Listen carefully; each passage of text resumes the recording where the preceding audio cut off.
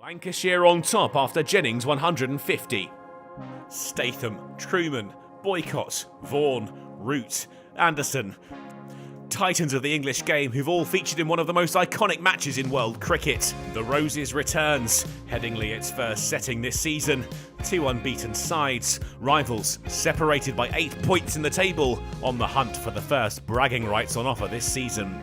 Yorkshire won the toss and decided to start their day in the field, which looked the right choice as their visitors got off to a slow start and Wells succumbed to the pressure, outcaught behind off Thompson.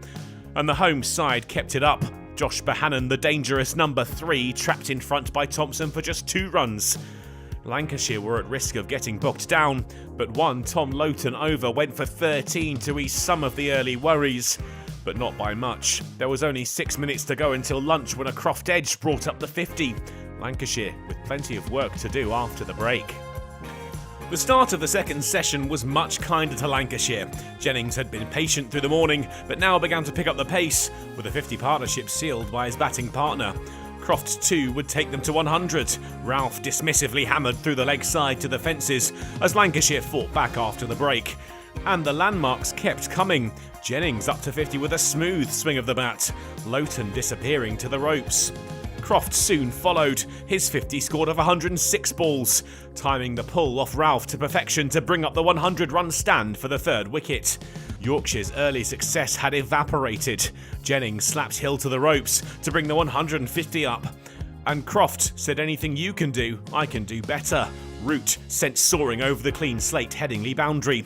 If the morning session belonged to Yorkshire, the afternoon was Lancashire's. They headed into tea going well with Jennings on 87, Croft 81, and the score a much improved 187 for 2. It didn't take long for the score to move past 200, Jennings easing Ralph off his hip for 2 to get there. Keaton Jennings clearly relishes these matches and was up to his 100 soon. Another double off Ralph took him to the mark, his second in as many innings, and he was just the second man to score 3 in a row against Yorkshire in a Roses clash. The start had been worrying, but the third wicket pair were worth 200 with another Jennings boundary, and they showed no signs of stopping. Croft joined Jennings on 3 figures. Watching on as this drive off Thompson found the ropes, 2 arms raised, Lancashire were now relishing this. It was 100 and out though for the number 4, out LBW to Ralph for 104, but his job was done. Villas strode out to replace him, and the captain flicked the first ball he faced to the ropes to take Lancashire beyond 250. Jennings' fine day wasn't finished. Another landmark reached by the opener, 150 runs coming from 280 balls. They were up to 288 for 3 at the close of play. Lancashire well on top after day 1 at clean slate Headingley, despite the early departures of Bohannon and Wells. Jennings looks full of confidence too. Just how far will he go on the second day?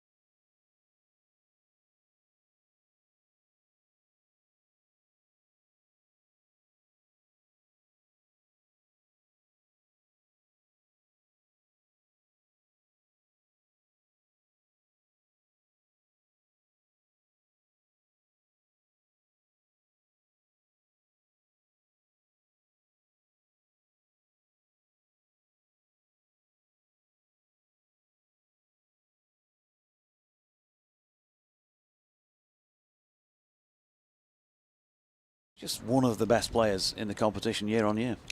Yeah, he's just seemed to like batting against Yorkshire, doesn't he? As you mentioned, but I think the 2 centuries this season for him, and he's been out. He missed the back end of last year, at least the last month, if not 2, with a calf injury, and then obviously recovered through the winter, and then the other calf he injured in pre-season. So he, up until last week, when Lancashire played Warwickshire, last week was his first game back.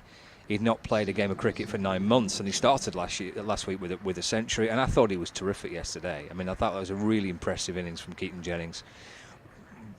Wonderfully kind of put together, great patience. I think Stephen Croft last night described it as being a really mature innings, and that's a great description, I think, because he's a senior player in Lancashire's dressing room, and that looked like an innings from a senior player yesterday. And I'm sure at 150 he'll want to try and go on and try and get to 200 if he can. And I think perhaps that was shown with his celebrations yesterday when he got to 150. He was quite modest. He knows that it's all about, for Lancashire, it's all about today, isn't it? Because if they can bat through most of today, then they're in a fantastic position. And he's got those sort of classic openers attributes you mentioned, patience.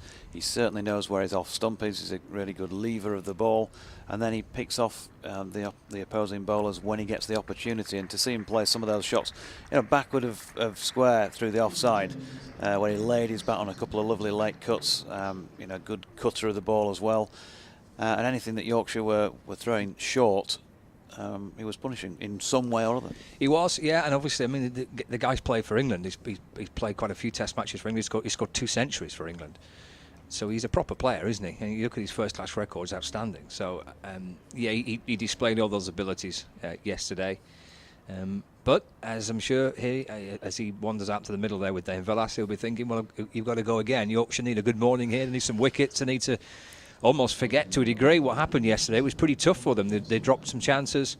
Had they taken their chances, Lancashire could have been 20 for 4, 40 for 5. I mean, there were opportunities in that morning session, so they've got to try and put that all to bed and come back well today. They do, and Yorkshire going into day 2, well, clearly it goes without saying, but I will, that they need 7 wickets to even start to make this into a game. They need to know where they're at the point they take those, if they do indeed take 7 more wickets. If Lancashire don't get to a stage where they want to, 675 for 4 declared, who knows on this pitch.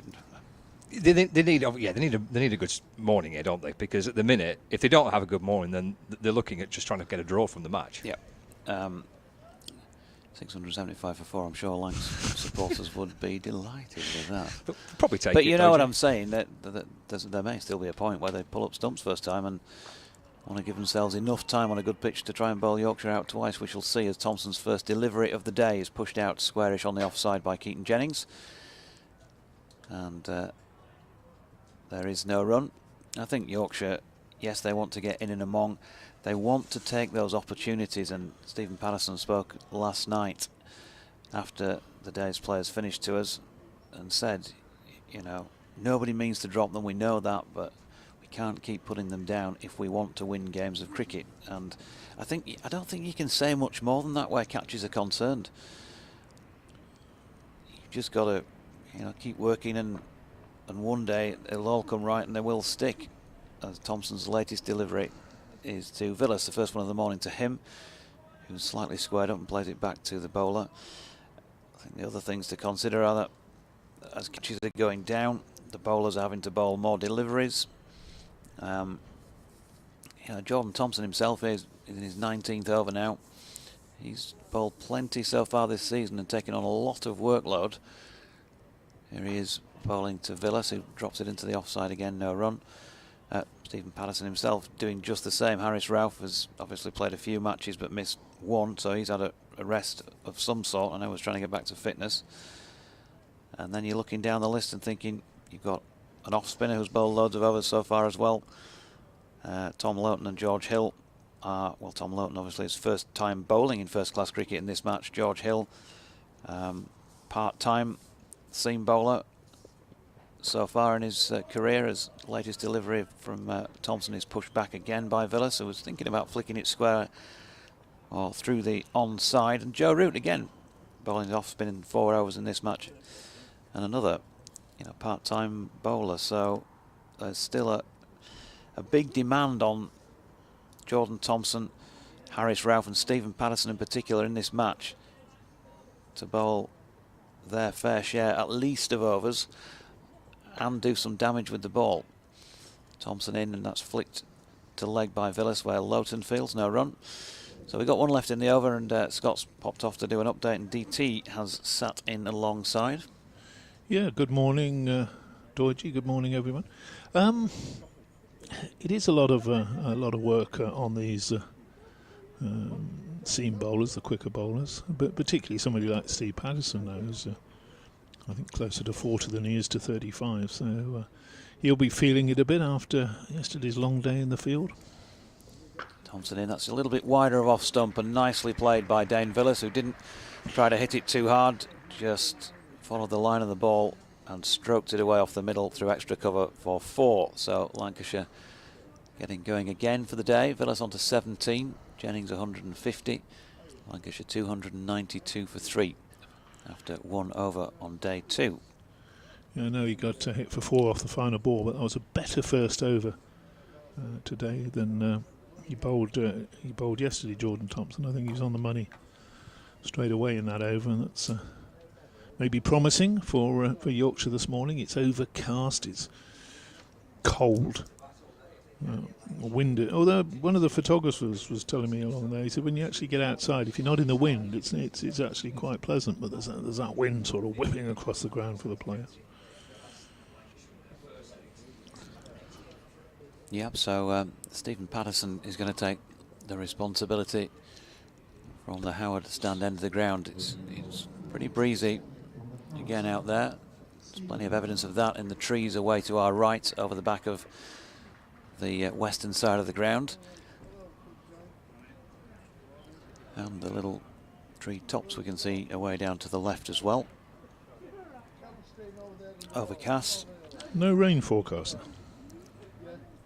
No, I think forecast for the 4 days is for a dry 4 days. Patterson over the wicket then.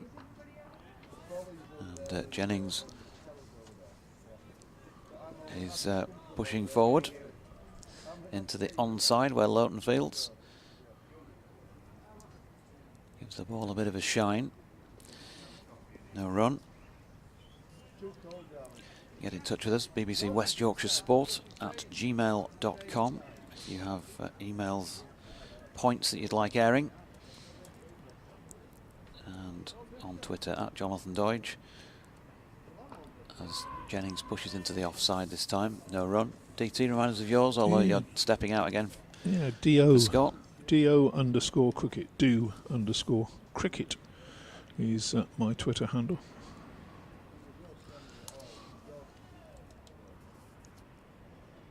Yorkshire want an in here, and Lancashire, well, they'd be hoping 17 overs and a bit into this second new ball, but the morning might be a little bit easier than that first hour and a half or so was yesterday. Keaton Jennings solidly behind this latest Patterson delivery, but again, plenty of evidence of that crosswind as the Yorkshire captain's shirt and trousers flap in the breeze as he walks away from our commentary position.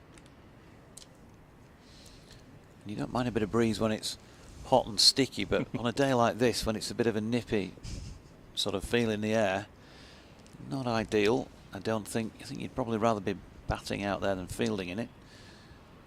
Patterson into Jennings again, who shoulders arms, and there's no run. Yeah, it was a bit brutal yesterday at times. I went out to the TV gantry one stage in the afternoon, and the supporters in the upper tier to the stand to our left were getting it kind of full in the face. It was really strong wind. The two flags, the Yorkshire flag and the Lancashire flag, were billowing pretty strongly. So yeah, it was a bit strong yesterday, but we did have quite a lot of sun, which I think would have taken the edge off. Now Patterson in, Jennings pushing into the offside, no run. Stephen Patterson said yesterday that he felt Yorkshire had let Lancashire off the hook at 12 for 2 and a couple of drop catches in relatively quick succession around that time, and so he felt that they were in for a day of toil today. Well, they had chances, didn't they, yesterday? Yeah. In the morning session, which would have justified and backed up their decision to to bowl first, but they just didn't take them. Here's the Yorkshire captain again, and Jennings just pushing to Milan in the covers, and there's no run to complete that over. Just remind us of your Twitter handle, Scott. At BBC Lancs Cricket.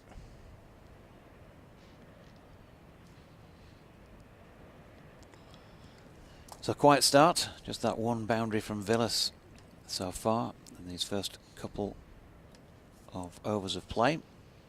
Yeah, that's okay, isn't it, for Lancashire? A nice quiet start was perfect for them. They'll be kind of harbouring ambitions of trying to bat, if they can, for most of the day. They're in this situation now at 300 for 3 or 292 for 3. They want to try and bat once, I think, if they can. Try and get a big score on the board, and then it almost takes Yorkshire out of the equation in terms of a Yorkshire win. Not impossible, but that's, I think, their strategy today. Spoke to Stephen Croft last night, and he enjoyed turning a couple of his 90s against Yorkshire in previous games into 100, and was saying just that they want to try and make the most of this opportunity, because it could have been different in that morning session, and it wasn't. They'll try and capitalise today if they can, but here's Thompson, who's in and bowling, and Jennings defends out into the offside. There's no run. There's 2 slips. No, there isn't. There's 3 slips, actually. There's 3 slips. There's a point. There's a short extra cover, mid-off, mid-on, mid-wicket for the Lancashire captain. So man close in on the drive on the offside. 3 slips behind the Lancashire skipper. Obviously Duke, the keeper, and then we've got Root and Lythe, first and second slip for Yorkshire. Opportunities for both of those yesterday. It's Thompson in, bowls to Villas. It's driven down the ground, on the bounce actually, and Thompson off his own bowling, leaping up and catching the ball. And there is no run. Villas is on 17. His partnership's actually worth 43 already. That first boundary of the day, thanks to John Traynor, took him to 10,000 first-class runs.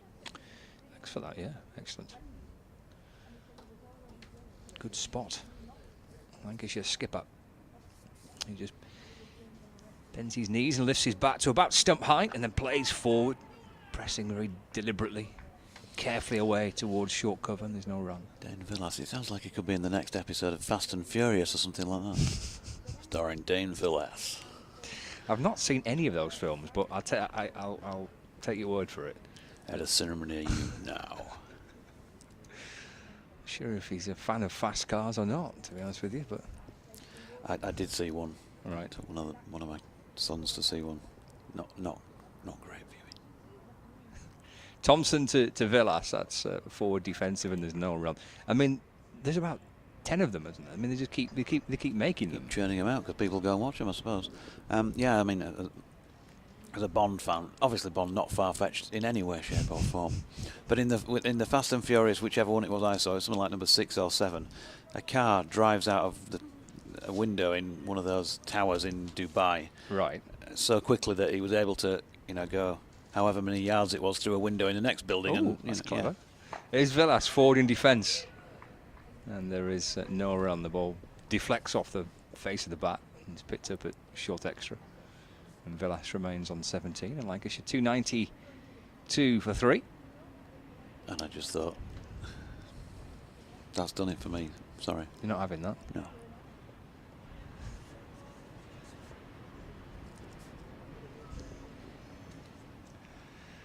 Thompson to finish the first, this latest over rather, in and bowling to Villas. That's worked off the pads and picked up at mid-wicket.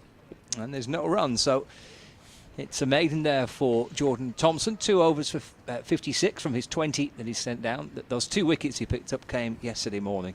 Wells and Bohannon inside the first half an hour, 40 minutes. Lancashire 292 for 3, and they've had 99 overs of their first innings. Neil Dutton, in his own inevitably understated style, says, "Morning Doidge, looks a bit fresh and round Headingley today. If you want my expert opinion, Yorkshire should try their best to get Jennings out. Seems like a strategy they should at least consider." It's a good shout, is that, to be fair?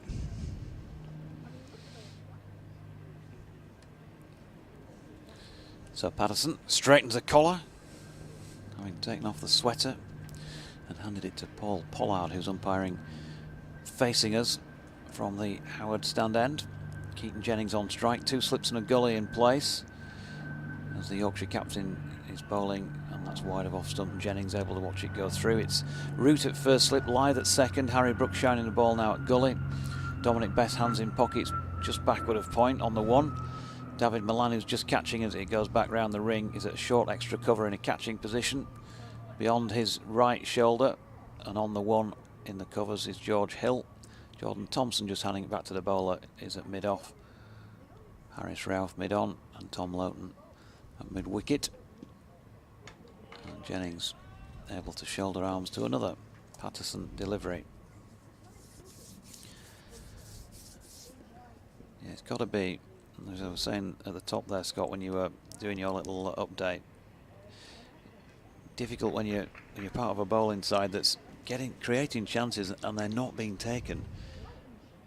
You're getting a little bit despondent.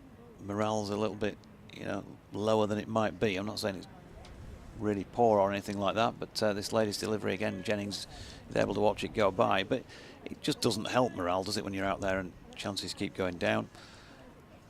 Has this been a feature of the season so far? Yeah, it has really. I'd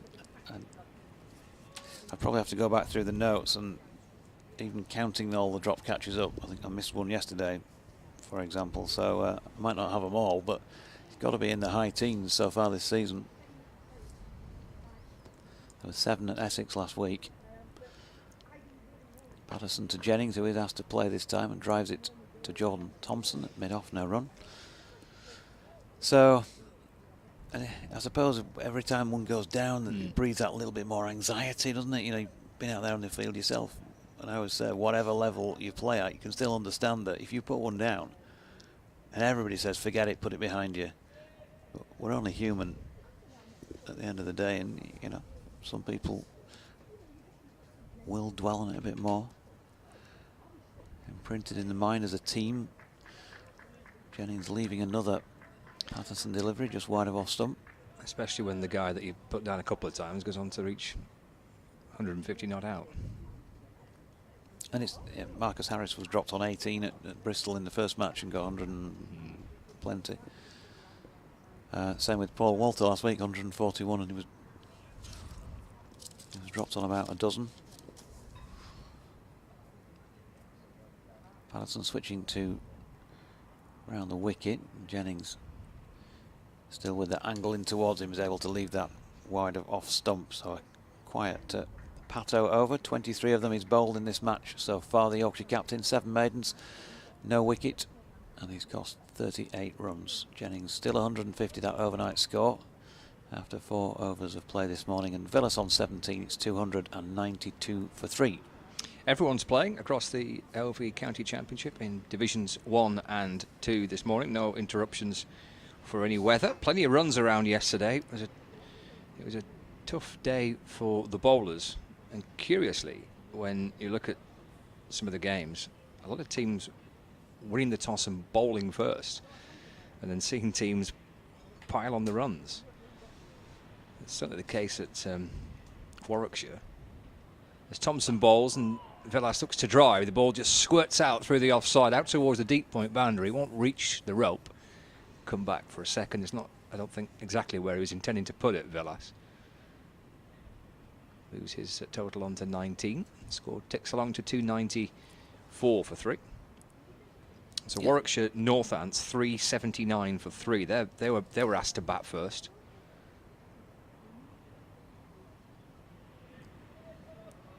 Surrey 332 for 4. They're playing Kent this week.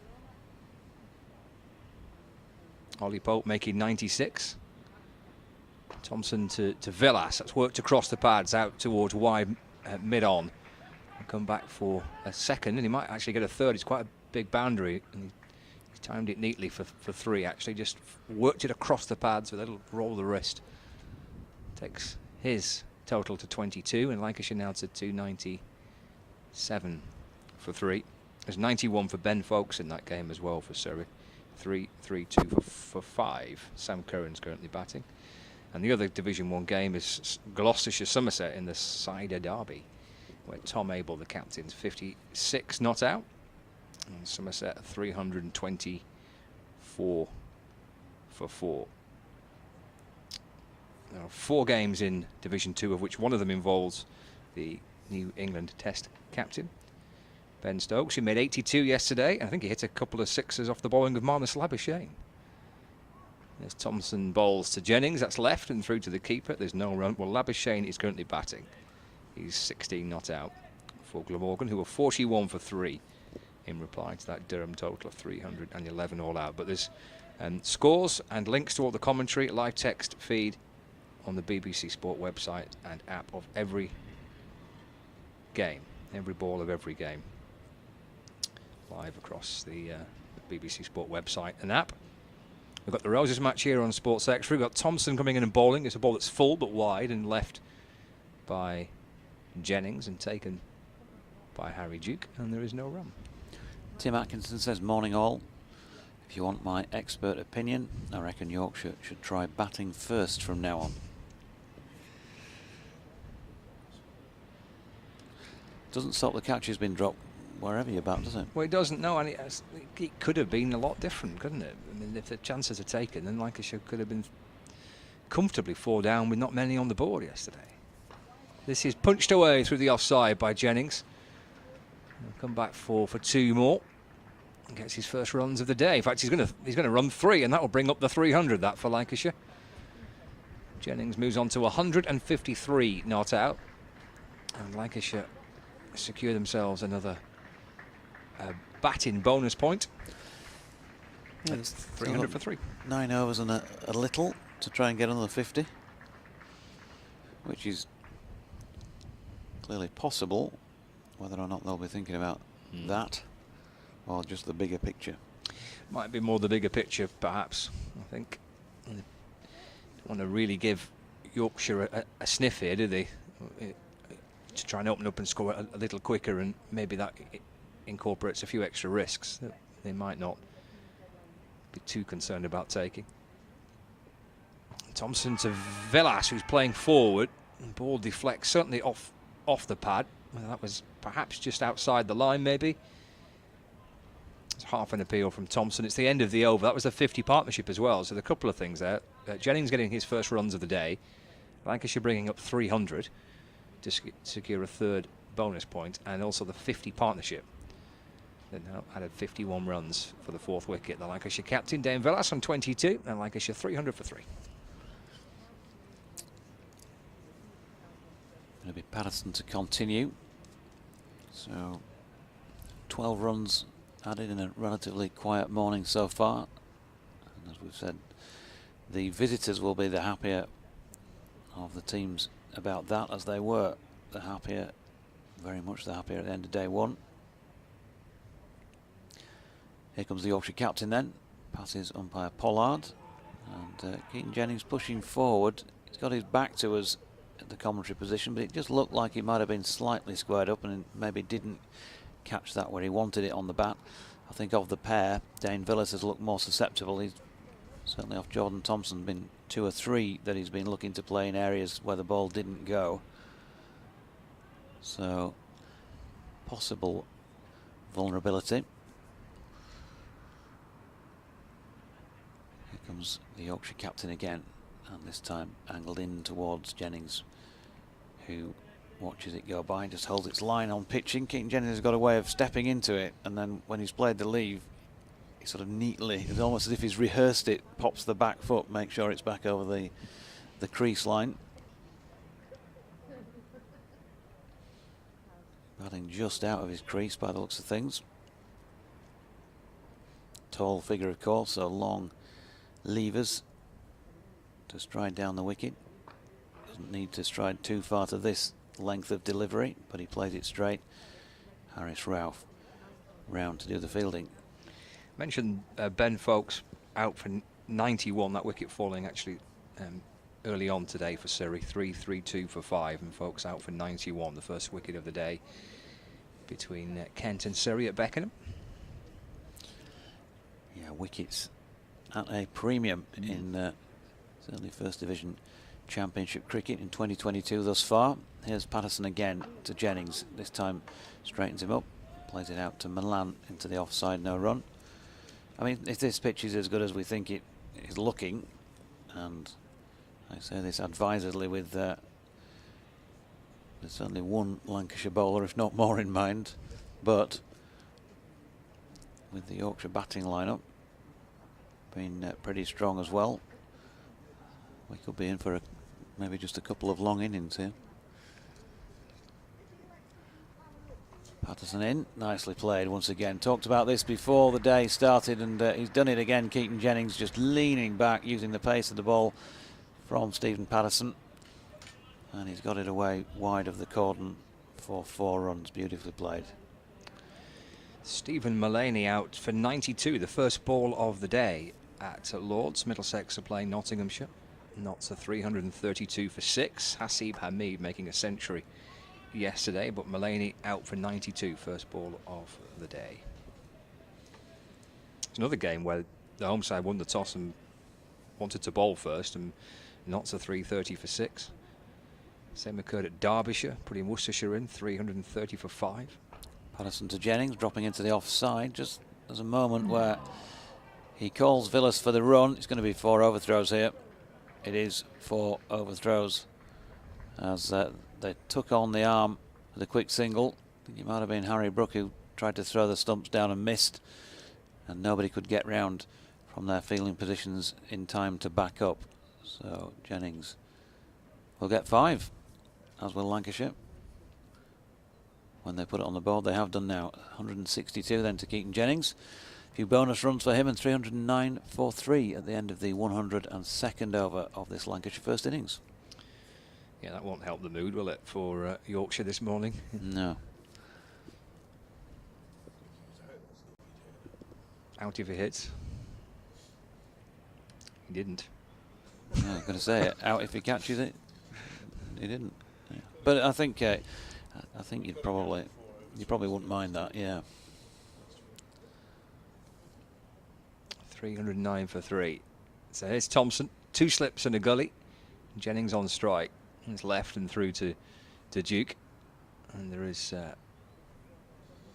no run. Andy Walker says, morning JD, our batting is wonderful, our bowling is really tight, our catching has gone AWOL. It's a bit like putting a tyre on a bicycle. You can get most of it on, but always a bit that seems to slip off. One day we'll get there, keep the faith. I don't think I understand that. I don't get that. Tyre on a bicycle, yeah. Thompson bowls to Jennings, who's forward in defence, and it rolls up to mid-off and there's no run. Not try that, no. No. Sounds tricky, though. Go away and try it tonight. There you go. That's your task for this evening. Tony Berthon, good morning to you. Morning from sunny Somerset. He says, thanks for the Yorkshire catching analysis. It begs the question that they must give other players the chance to field where they're being dropped.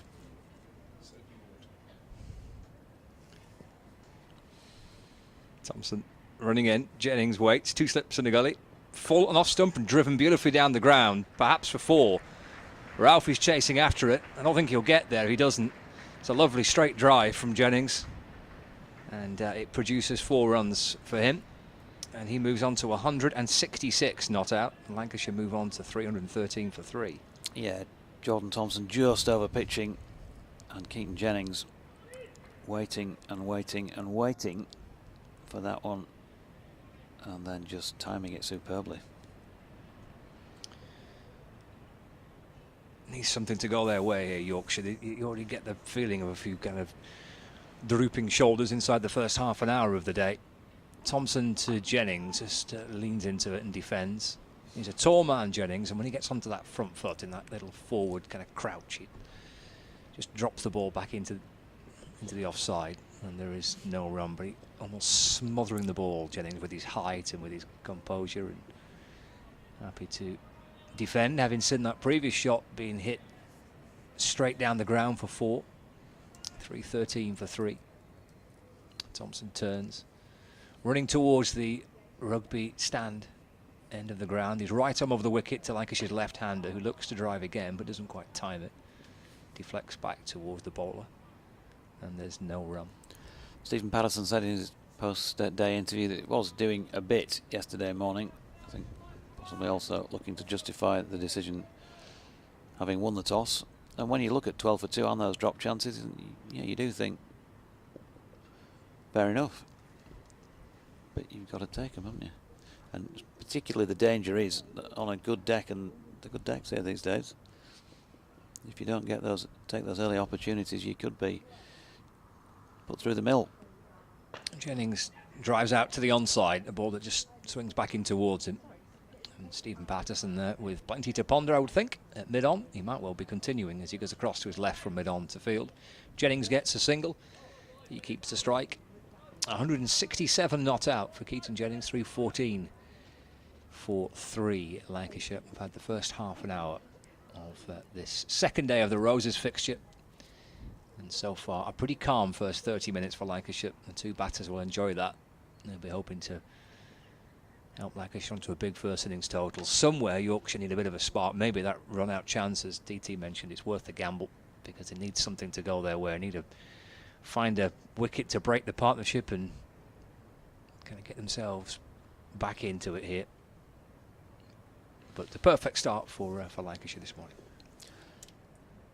Yeah, you get the feeling it either needs just this modern phrase of bowling dry, keeping it tight, starving the opposition, almost boring them out, or the flip of that is somebody needs to come up with a special play somehow. Patterson into Jennings, who's playing pretty special himself for the Red Rose, and drives that positively into the offside. Milan, though, was quick to react and prevented any runs at short extra cover. So as DT moves in alongside, Scott having a breather. He just needs somebody to try and, well, somebody, they're all trying to break it, but somebody to break the partnership. Good delivery from Patterson here. There's an appeal. It sounded woody from a distance here, but maybe it was a bit of both. Certainly the Yorkshire captain fancied it, and he hung around a while, and he's just having a word with Paul Pollard, who seems to be indicating that it might have been going down, I think, the way his hand, if I can read hand signals, I wouldn't profess to be an expert in that direction, that department. So 314 for 3, Jennings 167, and still there.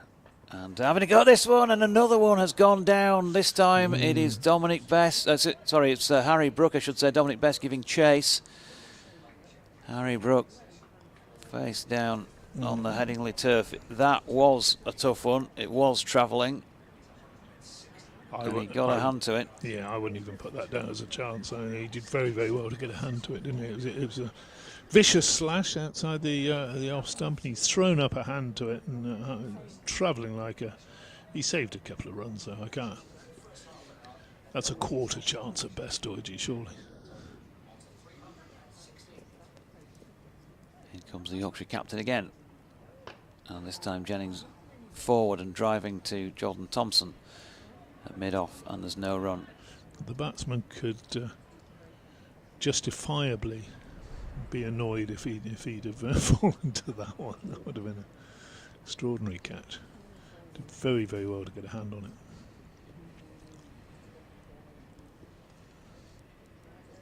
You're putting it down as a chance, aren't you?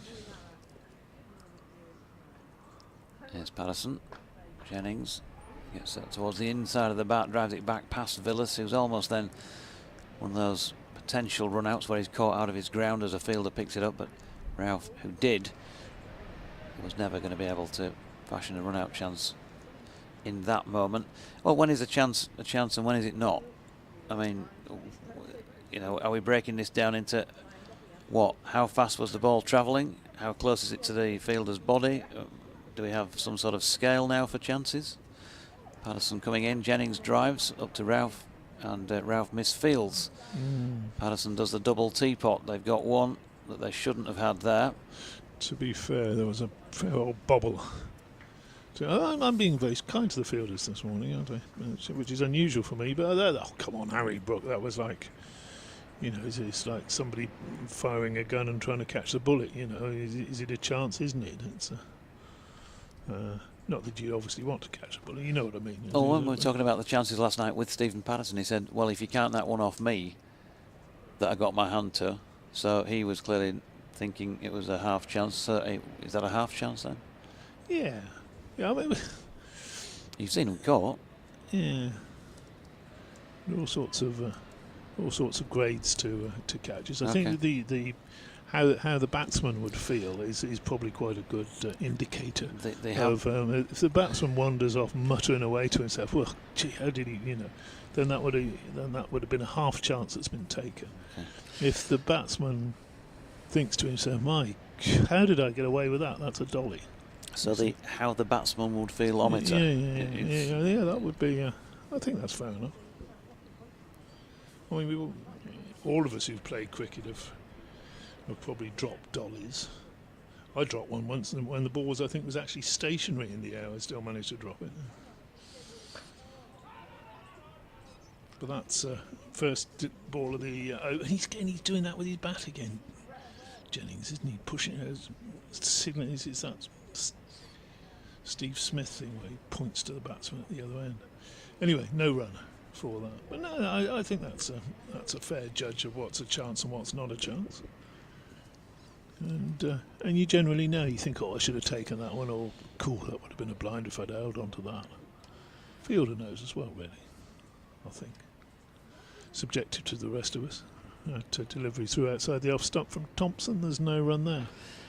Lily says an obvious thing to say, Yorkshire need wickets. She loves watching Mr. Reliable Steve Patterson bowl with too many drop catches this season. And she's hoping that improves. Keaton Jennings batting very well. Has she not mentioned you're her favourite commentator, Dodgy? No. She generally does. Graham Casey. Morning, Lily, up there in North. Is it North Malton? Or is it Malton? Malton in North Yorkshire. I knew it's something like that. I've been through there. They've got a supermarket. You can see it from the train. Jordan Thompson to Keaton Jennings, who shouldered arms. Graham Casey says re-catches. Last year, Slipcorden took more catches than any other by a long way. Then it was TKC, Lyth and Brooks. So not much different now. Unfortunately, just one of those things. Frustrating. Hope for the best, he says. That's a fair comment. Giving him some rope is Graham Casey. 317 for 3, Thompson. Polishing away. He's got short sleeves out there. He's giving the umpire his sweater for this over. Runs away from his bowls, and that's clipped nicely through the onside by Jennings. He's going to pick up a couple of runs. Long leg has to trot round the boundary, do the fielding. Score ticks over to 319 for 3. Malcolm in very warm Alicante has emailed, good morning to you, Malcolm, and he says, as an ex-slip fielder I can sympathise, but these guys are professionals, so we ought to be able to criticise, I suppose. It's certainly rare for Yorkshire to put catches down in recent years. Cold conditions, ? Windy weather, just bad luck? Let's just keep hoping, he says. Always good to hear from Malcolm. It's the hope that kills you, isn't it, Malcolm? Next ball is driven, looking initially I think to play that through the offside, but in the end plays it back to the bowler, and there's no run there. 319 for 3, so no success so far for Yorkshire this morning. It was probably the second half hour that they had that little purple patch yesterday, wasn't it? They didn't bowl that great for the first 20-25 minutes or something, and then the ball started moving about. So look out for that. Thompson bowls, and a little bit close to the off stump, but Jennings has been out there so long now he can judge that, allow it through to the keeper. The end of the over. So just looking for a tweet I think Malcolm sent me last week. You're looking for tweets from last week? Yes, he's out there in Alicante. Oh no, it wasn't Malcolm, it's Charles Kitchen. I got confusing the two of you. You what do they call people who've retired to Spain? Expats. Them as well, yeah. Retirees. So Dane Villas going to be on strike. He's on 22, the Lancashire captain. The partnership already worth 70. 319 for the loss of 3 wickets. 2 slips, point, cover, mid-off, mid-on, straight mid-wicket in a catching position. An orthodox mid-wicket and a deep backward square leg as Patterson bowls to Villas, who drives it to Harris Ralph. Ralph at mid-off. Yeah, Charles Kitchen, he sent that one to you as well, Georgie. Yeah. World Naked Gardening Day, he always celebrates that. Generally sends us a picture of himself in his bush. That was 6 days ago, DT. We didn't read it out last week though, did you? Were you listening? Tom Patterson in and driven by Villas, who really does want a single because he's standing next to Patterson, and Ralph makes another fumble and his captain's not happy with him at all there, and there was some form of remonstration from him. That's 2 singles that he's allowed, and again it's not so much the weight of runs on the scoreboard, is it? It's just the feel of the thing. I think he might have actually trodden on the ball at one point as he was fumbling around to try and pick it up there, because he's taken it over to the umpire and shown the umpire maybe a little mark on the ball. If he'd picked that up quickly, the batsmen were just, they were having a sort of to and fro there, weren't they? Almost ended up at the same end at one point, but Jennings got down there comfortably in the end. And he's on strike, and Patterson switching to round the wicket to bowl to the tall Lancashire left-hander who drives it to Jordan Thompson at mid-off.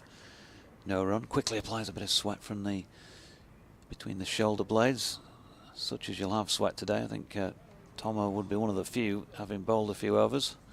23 of those to his name, 6 maidens, 2 for 71 so far. Would you have opened up with Ralph this morning? Patterson coming in to Jennings, who shoulders arms, no run.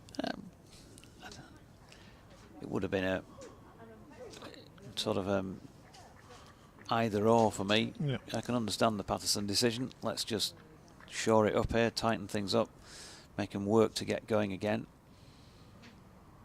Harris Ralph. He was bowled an interesting opening spell in particular. He got the 3rd wicket, didn't he? That was for Stephen Croft.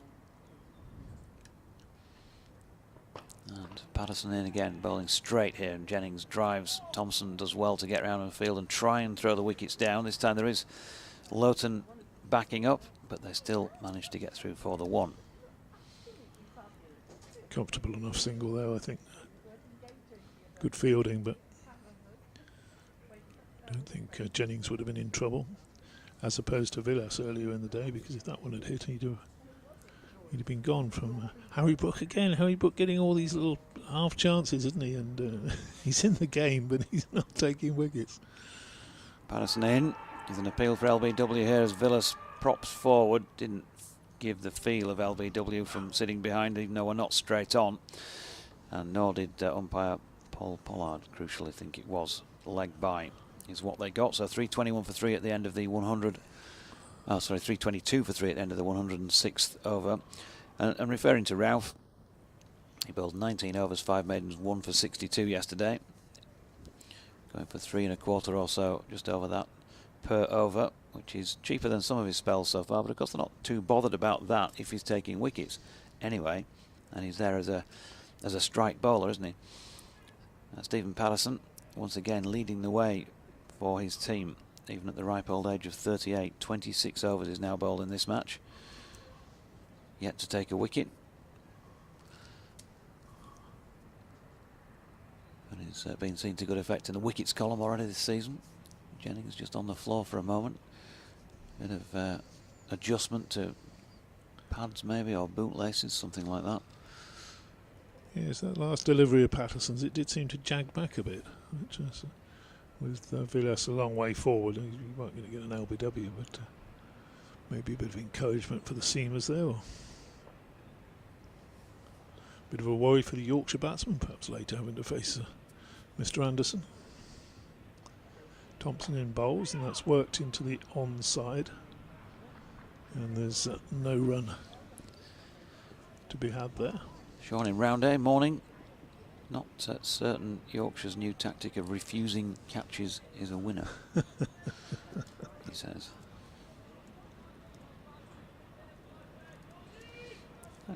Send us your messages, your tweets, your emails. What do you think? When is a catch? When is a chance a chance? When is it not?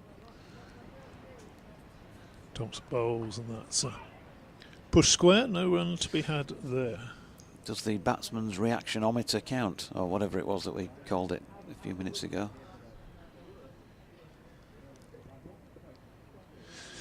My good friend Mr. Barry Chambers has been in touch this morning as well.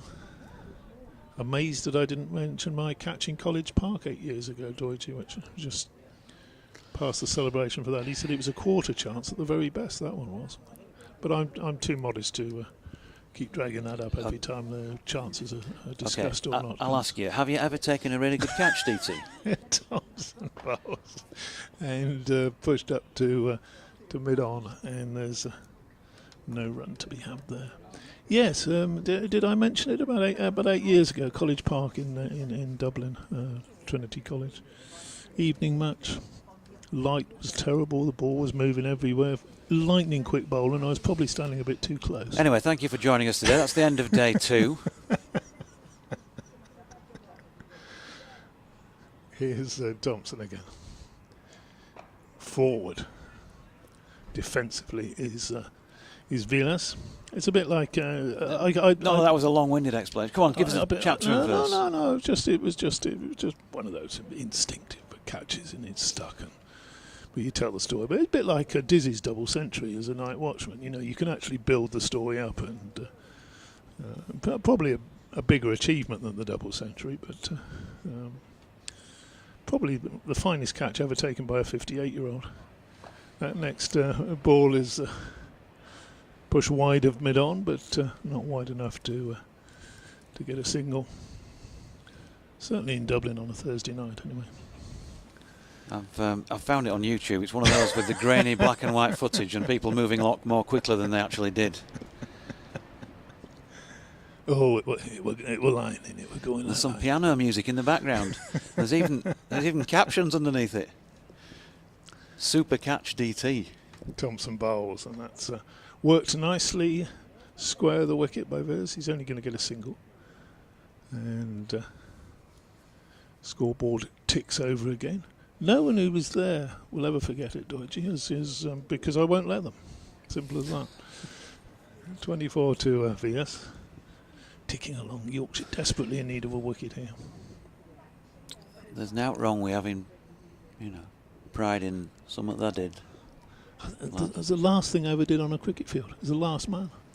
Walked off, and I said, "Oh, that'll do." I might umpire, but I'm not sure I should play again. So there you go. Yeah. Can't top that, so I'll just call it a day. That'll do. But thanks to Barry Chambers for giving me a chance to mention that. Barry, what was the second best catch that DT took? Can we rank the top 50 maybe before the end of this session? You must have taken one or two in your time, Deutsche. Don't like to talk about it. I'm giving you the opportunity. So Harry Duke moves and stands up to Patterson. Villas on strike, turning it into the leg side. There's no run. Neil Dutton says, if you get your hand to it, you should catch it. That's my rule, and I'm sticking to it. That's why I never get my hands to anything. Can't be a drop if you don't get near it. Yeah, very true, Neil. And Sean in Rowney says, surely the best catch by DT was snaring W.G. Grace on the boundary.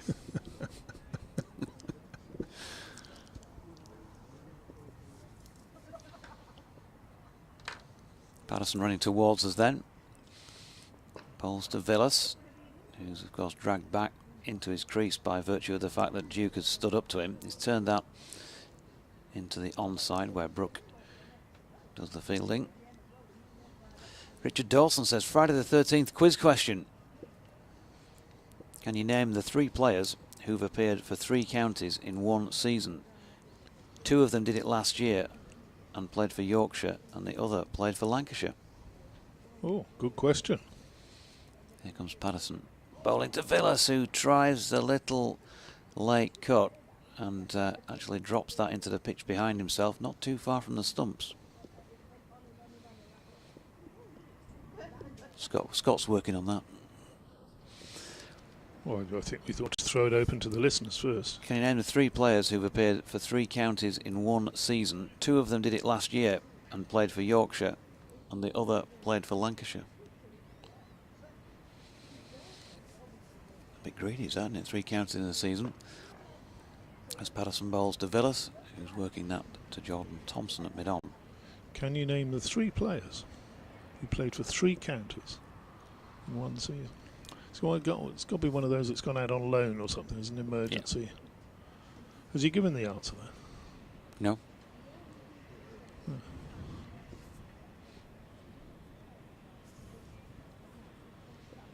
Yorkshire, Lancashire. Here comes Patterson, Villas, pushing out to Harris Ralph, who fields it cleanly. I'm surprised there's not a round of applause from his teammates at that one. There's no run. Mind you, the last thing they want at this stage is an ironic round of applause among the cohort, isn't it? to really rile up their teammate. Yeah, had 1 or 2 of those in my time as well, as I'm sure you have, Georgie. Well done. That's annoying, isn't it, when that happens? Yeah, Patterson to Villas. Opens the face and runs it backward of point, but Bess is round to field and there's no run. So Dane Villas 24. He's been out there either side of the close last night for 92 minutes. Keaton Jennings 422 minutes of batting for his 173. 24 fours. Some knock. 323 for 3 then Lancashire after 108 overs. So 12 have been bowled today. Do you know the answer to that? No, I've not been trying, sorry. I just thought I'd read the question out.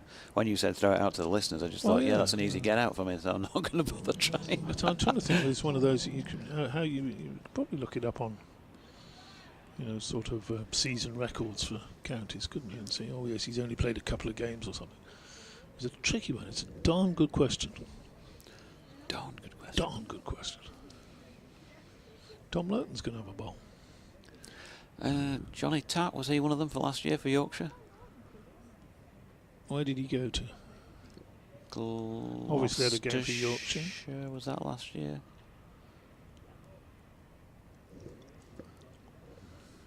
I'm going for it'll either be sort of, not sure it'll be a batsman. Maybe it'll be a bowler or a keeper. Johnny Tatt's a good call.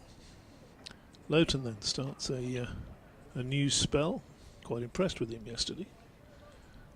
He gives away a single there though, as that broad batter Jennings just turns that one round the corner down to deep backward square. Joe Smith says, with Stoneman won, of course, Mark Stoneman. He played here. Did he play for Yorkshire? Yeah. He certainly played for Middlesex because he transferred to Middlesex, didn't he, from Surrey mid-season? There you go, so he's won. Well done, Joe. And Alfred Minns pads 2. Says, morning, the player that played for Yorkshire will be Sam Northeast. He played at Northamptonshire in just 1 match for Yorkshire, having left Hampshire and then Glamorgan. Loughton bowls and push firmly out to mid-off. This is his judgment of a single hasn't been spot on this morning, has it? He's fancying one there, which would have given Steve Patterson the chance to shy at the stumps, but aborted it before it was any danger. Well done to John Holmes as well, says Northeast. Jay Grover says, all of my catches are specky due to the fact I involuntarily spasm in fear and close my eyes whenever the ball comes within 100 yards of me. Next ball from Loughton is turned backward a square by the Lancashire skipper. He's going to get a single. And the score, 325 for 3. Danny Collinson, thanks as well. Messages going in all directions. Linked in this one. Mark Stoneman and Sam Northeast, the 2 that play for Yorkshire. Question mark, struggling to think of the 3rd. Yeah, I think they both are. Greg says Mark Stoneman as well. Northeast's gone west now, hasn't he? He's in Glamorgan, doing very, very well down there. He's one of those players you think, he's got so much talent, Sam Northeast. Next ball from Lowton is pushed quietly to extra cover. John Logan. John, come on, it's not like you to after time. No, I'm sure you did knock this out 2 minutes ago. Regarding the quiz question, I think one of 3 players with Sam North East, don't know the others. Honest enough to admit it, anyway. Yeah. It's the Lancashire one we're looking for, is it? One of the... Well, yeah. Thought Scott might know this. Parkinson didn't have a little trip off somewhere else, did he? Next ball is eased away. He's played that shot a lot today. Jennings just rocks back, guides it away down to a vacant third man for 4 runs. He's moving on towards that double century, isn't he? Big achievement. Gets there.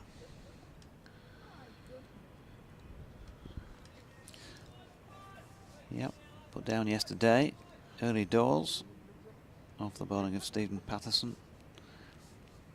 And at slip as well by Adam Lythe off Dominic Best when he was 70. Next delivery this time is on the hip of Jennings, who turns it round the corner for a single. Yeah, I wouldn't, again, being harsh to call that a drop by Lythe, I think. It was. So you've eliminated all dropped catches in this match, I think, one by one. None of them count. Said fielding coach David Townsend. No. The first Harry Brook one at third slip, that should have been taken, but that was Croft, wasn't it? And the one to the keeper. Did we check that actually had carried, or did you didn't ask the skipper that last? Yeah, I think it did. It did. So that would have been probably the most serious of them, and the most serious of them in runs as well, because I don't think Jennings had got double figures, had he, at that stage? It sounded a bit like the captain got a black book out, Jack Charlton style. Drop catch. Here he comes then towards us, round the wicket to Jennings, who drops it into the offside. Milan fielding no run. Milan with a rather large red stripe down the backside, back of the thigh to the right, having shined the ball considerably during this Lancashire first innings. Had plenty of chance of doing so, hasn't he, as well? We're into the final over for bonus points here, and the 20 short of another one, Lancashire. Jennings waits as Patterson's angling in and holding its line off the pitch. No run. Yeah, still a pretty reasonable smattering around of spectators this morning. It is very much top coat order. Well, for most people, one hardy chap down on the front row there, white t-shirt and a pair of shorts. Oh dear. Rock hard Yorkshireman, must be. Wonder where he's from. Here comes Patterson, and Yorkshire, I would imagine. Run down Where into is the he? gully region where Brook I can fields. see him. See him, yeah? Not far from the scoreboard. He doesn't look warm though, does he? He doesn't want to admit it though, does he now? So he's not going to go and get a jumper, is he? Somebody will be saying, is that Nesh? Is he what? Oh, we've got you. You see, you thought you were an adopted Yorkshireman. Patterson in and bowling to Keaton Jennings. Shoulders, arms, no run. Well, I know a few bits of Yorkshire, like Sleck the Dust and that sort of stuff, but... Are you Nesh? Is that Nesh? That's something you need to work on, I think, today. Oh, Bit of homework for you. When you it's obviously to do with cold, time isn't off it? the air. It's Nesh. Where does it come from, Nesh? To be honest, I don't know its origin. But it would be a verbal exchange. Here comes Patterson again. And, well, repeat. His pitch map in this over looks largely similar once again. Angled in towards the left-hander, holds its line off the pitch. Through to Harry Duke, no run. So if you were sitting outside waiting for me to bring you a pint, and you'd obviously have to wait quite a long time, I could come back and say, "Are you Nesh, Joyce? Are you Nesh, Doiji?" I mean, are you cold? Does that work? If I was showing it, here's Patterson. And Jennings pushes into the offside where Milan feels it will be the end of over number 110. Jennings 179, Villas 25, 330 for 3. It's nice, thank you very much from the commentary box for my contributions to commentary this morning. To get a round of, oh no, it wasn't a round of applause for me, it was for Kevin Howells, who's just appeared at the back of the box. Oh. So we should stand up, I think. I think we should stand up, yeah. Well, I think I will stand up and stand aside, in fact, because as he's here, he may as well come straight in. Is he on with Scott? He is. Well, I'll let him sit in the chair first, and then. Fair enough. Yeah. Okay, a few words from DT, and then Kevin Howells. Well, it'll be Loughton to continue. One of the unlucky bowlers yesterday. Could have had that catch taken by Brook at third slip. Still to take a first-class wicket. Number 40 on his back runs away from us, bowls, and then forward defensively comes the Lancashire skipper. 330 for 3, so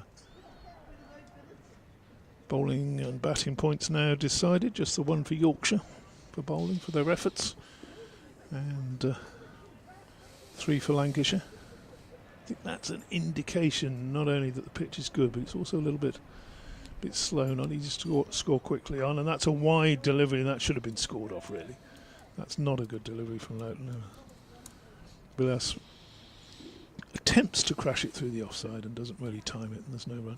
It also indicates how slow this outfield is. It's very lush, and we've seen quite a few shots that might have gone to the boundary. Haven't quite got there over the couple of days. Bit of rain again last night, wasn't there, DT? It was a bit further north. About 45 minutes north. Quite a lot of it, actually. Yeah. It's the time for it to fall, though, at night time. Stay away during the day and we'll have it at night. Yes, that's the ideal time for rain, isn't it? Loughton bowls and pushed up to mid-on. He's go for the single. That's cheeky. But maybe he saw it was Harris Ralph, though. Fumbled a couple this morning and wouldn't have been too confident of picking that up one-handed and throwing the stumps down, and in the end didn't even have a shy. So one more to Vias. How are you, Mr. Howells? Good to see you. Never been better. Highly excitable, as always, DT. Highly excitable. Yes, I know. Good for you to come down from your eyrie up on the 5th floor. Where you It's quite warm up there, actually. I don't know if the heat is rising. Yeah, we have to have the window open here. So I think that's next ball from Loughton is pushed firmly into the gap by Jennings. He's worked the gap very well for these 3.5 sessions he's been at the crease. You're suggesting the hot air has been rising from down here, from the commentary box, and keeping you warm up there. No, just from you, DT, not from the commentary box itself. Just from you. But you know, yesterday you came to see me, and it was very nice. It was like a little visit to me. And I did enjoy it, and we were able to put the world to rights, and here we are, just being a little bit more careful what we say publicly. You speak for yourself. Here comes Loughton. Bowls and pushed up towards mid-off. Yeah, it's always. I think cricket followers everywhere. It's one of the almost perennial discussions, isn't it, as to how the season should be, and should we have this competition here and that competition there, and should that competition disappear, and what are they doing now? And it's everybody's got a different opinion, and it's always a good way of just passing a quiet half hour whilst you're scribbling away and I'm trying to distract you up there when you're about to do your 12:30 update or whatever it is. Loughton bowls, and that's on the legs and clipped firmly, but straight to short mid-wicket. The end of Loughton's over. 332 for 3. It was very good to see you, though, because we haven't sort of...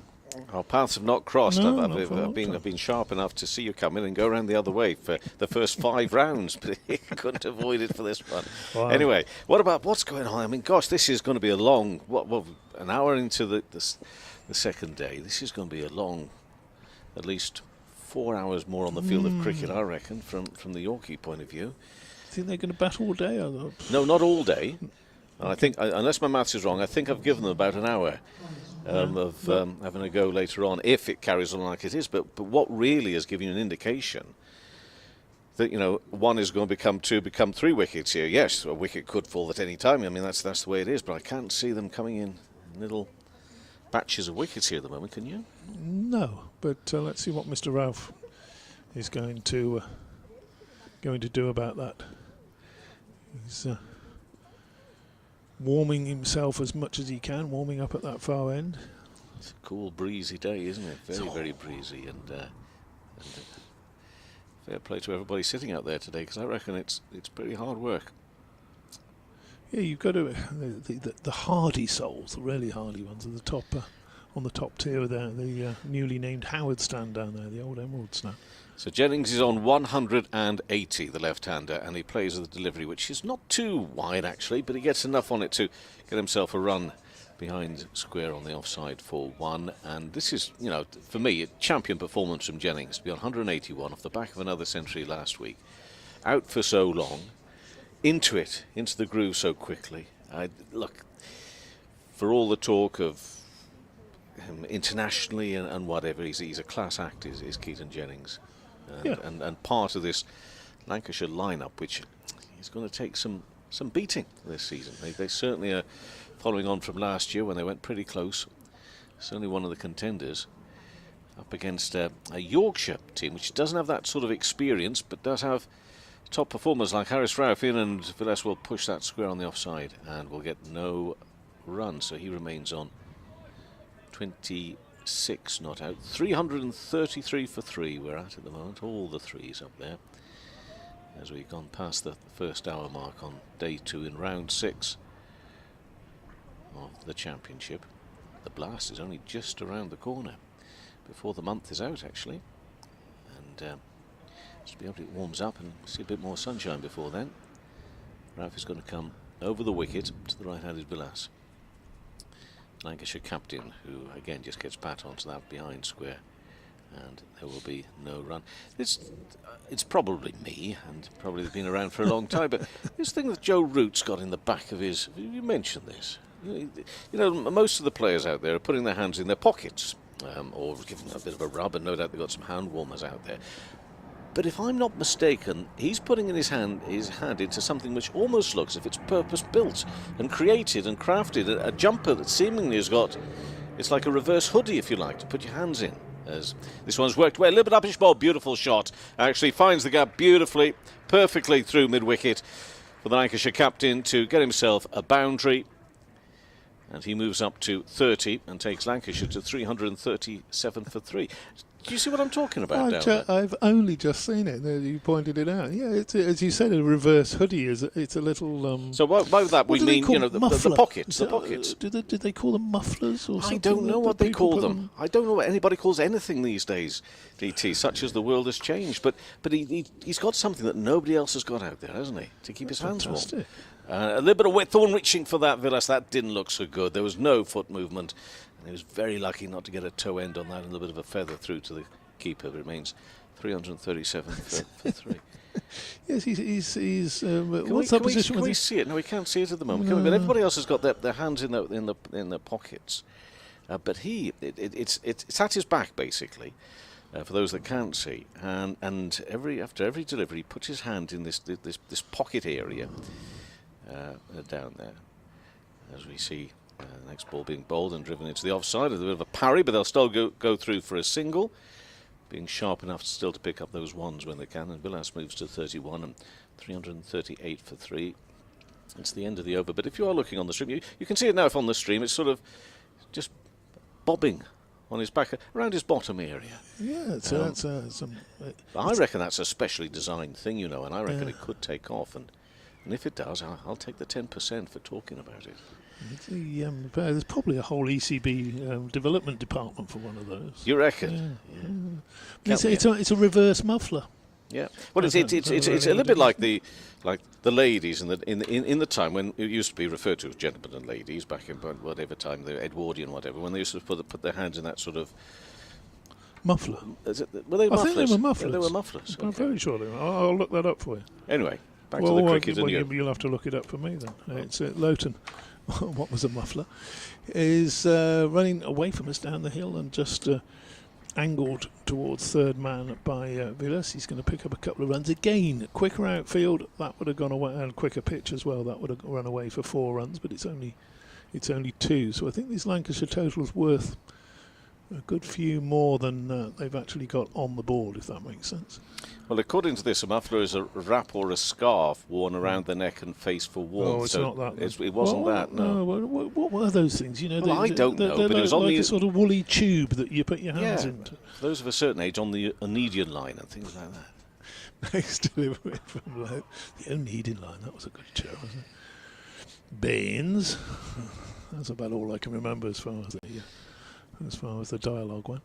Pushed out to short extra cover. He was the skipper, wasn't he?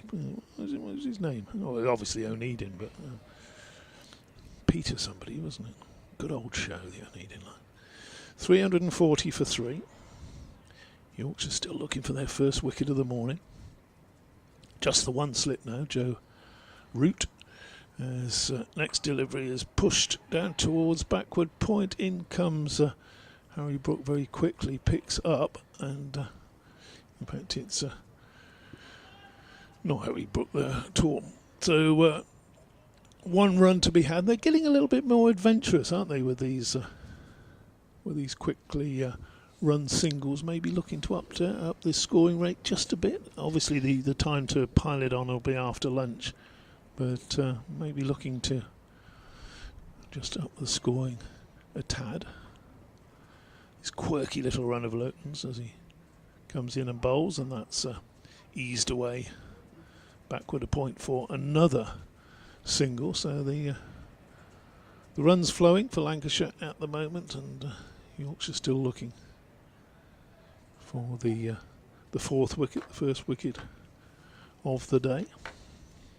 The game was played at a pace yesterday, which very much reminds me of the first sort of Roses matches I watched back in the mid-90s and things like that, where, you know, it seemed there wasn't a lot going on. It was all at quite a slow, almost pedestrian pace at times. Lowton bowls, and that's pushed back.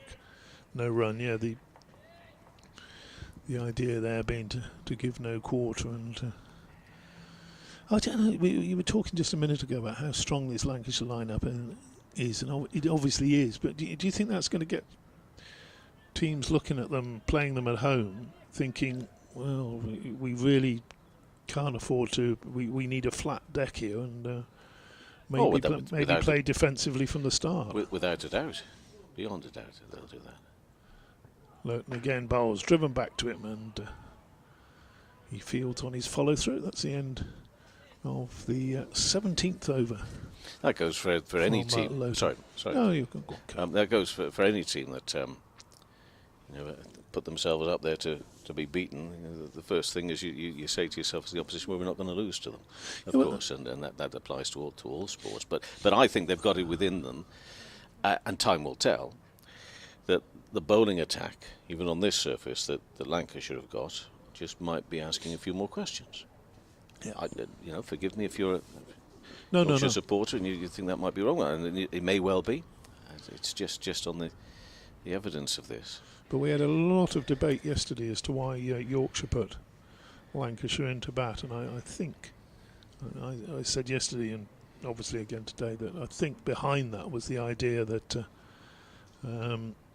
they can control the game to an extent, in as much as if Yorkshire are batting last, they can, if there's a smidgen of a chance of going for a win, then they can do that, or they can actually bat out for the draw against this very strong Lancashire side.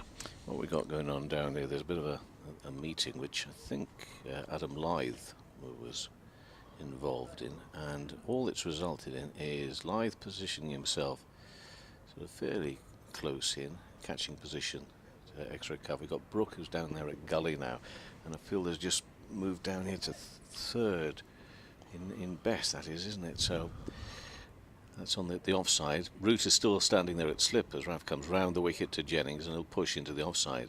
They'll go through for 1, and the score moves to 343 for 3, and Jennings up to 183.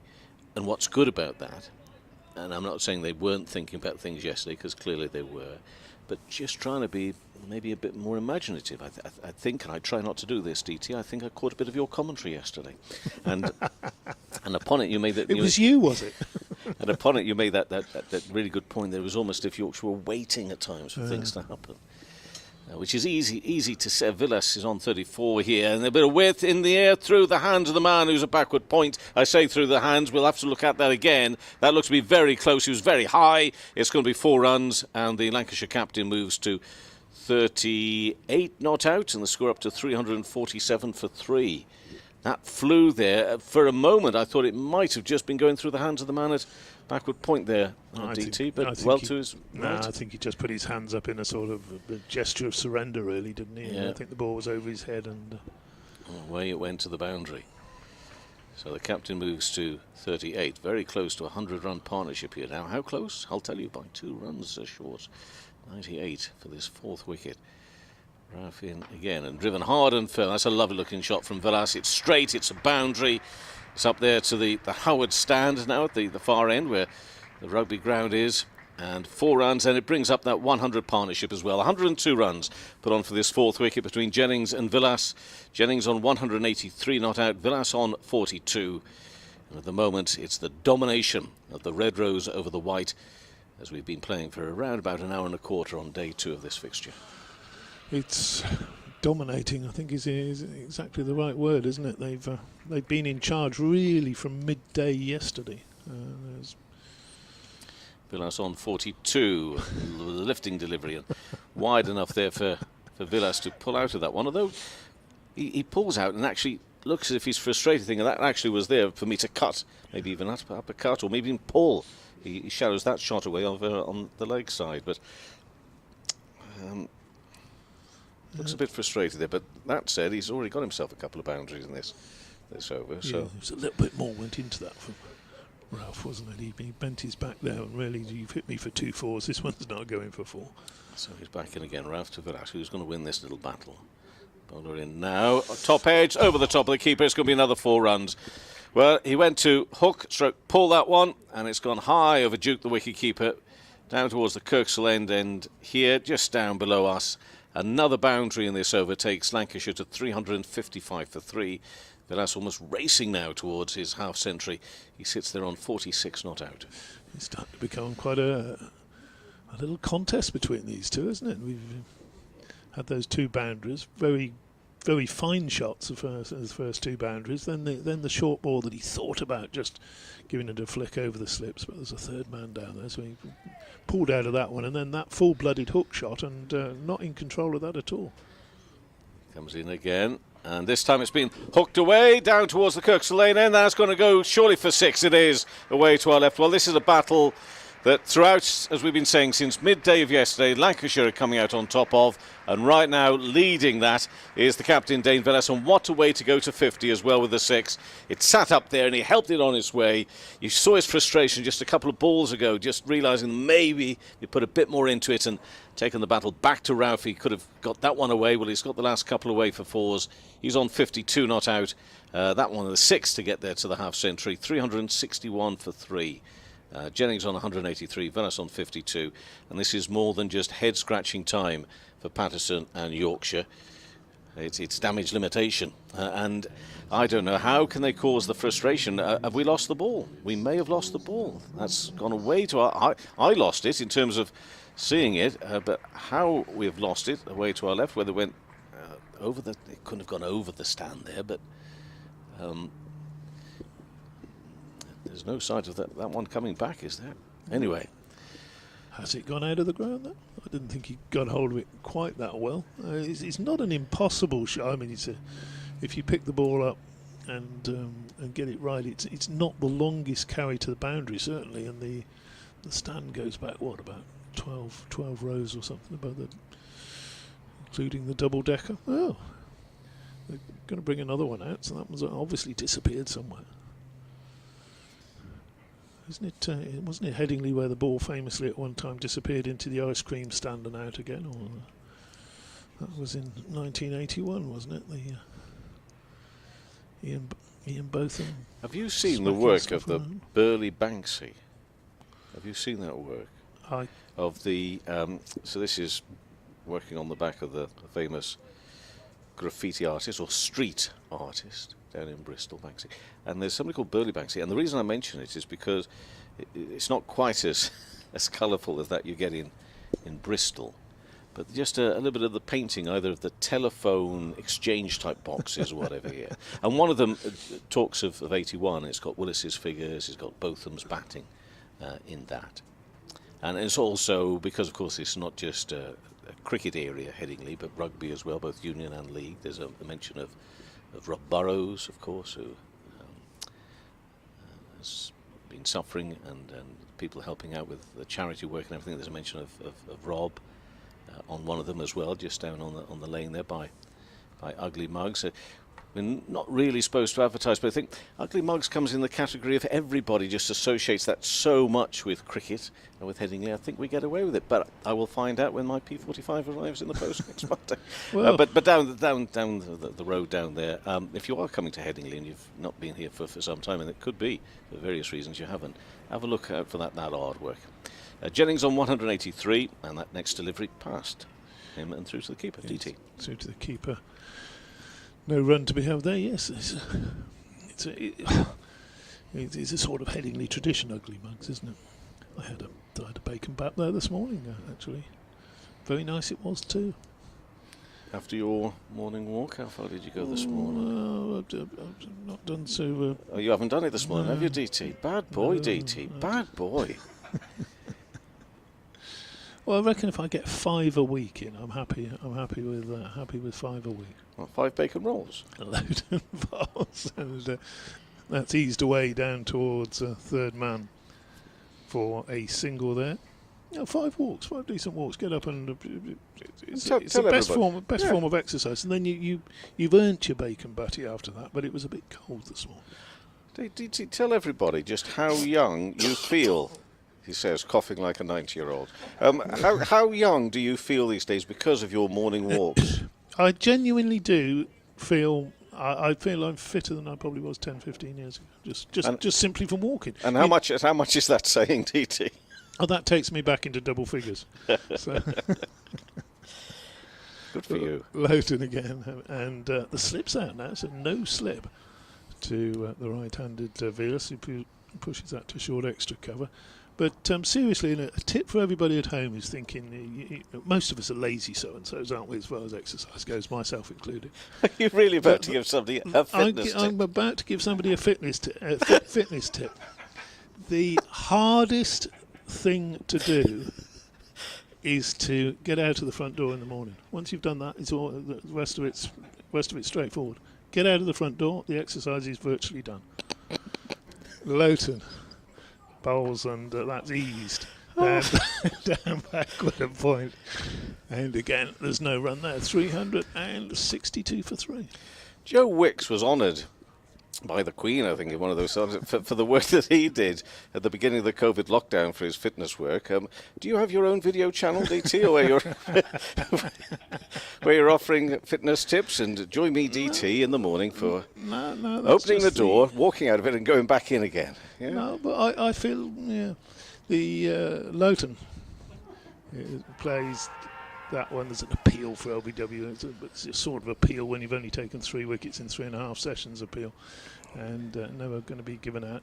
But I feel because I was such a lazy, slothful type person up until 3.5 years ago, and I now go regularly for walks, I think I'm entitled to just give a small little bit of advice there to people that get out of the front door and the exercise is virtually done.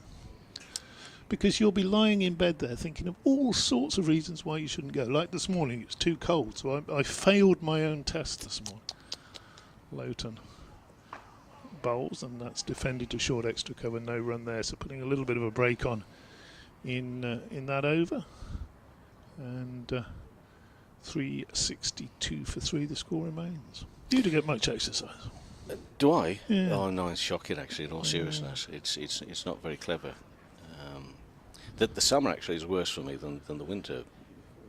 During the winter, I do get out quite a bit, but this job is sitting around, isn't it? Lord Kamlesh Patel is going to, if I may give a plug, is going to be appearing on 5 Sports Extra at 1 o'clock today, Chair of Yorkshire, and we're going to be talking about things that you might imagine we'll be talking about. So I'm very grateful to Lord Patel for joining us, and if you want to tune in, and we'll be getting updates on various things. Obviously there'll be quite a bit that he can't say, but hopefully quite a bit that he can say as well. Right. That'll be at 1 o'clock today over on Sports Extra. Join us for that if you can. But back to the cricket here, and I imagine that he'll want to put a quick short answer to proceedings over the first day and a bit in the match here, and this one is worked away by Jennings off his hips and down towards the fielder, running to his right hand side down here at fine leg, and Jennings moves on to 185. The way that Jennings is going about things as well, so he's 150 overnight, and he picks up as if he's just started the innings again. There's been nothing that I can think of that's been at all rash, as at all being a batter who's saying, I'm on 185, I'm just going to open my shoulders a bit here and everything. He's just continuing to play it properly. Would you agree? Yeah. Villas is on 52, and he's on strike, and it continues to be Ralph who comes in. And worked away by Villas. I think he was looking to work that a little bit square. He'll have to be quick. Keaton Jennings spending a long time looking at the fielder who's about to throw the ball, Milan. If he wasn't careful, spending too much time looking at him and not getting those legs going. But he's in his ground, and Villas will pick up a single. He'll move to 53, and 364 for 3 is the Lancashire score. And the Roses match here at Leeds on a cloudy day. Yesterday we had quite a nice little bit of sunshine, but it was still fairly cool even with the sun out. Today there is no sign of the sunshine, and not really a lot of width, but still Jennings finds enough to work with square on the offside for a single.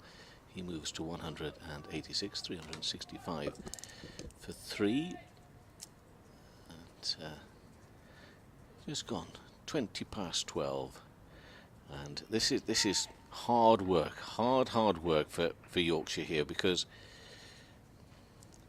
just been so little sign. Yesterday dropped catches, and of course they had the 2 wickets down early on, but there's been no real sign of major breakthroughs here, and there certainly hasn't been a wicket taken.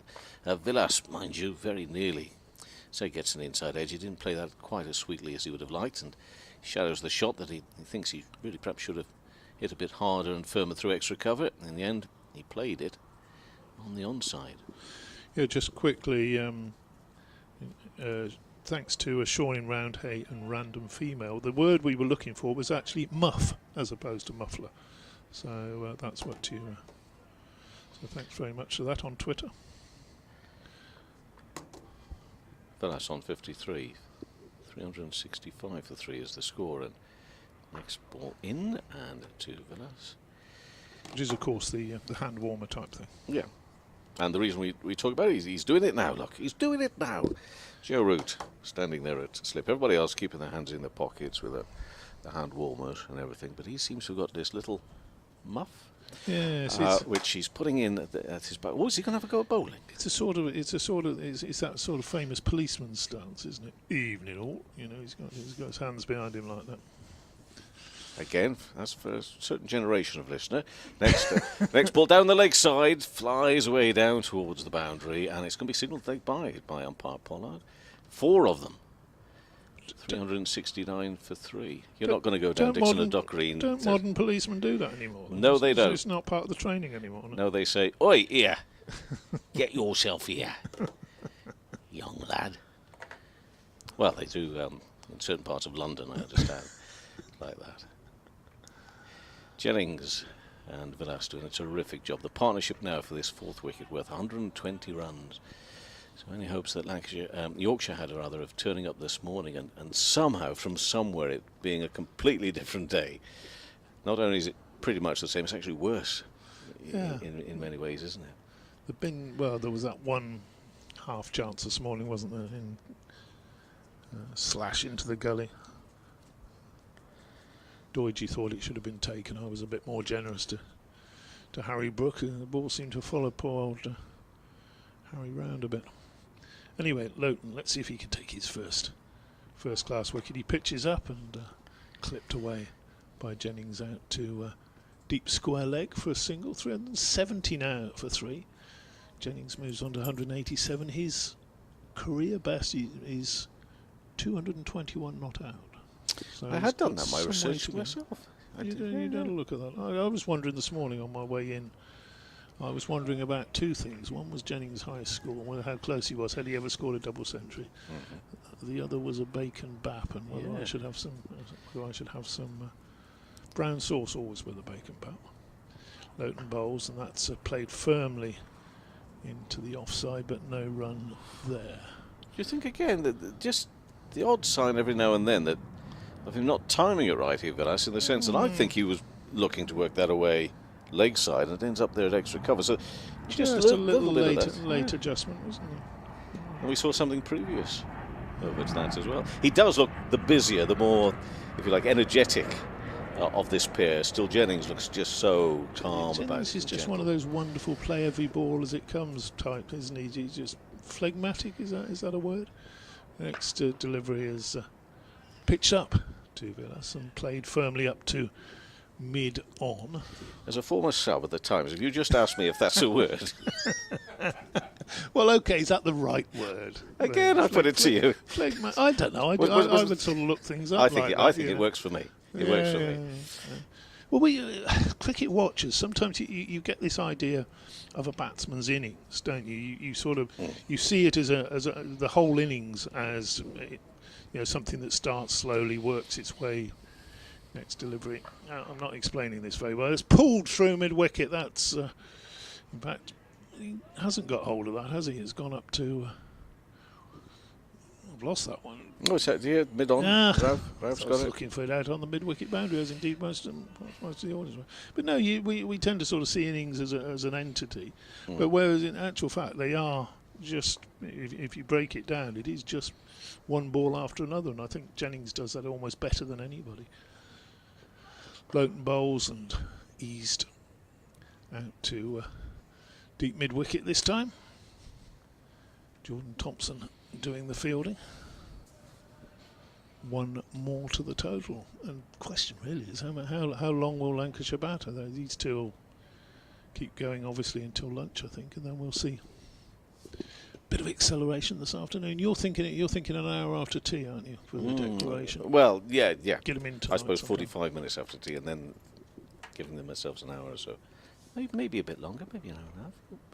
Something in that final session. Lowton round the wicket to the left-hander, and Jennings finds the gap, and there's no sweeper out there. And again, that would have been 4 runs, but for this slow outfield, the ball pulls up.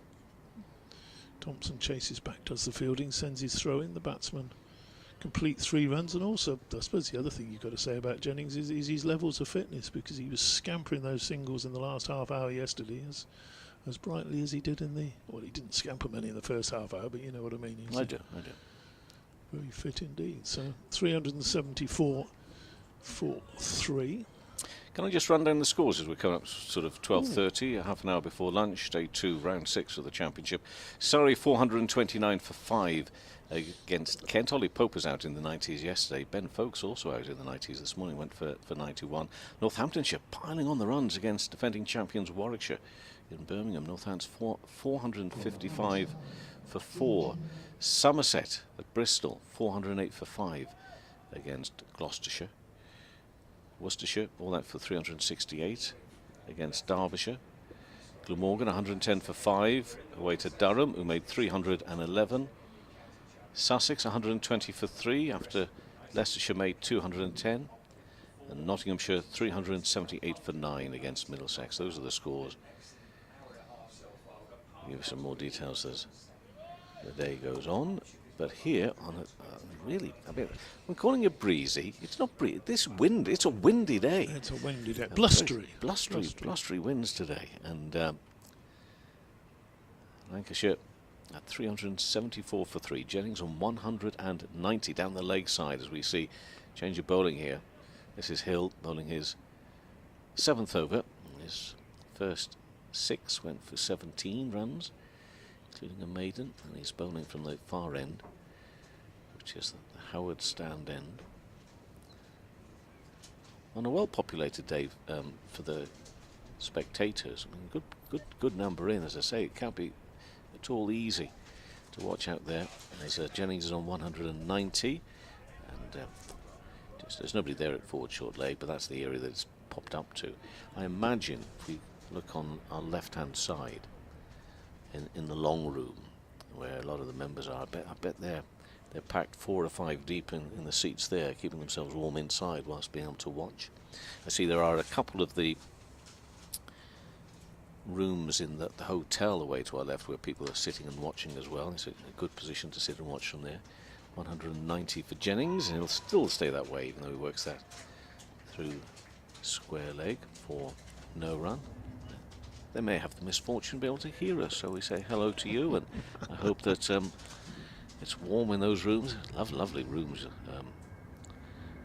he says, having seen one I don't know how many years ago now. Gosh, the time it does fly, doesn't it? So somebody made me feel very old yesterday they actually asked me the question, which I shall come back to in a moment. As Hill comes in, bowls and driven towards mid-on and no run, saying we're going to introduce you as Kevin Hulls, who's watching day 1 of the Roses encounter between Yorkshire and Lancashire, and they said, I wonder how many times that's been said to you. And exactly, and I thought to myself, too many times, my friend, too many times.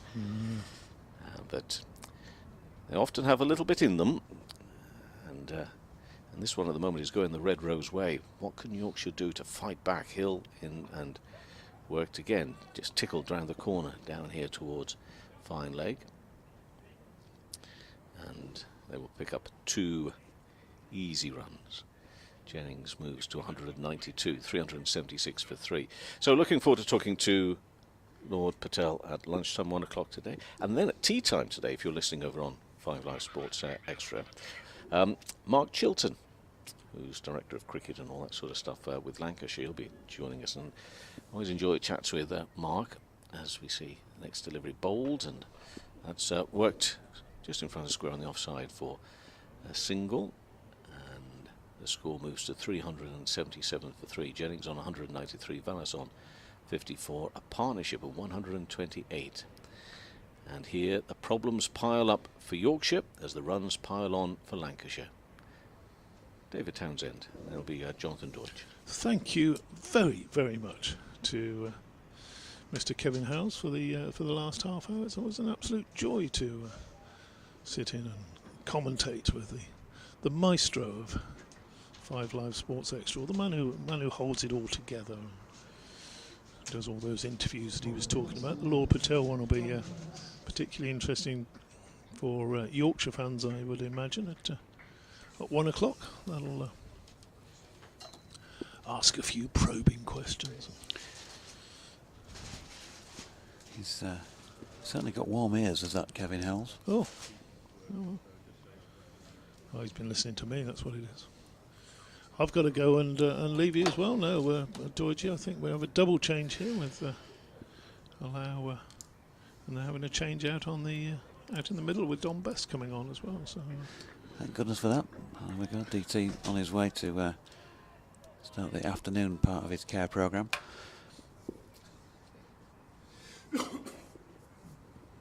Dominic Bess. 14 overs, 3 maidens, none for 34. He's bowling from the Kirkstall Lane end of the ground then. Field. The field's almost got one of those feelings to it like you got in the local park, just spread out. As Bess is in, and Keaton Jennings works that in front of square leg side. Hill round to field, but can't prevent a run. Jonathan Deutsch back with you, and the man himself. Good afternoon. The Lancashire, well, many words I could use there that begin with L, but I can't think of one that seems most appropriate. So Scott Reed. Hello. I was enjoying listening to Kevin and to DT there, nattering away. Musings. DT should bring a book out. He did bring a book out. Did he mention that? He mentioned it once, I think. I think he got away with it. I think he's mentioned it once at least, yeah. Every 30 seconds. This is terrific, isn't it? This for Lancashire. This tough session so far for Yorkshire, but Lancashire have been excellent with the bat. Here's Bess over the wicket to the right-handed Villas, who pushes into the offside. Revis out there. It was confirmed last night, by the way, by Stephen Patterson that he is just rested for this game. Got through a lot of work so far this season. And tired body, the first time he'd played 3 matches in succession at this level. And a great use of feet here by Villas, who stepped out and has smashed Don Bess for 6 beneath our feet. Great execution. Bess gone for 41 now from 14.5 overs. Super shot from Villas. Is on to 60. Yeah, it's pretty emphatic, that, wasn't it? Partnership is 135 between these two. Certainly the last half an hour. Villas in particular, with the way he plays, can move the game on pretty quickly. Slightly open stance. He waits. He comes down again. He launches Bess again. That has gone a long way in the air, but he didn't quite time it as well as the first one, and it's dropped just short and bounced over for 4. So Bess being taken on. Good challenge for him. A lot of the time this season, a lot of the time since he's been here for Yorkshire, he's bowled really good containing spells, and even if not taking wickets, has just helped out. Chew up some deliveries, rest the legs of the bowlers, keep it dry. Tends not to go for huge amounts of runs, and you don't tend to get collections of boundaries, so good challenge for him. See what he's got now. He's being taken on here by the right-hander. When he comes up with a dot here, ball flicked into the leg side. Thompson fields, does a couple of forwardish, sideways-ish rolls. No run. 388 for 3. Jennings approaching a double. Villas on 64. He's on strike. Oh, he's got an edge on that one. And I think, was it another one put down? Looks that way, looking at Don Bess. Yeah, it's a pat on the back, on the shoulder from Adam Lyth to Harry Duke, who couldn't reel it in. So Villas dropped on 64, 388 for 3 at the end of the 119th. Yeah, hit it hard. It came off the bat pretty quickly, didn't it, off that edge? But another one which will go down in your book, Doji, as a chance. Don Bess having been clattered for 2 big shots over his back over his head, 1 for 6, 1 for 4 at the start of that over. Almost had the final say, but another opportunity put down. That's been the case for Yorkshire throughout the course of the game so far. Lots of chances created, none taken. And they got the game, Scott, in a microcosm. He comes out, he uses his feet really well. Super 6, not quite as good the 4, but still got the runs. The bowler comes back, gets the nick. Chance gone. It's Hill to Jennings. It's down the leg side. And taken by Duke, tumbling away to his right-hand side, and there is no run. Just feels it's even more compounded, isn't it, when you look at how Lancashire are battered today. You look up at the scoreboard, only 3 down, and Lancashire pushing up to 400. A few shoulders drooping amongst the Yorkshire players, understandably so. Here's Hill again to Jennings, flicked off his hip, just stopped partially, just backward of square. By route actually, did well low to his right, got something on that. Albeit there was a long leg fielder, so it wouldn't have gone for 4, but maybe saved an extra run. Jennings does get through for a single, so he moves to 195 not out. Villas on to 64. 20 minutes to go before lunch on the second day. And Lancashire captain Dane Villas has, after a quiet start, has moved along at a kind of usual pace that he does. It doesn't take too much for Villas just to keep that score pushing forward. 64 not out. Hill to Villas. Wants 1. Pushed out into the offside and gets a single. And George Hill runs his fingers through his hair there because he's got players saving the 1 on that offside. There's a backward point, there's 2 short covers at a mid-off. He's just dropped it into that little region in between the 2 covers and he got through for a single. Probably shouldn't really have been one there. On to 65 not out. 390 for 3 now. Hill again to Jennings, but down the leg side. Maybe just brushed the side of Jennings' trouser pocket, something like that. Adam Lyth just, I think, having A little bit of a word in fun. Come on, you should walk for that, surely. Surely, Keats. Malcolm Palmer says, hi again. I went out birding on Wednesday in the sunshine. DT knows a thing or two about that. Malcolm went with 4 Englishmen and 2 Swedes, he says. He was the only Yorkie. And the only one wearing long trousers. On to Jennings. It's flicked out towards square leg, and there's no run. He reckons that the last Pato LBW shout was out. BBC West Yorkshire Sport at gmail.com is the email address. Or you can get me on Twitter on @Jonathan Doidge, or Scott on @BBC Lancs Cricket, DT on DO_cricket, as Jennings works this latest delivery into the leg side and Brookfields. And there's no run in the wrong end. It's all right, mate. It's no problem. 390 for 3. And Jennings a blow away from another milestone, and he keeps ticking him off against Yorkshire. He does. I've been sent a list of Lancashire batters who have scored double centuries against Yorkshire. So I've got that ready if if he gets there. Is this Henry Kissinger, Margaret Thatcher? You guys took one hell of a beating. Not quite. So it's Villas on strike on 65. And Bess, who got the edge at the end of the previous over, not with this first ball of this one. He's turned in front of square on the leg side, and George Hill round to field. Villas has faced 100 now. 147 minutes. 7 4s and 2 6s, one of which we saw in Bess's previous over from this Kirkstall Lane end. He's gone short this time.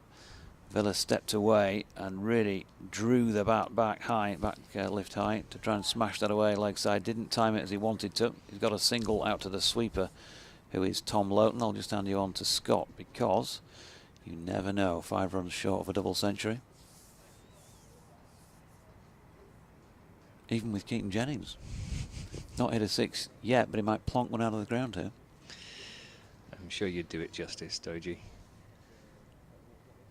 Is Bess around the wicket to Jennings. That's driven to mid-off, where Joe Root fields.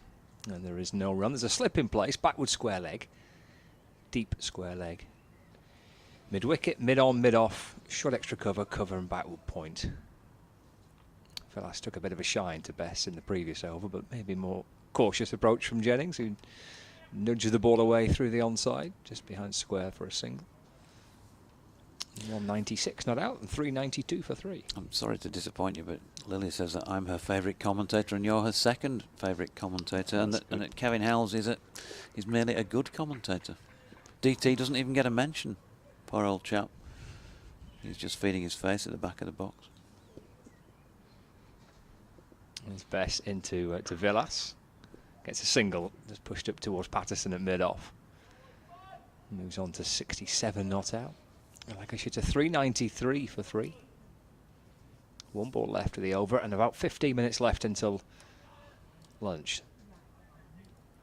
And Jennings is peering over his right shoulder. He's looking out towards the leg side. Where can he try and manoeuvre this next delivery into? Bess comes around the wicket to Lancashire's left-hander, who allows it to go through into the gloves of Duke. And there is no run. That's the end of the over. 393 for 3. Partnership at 144 on Bess. 16 overs, 3 maidens, none for 48. 121 overs bowled. So I make that 25 so far today. And we've still got, 14 minutes before the scheduled break for a bit of lunch. George Hill going to continue at the Howard stand end of the ground. 50 up for Sam Curran. Surrey at 4-4-2 for 5, and Sam Curran bringing 50 off just at 45 deliveries.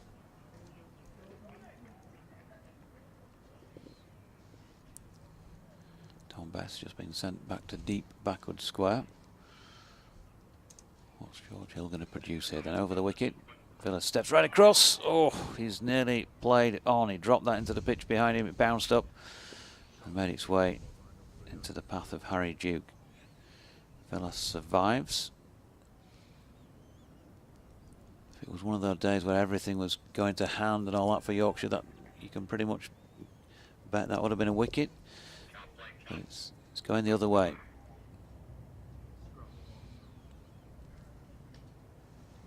Hill again.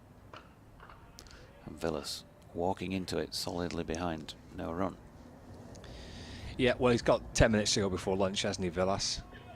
And I suspect Lancashire want to be in a position where they can really hammer it home after lunch. It's been a pretty perfect so far morning session, but the look at what's to come for Lancashire with the bat, quite a bit of firepower there. And here's Hill.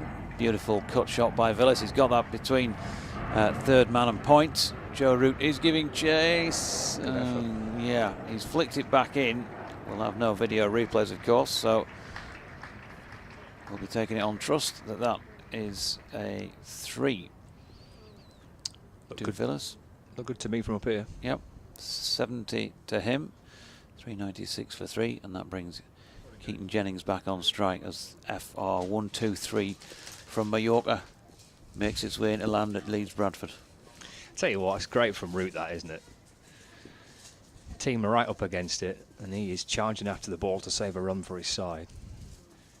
Hill to Jennings, it's just worked out towards mid-wicket, and there is no run. Terrific commitment by Root. Teammates appreciated it too. A morning where Yorkshire have yet to take a wicket. The partnership is worth 147 between Jennings and Villas. We've got Hill running in from the football stand end. Balls to Keaton Jennings. Just a little nudge off the hip, actually. It takes his bottom hand off the bat, and there's Root again. He's been busy. Low down to his right, stopping the ball. Just a backward square leg. And again, there's no run. There's a fine leg, and everybody else tight in here to try and make it as awkward and as difficult for Jennings as they can. With 4 on the offside, 4 on the onside. Jennings comes down the pitch trying to work it out towards mid-wicket.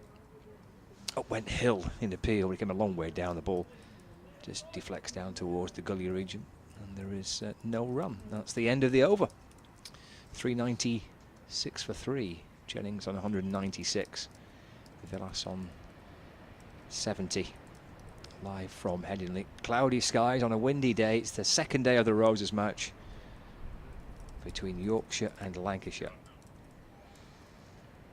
With Lancashire 396 for 3. Coming up at lunch on Sports Extra, Kevin Howes is speaking to Lord Patel. It's the lunchtime feature on Sports Extra with, I think he said it was Mark Chilton at tea, a little bit later on in the day, Lancashire's Director of Cricket. So Don Bess at the Kirkstall Lane end will not be allowed to bowl here. Martin Saggers just holding out the left arm horizontally to stop him. Returns, and here he comes into bowl to Villas. Rocks back. Beautiful square cut from Dane Villas. And it's one of those shots that just seems to pick up momentum as it the further it goes, and it bobbles over the boundary rope for 4 runs out towards the east side of the ground. Partnership therefore has now reached 150, 151 in fact, and 400 also up on the board for Lancashire, who well, I think I mentioned those words white rosy in the T20 match last year. It's looking a bit red rosy at the moment. 151 from 221 balls, this partnership. And a reverse sweep this time from Villas, and he's going to get that one away for 4 as well. Premeditated the way it was played. He was already halfway into the shot as Beth let go of the ball. He's now on to 74, 404 for 3. The contrast between the start of this over and the one a few minutes ago when Villas hit Best back over the top, he hit him for 6 and a 4 back over his head.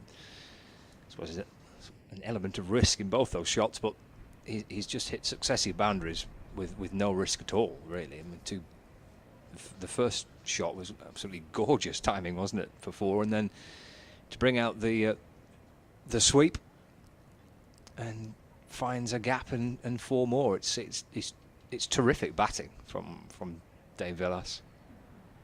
Super judgment. Yeah, and it's a test for Don Bess. What has he got? He's bowled that one a little fuller. Villas walks into it as is his wont and has flicked it into the leg side where Thompson fields, no run. So shots all around the wicket off the off spinner.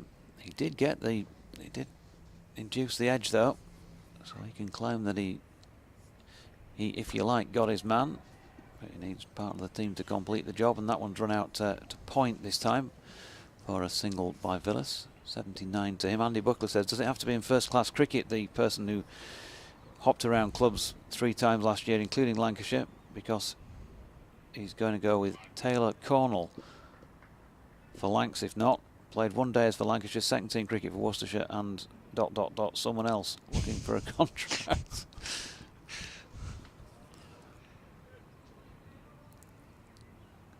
Keaton Jennings back on strike, Scott.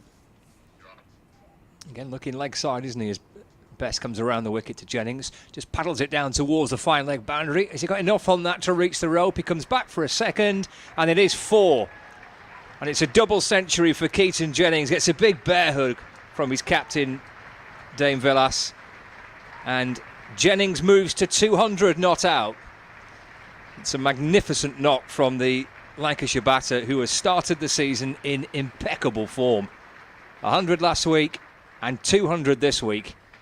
It's the first time he's reached 200 for Lancashire, and his 3rd double century of his career.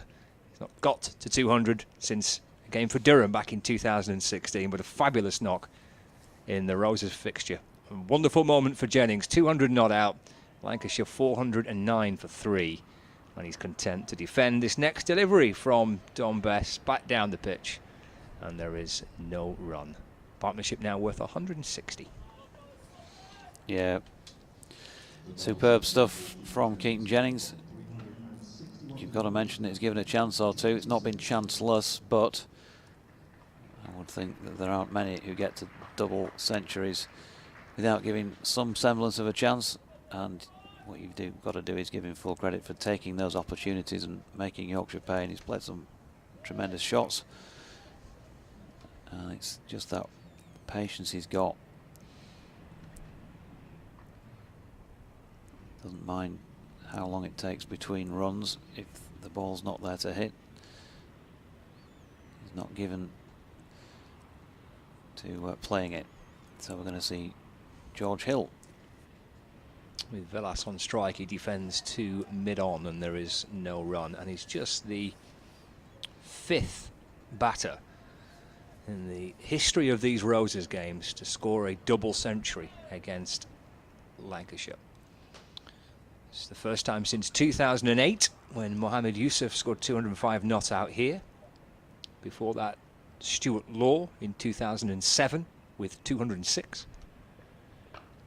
Villas is forward again in defence and there's no run. Graham Lloyd in 1997 making 225. And R.H. Spooner 200 not out in the game at Old Trafford back in 1910. And on that list of double centuries for Lancashire against Yorkshire, you can now add Keaton Jennings 2022 at the minute, currently 200 not out. Villas on 79. Hill comes in and bowls, and that's played away into the offside. And there is no run. Dave Chuzzlewit says Thomas Hardy uses Nesh. You can't get more southern than that.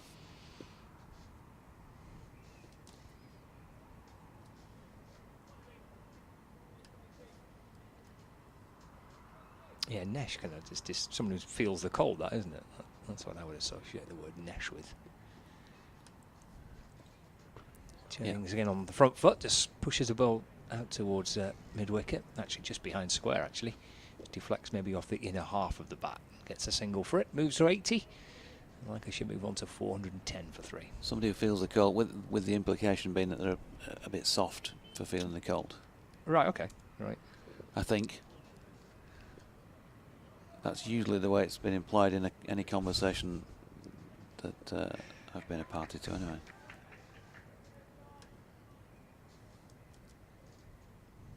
The double centurion, Keaton Jennings, is back on strike. He's looking to drive the ball away into the offside. And there is no run. Last ball of the over, and then we'll get one more in. It might just be the one. I don't think Yorkshire would be too keen to try and get through the Don Bess over quickly to get one more from that far end.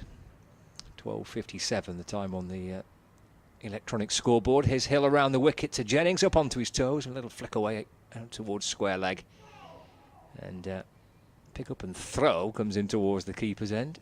Well, the reaction of the Yorkshire players would suggest that maybe a direct hit would have been quite tricky for Villas, but he's through for one. It's the end of the over.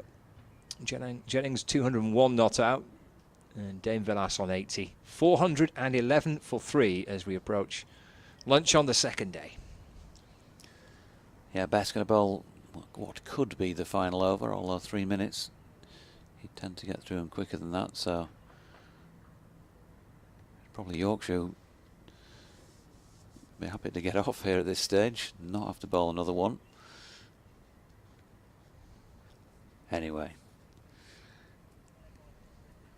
what will be, and Jennings 201 not out on strike, and to face Dominic Bess. 26 boundaries as part of the 201 that Jennings has on the board. Bess bowling round the wicket, wide on the return crease, with straight delivery pushed up to mid-on where Patterson fielded.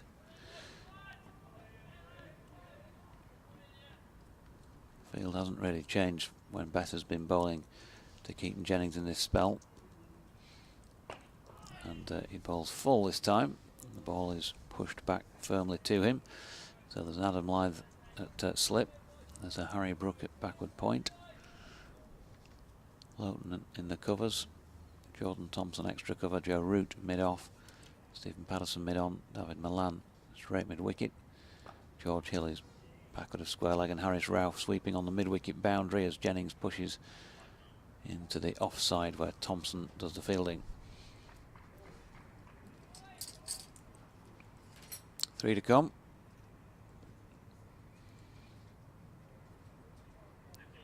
Pass in again, and round about middle stump, worked out to Harris Ralph by Keaton Jennings. Probably hoping that's the last one he faces this morning session. Go get the feet up for a few minutes, bite to eat, cup of tea, or maybe some energy inducing or replenishing drink. 412 for 3. Villas on strike is on 80, and he's not for playing an attacking shot at the latest best delivery. Pushed into the offside for Milan to field, and with 1 o'clock having ticked over, this is the last ball of the day 2 morning session. And Bess in to Villas, who uses his feet, comes down and crashes that one straight. Patterson diving and does the fielding, and that is that for the morning. Another morning which has been firmly won for the Red Rose. 412 for the loss of 3 wickets. They began it on 288, so the addition of 124 runs this morning. 125 overs now bowled in this Lancs first innings. They're putting Yorkshire through the mill here, making them work for each and every opportunity, and even those that they've managed to get, well, a number of them have not been taken.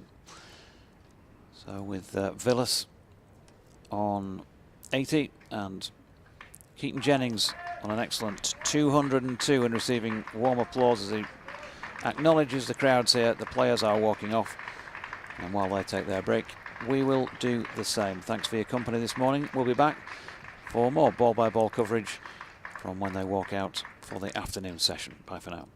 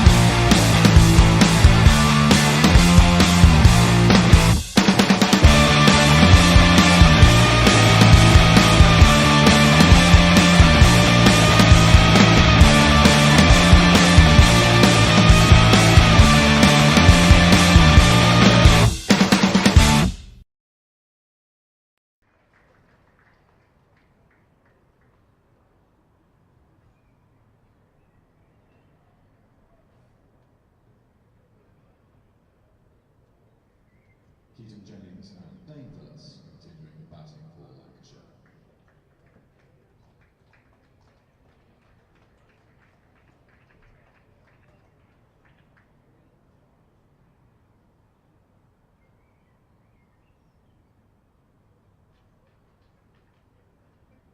Good afternoon, welcome back from Clean Slate Headingley for the middle session on day 2. A Roses match so far dominated by that of a Red Persuasion, who are in control of things at the moment at 412 for the loss of just the 3 wickets. Keaton Jennings not out 202, and Stephen Croft making a century yesterday. Green Velas is out there with Keaton Jennings, of course. He's not out on 80. It's a partnership that has so far yielded 163 runs. So Yorkshire have had time to regroup, having been rendered wicketless during that first session today. What, if any, can their riposte be here? You can get in touch with us. DT alongside for the first half hour of this afternoon session. Scott Reed also is in and around. Kevin Hells will be back down as well to help us out for a little bit a little later on. And I'm Jonathan Doidge of BBC Radio Leeds and all the Yorkshire stations, as they say. Welcome back, David Townsend. Yeah, good to see that Howes has changed his slot this afternoon so he can be on with me again. I'm looking forward to that. He specifically asked not to be on with me, so I'm not on with either slot for him today. Here's Jordan Thompson bowling to Jennings, who drops into the offside first ball of the afternoon. Milan Fields at point. Now then, tries to throw the wicket down and wasn't far off taking out Jordan Thompson, who's had to do a bit of limbo to get out of the way of that one. Yeah, there's a sort of resigned there, isn't there, about the Yorkshire field. Look at them at the moment. This is the first over after lunch, and they're just hands in pockets. You're struggling to get a wicket, and you're depleted in the bowling ranks. So what do? Ping the ball at your opening bowler. Take another one out. Here's Thompson coming towards us then from the Howard stand end to Jennings, who this time drops into the leg side square. Bess fires it into the gloves of Harry Duke and Joe Root. Maybe just thought he needed it livening up a bit. Maybe that's what it was, JD. Maybe. I say that in jest, of course. What do we reckon here then? What's Lancashire's plan? Are they going to back this session? Declare after tea sometime? Jennings pushing into the offside this time, where George Hill will field at cover, no run. Do you think they will? A long time to go yet. Or do they just bat on and on and on? Well, it's always a psychological thing, isn't it, to make the opposition walk out yet again. Walk out for a 6th time. Thompson to Jennings, who pushes up to mid-on this time, and once again no run. Yeah, I mean, just by virtue of the fact that he asked him to bat, having been out in the field there that amount of time, I'm sure there'll be some players who'll be delighted just to get their feet up and get off. But the top order, a certain James Anderson is in opposition. Going to be tested. Jordan Thompson bowling to Keaton Jennings, who's pushing into the onside this time. Especially, no run. yeah, especially having spent 5 sessions out in the field, and there's the wind whipping around, and it takes it out of you a little bit physically as well, and then to go out and be tested by Mr. Anderson.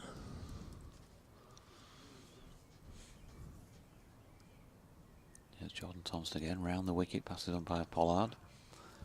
Asks Jennings to play, and he duly pushes into the offside, and there's no run again, so that completes the first over of the afternoon session. 126 of them have been bowled in all by Yorkshire in this Lancashire first innings, and having put them into bat, well, they've got them on the ropes at 412 for 3.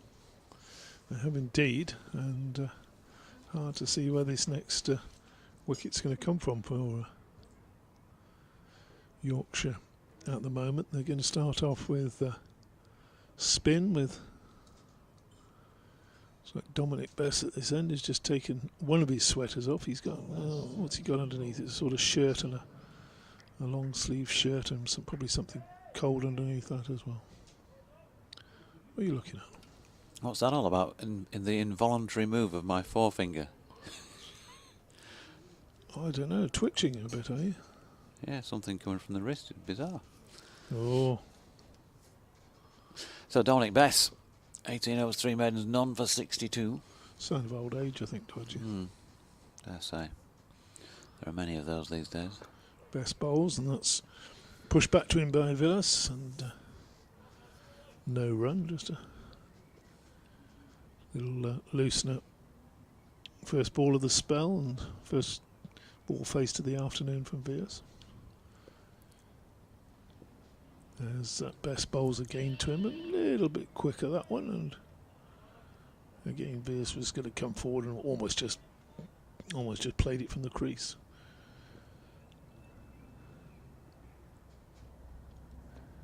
Pats down a little spot roughly where that one pitched. Bess again, the off spinner, that one strays down leg side, and a little tickle down to towards the fine leg boundary, and pulled up inside the ropes. 2 more runs to the total, so a very, very defensive field at the moment for the off spinner. 4 on the offside, 5 on the leg. Nobody catching. Bess. Down the pitch comes Fierce and plays that. Square of the wicket for a single. Comfortable run there to the Lancashire skipper. That was ER72, making its way in from Sydney. I don't think you'll find many Sydney flights Many going Sydney to Leeds flights Bradford. going to Leeds Bradford. None, in fact. No. Rerouted from Manchester. Raining over there. Can't get on the runway. Too far south. Here's Bess again round the wicket to the left-hander. And that's whipped away. Lovely shot. Just waited for that. Found the gap between backward point and short third man, and raced away for 4. So he's closing on that high score of his. The heat on the Manchester airport tarmac was a bit like high, and they couldn't land there because they said 20's plenty. That's nice of Marty Emerson just to pop into the box for a couple of comments there. He always tells me it's rubbish when he turns up here. Calls me Vera. Says it's a Vera accent. Next ball. Fuller delivery, just played to mid-wicket. Milan does the fielding. The end of that first over from Bess. Not a particularly successful one, really. Obviously not successful as far as wickets goes, but he needs to keep the runs down. 7 came from that. Yeah, so they've taken him on today, haven't they? 19 overs, 3 maidens, none for 67. And he had a little moral victory when he induced the edge of Dane Villas's bat when he was on 64. But he's still out there as the right-hander, the Lancashire captain. And he's retaking his guard at the moment. It's pretty grey overhead. It's probably about as dark as it's been today. No floodlights on at the moment, though. Jordan Thompson, 2 for 72 off 25. He's going to bowl then from the Howard stand end. 2 men set back just in front of square, and then at long leg on the leg side.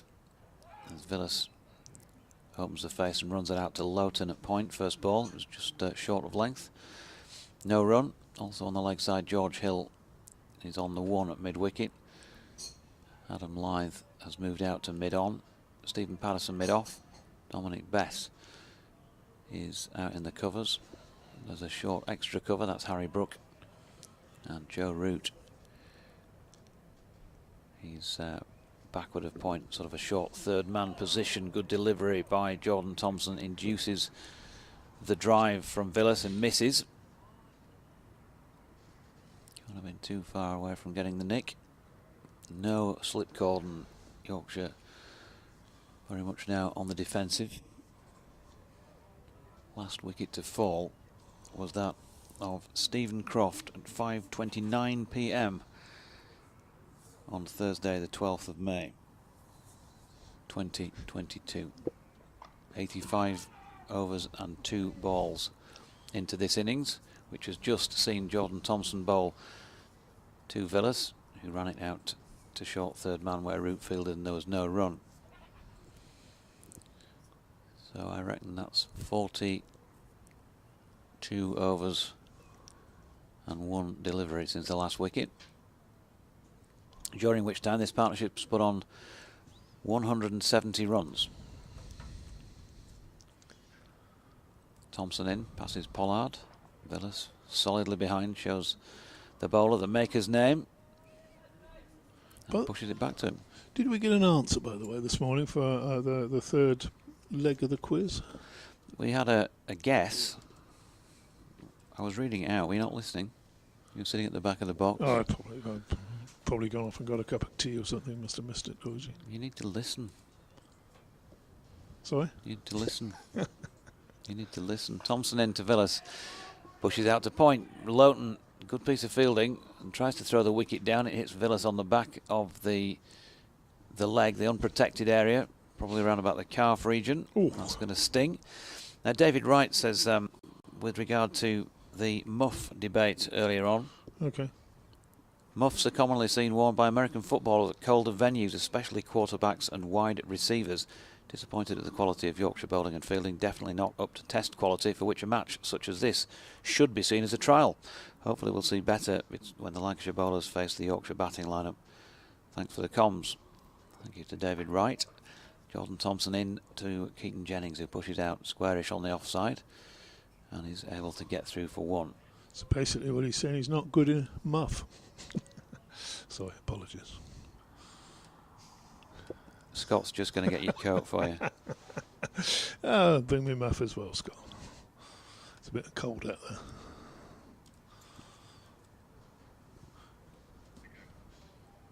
Somebody else mentioned that earlier as well today that I didn't read out, which I should have done. Apologies to Sean in Roundhay. He's very, very helpful on the Twitter. The American quarterbacks using that these days, probably. In the old days, they wouldn't have done that, would they? No. They'd have lost fingers to frostbite before they'd done something like that.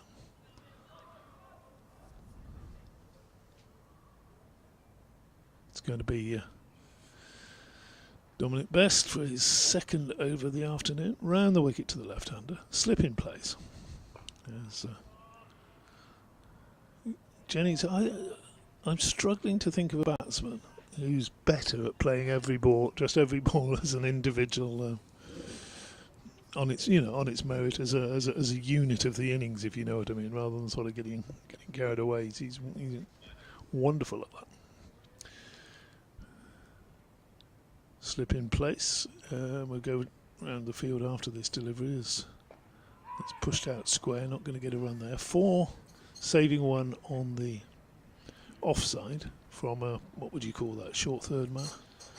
Very deep gully, extra cover mid-off. Then you've got a mid-on who's just stretching and trying to keep a bit loose. The old skip there, Steve Patterson. Mid-wicket. Best bowls again, and back defensively goes Jennings. Then a short fine leg and a deep square leg, just in front of square, which is interesting actually. Don't think Mid wicket, did we? Bess to Jennings, and Jennings full defensively. Doesn't appear that I was imagining that it was as dark as it has been so far, because the floodlights have just come on a couple of minutes ago. So there is some additional light here. 47 on his back. Bess, he comes in and stops, and Jennings has spotted somebody moving in his line of sight. Something not quite right. He's ready again now. Comes forward and just works that one into the onside. Easy single. Accumulates another run. Moves up to 200 as he ticked over. 208, 422. Which one's this, Jonathan? 2 o'clock from Alicante. No, it sounds like the Malaga flight to me. Push back to him by Villas. All sorts of excitement. I don't think there was anything to get excited about at all, though. He just pitched the ball up and pushed firmly back to him. That is the end of the over. The umpires now having a little conversation about the light, which is interesting. Perhaps Yorkshire might consider bringing Mr. Ralph on at this stage. Yeah, I'm sure I just saw one of them say to the other, you know, the other week when Yorkshire needed to play here and the umps wouldn't let them play. Now they don't want us, so let's keep them on. Nothing like a bit of paranoia, is there? Jordan Thompson going to continue at the Howard stand end. Places the Alice band carefully, just as DT did before he came on for this stint of commentary. Got our own Alice bands in the com box, of course, with the headsets on. Keaton Jennings is 208 not out and pushing forward into the offside where George Hill does the fielding. Joe Root was having a little word with Keaton Jennings before this over started. Keeping himself amused, no doubt. Maybe just trying to... I don't think you're going to distract Jennings, are you? Might have told him a joke. Have you heard the one about the batsman who was on 208 and got out? Jennings pushing forward to this Thompson delivery into the offside where Hill does the fielding. You heard the one about the batsman who scored centuries in successive matches, got a double ton and didn't get a recall for England. Well, I think Keaton Jennings said back to him, no, but I've heard the one about the Lancashire batsman who got 3 successive centuries against Yorkshire, one of them being a double and was dropped several times on his way. Thompson in and Jennings opens the face and runs it out backward of point where Milan does the fielding. There's no run. A little bit of upmarket sledging going on, perhaps. Well, you'd know about that, being an Oxford chap, wouldn't you? Yeah. You have to have a qualification to... Oxfordshire as opposed to Oxfordshire Oxford. chap, sorry. Certainly didn't. Should call you the Don. Another very solid defensive shot there for next delivery from Thompson. Ball doing very little. That's just the height of laziness, DT. We've got a screen here, folks, in the com box to our right, at right angles to where we're sitting, so that we can have a quick sneak at the screen. It's something that I just get out of the habit of doing, but the whole match is right in front of DT's eyes, and he's craning his neck to the right to watch it on the pictures. I just wanted to see if I could see whether the ball was doing anything closer up, and that's down the leg side. I don't think those are going to count as runs. Oh, he's given it as... They are in actual fact runs. I thought that had just come off the hip as it raced away through where a leg slit would have been down to the boundary. But no, he just got a little tickle on that, Jennings. So another boundary. So his 28th boundary I can see over there. Forgotten my glasses today. 26 boundaries, is it? Can you see that or not? Well, where are your old racing binoculars? 28 it is, because I think when he got to the 200 mark he was on 26 already. Looking for his 29th, and as Thompson round the wicket bowls to him, and he drives that one firmly, doesn't get it past at short extra cover. No run to be had there. George Hill doing the fielding. That's the end of another over. Another over ticks by. And another over wicketless for the Yorkies. Vias has got 82, looking to become the third centurion in this innings for Lancashire, who've dominated since midday yesterday. They have. Dominic Bess, can he make a breakthrough here? None for 68 from 20 overs and 3 maidens. He's going to continue from the Kirkstall Lane end. The floodlights are now fully in display. And in comes the off spinner. Attempted sweep, first ball, LBW appeal, and they have got the breakthrough, and it is Dominic Bess. Dane Villas has gone for 82, a partnership of 177 for Lancashire. Another crushing partnership for Yorkshire comes to an end, and they've finally ended that resistance. What did I say? 5:29 yesterday afternoon, the last time a wicket was taken. And, well, synchronise your watches, because that was 2 o'clock the following day before Yorkshire added another. But Dane Villas has played well. LBW to Bess, who he'd whacked for a 6 and more earlier in the piece. 183 minutes, 126 deliveries. And he hit 9 4s and 2 6s, and warm applause from all those in the ground here at Headingley in recognition of a quality knock from the Lancashire captain that leaves his team at 426 for the loss of 4 wickets. And a chat, as DT's just been gesticulating at the screen, between Joe Root and Keaton Jennings. Yeah, and I wouldn't say it was a confrontation between them, but there weren't too many sort of smiles and, you know, the general just quiet passing the time of day. I think there was a little bit of, I don't know, looked a little bit, I can't say it looked serious, but you know what I mean. It wasn't just a little bit of banter or whatever.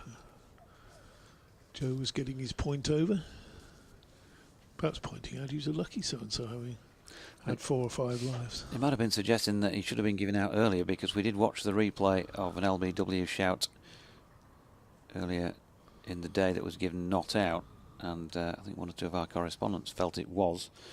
I've got to say, on viewing it, he was on 50 something at the time, so he's added a further 30 runs or so since. Yeah, it looked like it might have hit him in line with off. And of course, there was that one yesterday its way in that towards was Harris Ralph as well, that might have been a bit high, but again looked a very good shout. Plus the 3 or 4 drop catches as well. He's had a life or 2. so it is Phil Salt as the new man in, and he treats Bess with a little bit of respect first ball and just flicks that into the leg side. They've got a slip in place, 45 behind square on the leg side, square leg, mid wicket, mid on, mid off, cover. David Milan and Harris Ralph hands in pockets at point. And here's Bess again. That's up there, and Salt just pushing tentatively forward. Not the worst bloke to be coming in at number 6, is he, Phil Salt? Doesn't hang about. Could do a bit of damage if he gets going here. Be looking to pepper the boundaries. Slightly open stance. Does have the majority these days, and he's flicked that to leg, stepping across to the offside to open up that leg side, but Jordan Thompson quickly onto it. I think I'd missed Tom Lowton as well, who's sweeping on the mid-wicket boundary. He's just out of shot from where I'm sitting,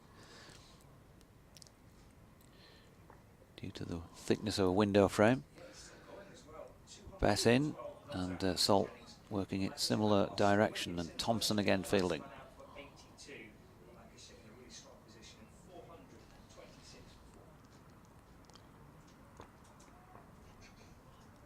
Few audible taps of the bat by Salt. Last ball of this 131st over, and he's stepping back to this one and pushing it into the offside this time. Milan doing the fielding, so a few sighters for Salt.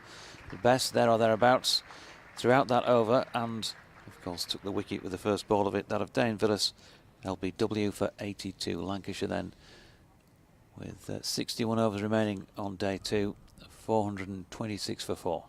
A big relief for Yorkshire to finally get that breakthrough. It was one of those shots where he might have thought he was safe getting a long way down, looking to sweep, but the ball certainly striking him in line, and there was no chance of it going over the top, so not too hard a decision for umpire Seggers to make, as Thompson starts in, bowls, and that's pushed by Jennings. How many times has he played that shot where he just pushes it into the offside, takes a couple of paces and then shouts no?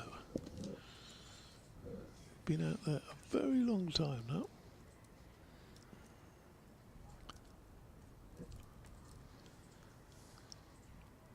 And showing no signs of tiring. That next delivery just quietly turned around the corner. In fact, it's gone all the way. I say quietly turned around the corner. How well timed was that? It's raced away. Jennings set off for what I thought would be a regulation, one down to deep backward square, and it's flown over the. I suppose he should be timing it well. He's been out there that long, but that was a beautiful shot. Yeah, I'm going to say, I thought Square you of the were wicket. watching a different stroke to me then when you said it was quietly turned. He raced. Ran pretty quickly. Picked up the pace, I think, as well, the further away it got. I think maybe it was the practice strips that carried it on that bit quicker?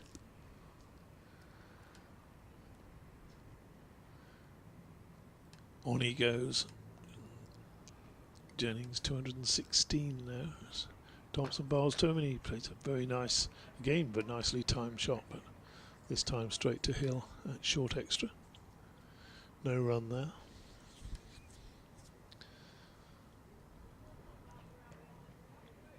One slip in place, a deep gully. Cover on the boundary or sweeper position on the boundary. Short extra mid-off to the left-hander as he bowls, and that's tickled away fine this time by Jennings. He's coming back for a second, get there comfortably as the throw comes in from Lowton. And now just a boundary away from his highest score of 221. I wonder how much applause there'll be in the crowd. Pretty knowledgeable lot they tend to be at Headingley, don't they? And there's quite a few Lancashire fans here as well, and I'm sure sales of the Playfair Cricket Annual will have been their usual. X-ball is played away to wide of the sweeper out there on the point boundary. Two more, so he's just a run now away from his personal best, career best. Other cricket annual publications are available. I don't think they are they? No, that doesn't really. That's why it always sells so well, because it's the only one, is it? I think it is. You know, the little Playfair one. Obviously, there's Wisden that comes out, but you don't really use Wisden for facts like that, do you? No. Not easy to stick Wisden into your jacket pocket when you come to a game either. They have big pockets as big as yours, Doige. Thompson bowls and looking for that run. I think he's aware of it. He knows his highest score is 221. Tries to run that down to third man. He doesn't get it past Milan in the gully. 434 for 4. Salt not yet off the mark. All quite relaxed out there at the moment. No great speed changing around. No, just I was going to say take the pace out of the game. There's not a lot of pace to the game, is there, at the moment? The run rate 3.29 is nothing sizzling. Drifting a little bit. Yep. I still didn't get that answer with the third person who played for 3 counties last year. He didn't. Got the 2 Yorkshiremen, Stoneman and North East, or who played for Yorkshire. Bess over the wicket, bowling to Salt, who cracks that away. Sort of flat bat style, really, and gets it wide of Milan to his left in the covers and brings himself, well, his first scoring shot of the match. 4 runs to Phil Salt.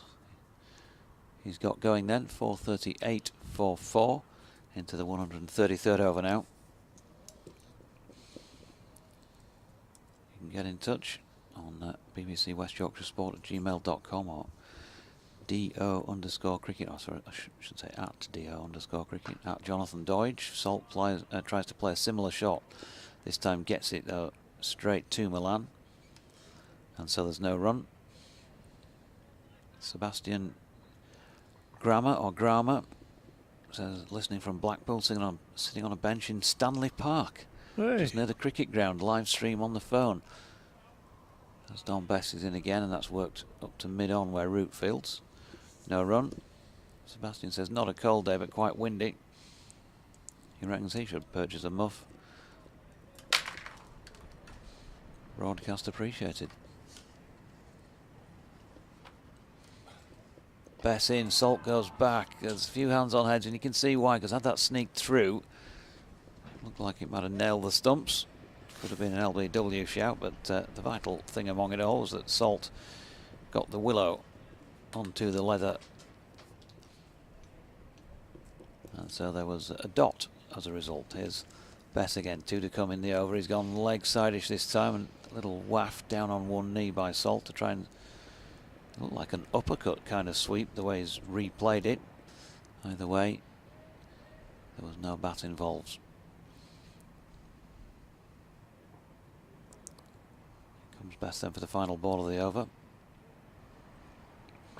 And solidly forward from Salt. 133 gone, 438 for 4, with Jennings 220 and Salt on 4. Russ Harker says, hi there team. Russ here in Berlin. Does the team think that there could be any collusion between the ECB and grounds in light of county pitches being prepared as a batting paradise to instill confidence back into players after disastrous collapses in the England team? Scott Reed is back in the chair and he's saying he wants to answer that question. I've no idea, but it's nice to see a season starting dry and the pitch is good and loads of runs being scored.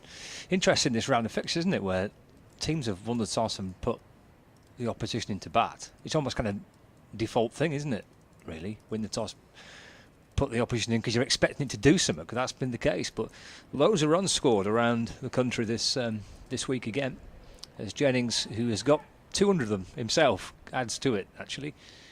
A little fortunate on this occasion. Thin inside edge that gets beyond Duke and up to 221 not out, Keaton Jennings. And that now is his equal best first-class score for Jennings. 221. So one more would be a new career best for Jennings. Salt's on 4. It's his first double century for Lancashire. It's his third of his career. This is the first time he's reached 200 since he was playing for Durham in 2016. As Salt defends back to Thompson, and there is no run. But just going through those scores previously, his previous top score, 221 not out, also against Yorkshire at Chesterley Street in 2016. Scored 2 double centuries that year. He had an absolutely stellar 2016, didn't he? When you look at the runs he got in the year for Durham, Thompson's into Salt, who's forward in defence, and there's no run. In 2016, he scored 116, 105, 113, 221, 129, 171, 201 and 112. 2016 was a good year for Keaton Jennings. Yeah, that 221 came for Durham against Yorkshire, his previous first-class highest score. Thompson for Yorkshire bowls. Salt looks to drive and picks out the infield. Harry Brook fielding.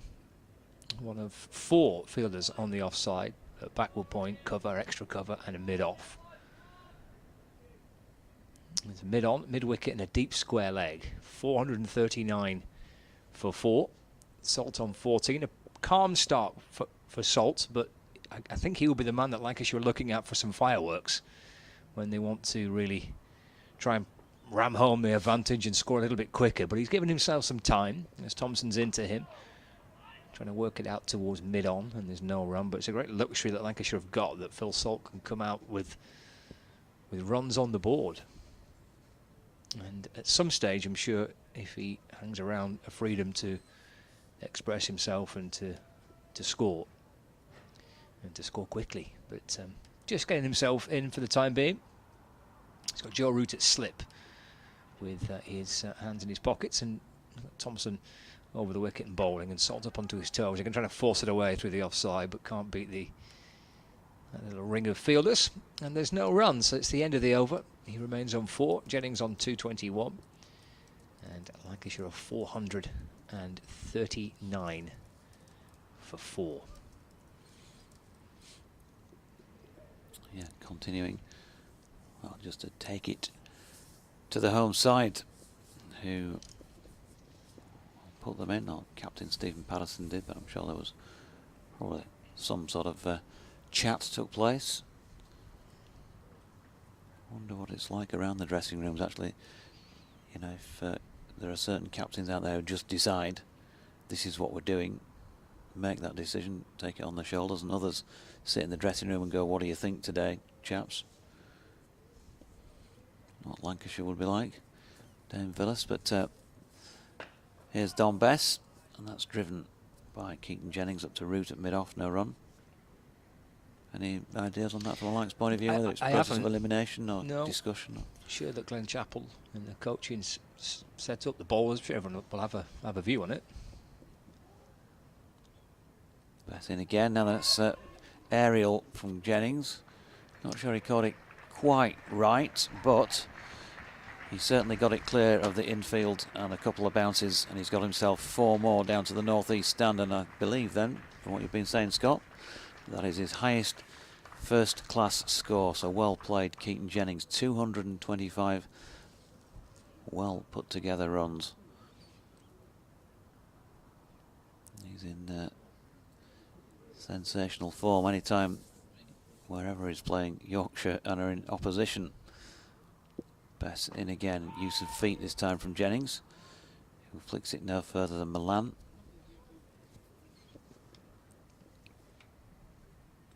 .443 for 4.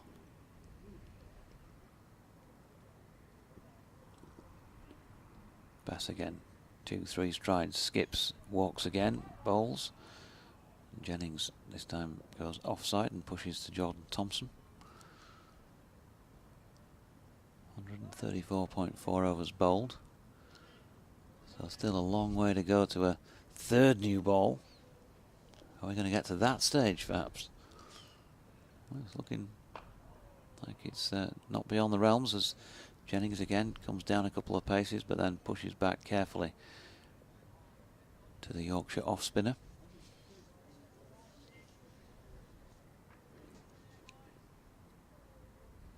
400 balls he's now faced, 530 minutes he's been out there, and it just goes on and on and on, and he pushes it out into the offside to Jordan Thompson.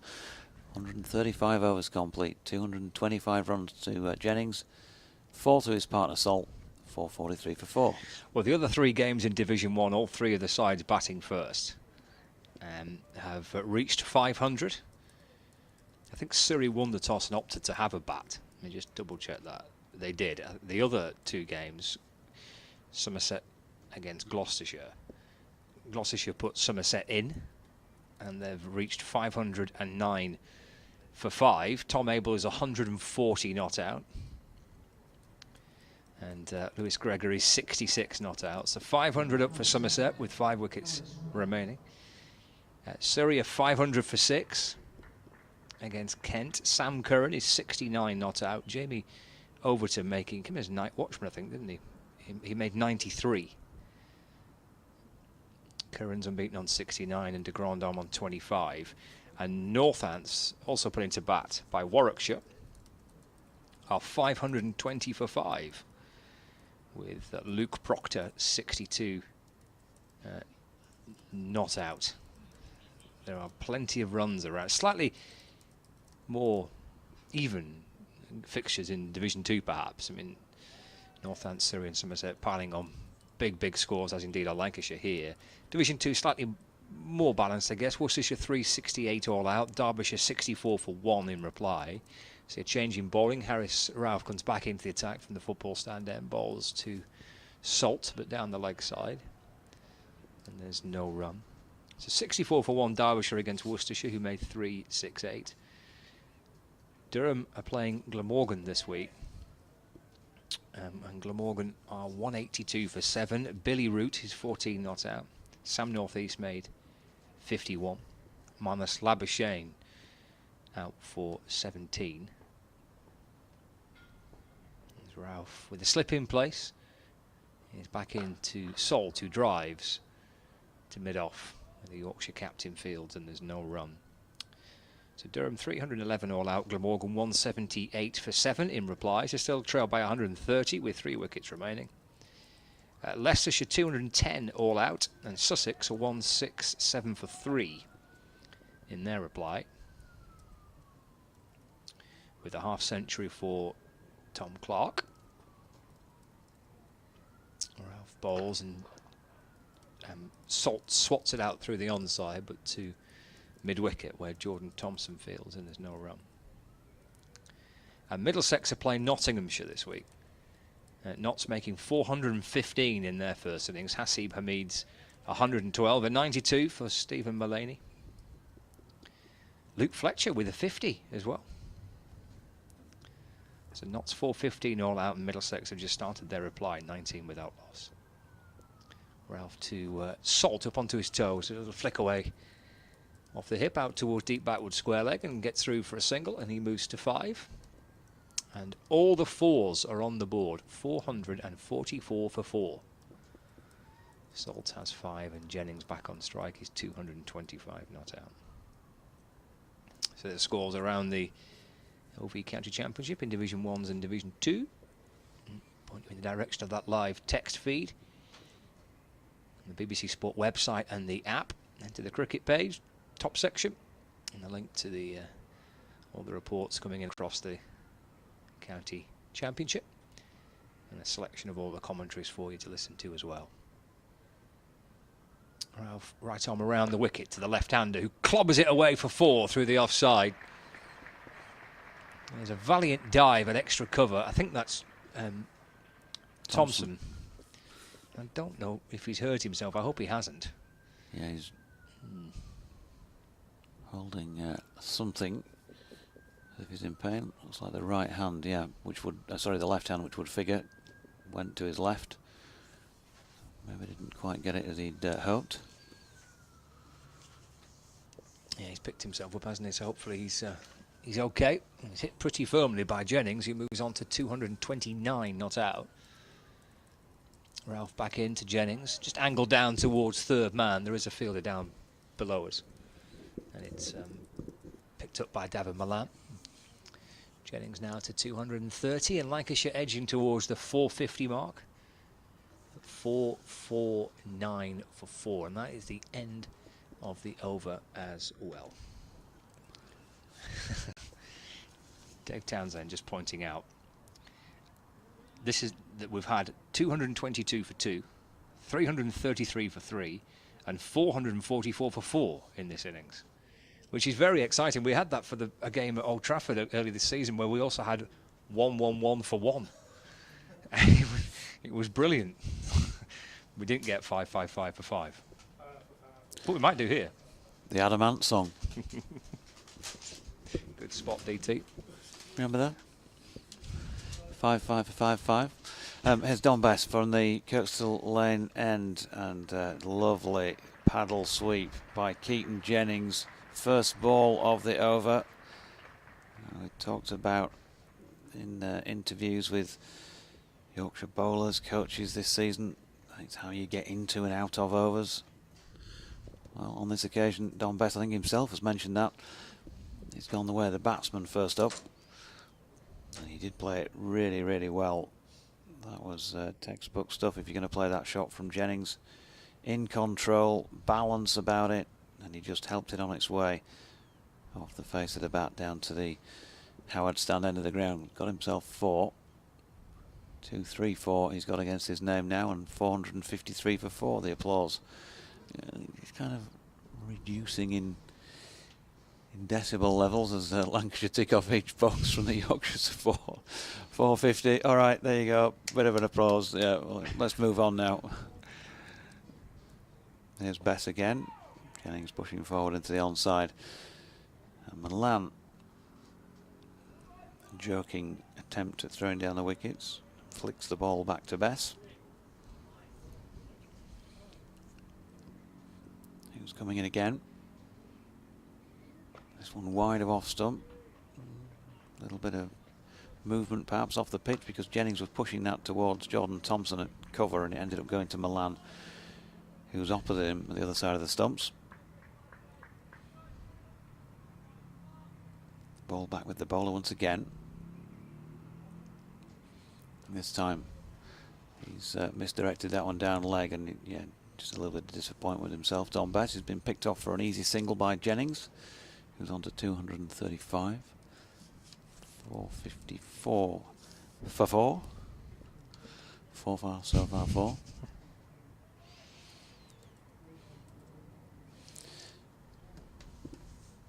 Switch then, because Salt, the right-hander, is back on strike. And Bess goes to over the wicket. The field converges as he comes in, but Salt plays to Thompson in the leg side, no run. Edward Harlan says, JD, I concentrated on the Root Jennings chat. Seemed friendly and definitely non-confrontational by the body language, smiles, etc. Joe, on walking over to his mates, gave a good view of what I am going to call his sacroiliac muffler. Can you get the replay? Last ball of the over, Salt pushes a single. 455 for 4. Stuart Taylor. He's also mentioned the Jennings Route Exchange. Stuart up in Burley and Wharfdale, just what it'll be, 10 miles or so up the road towards Ilkley.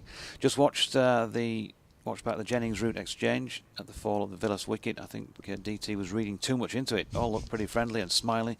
Jennings probably bemoaning the fact that Joe's no longer England's skipper and asking him if he'll put in a good word with Ben about his double ton. Good day to be an exiled Lancashire in Yorkshire. Had I known the last bit, Stuart, I clearly would not have read that email.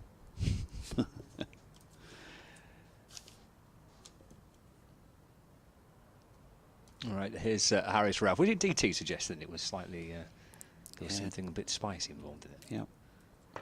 This is full of length onto the toes of Salt, whipped away through mid-wicket, all along the ground.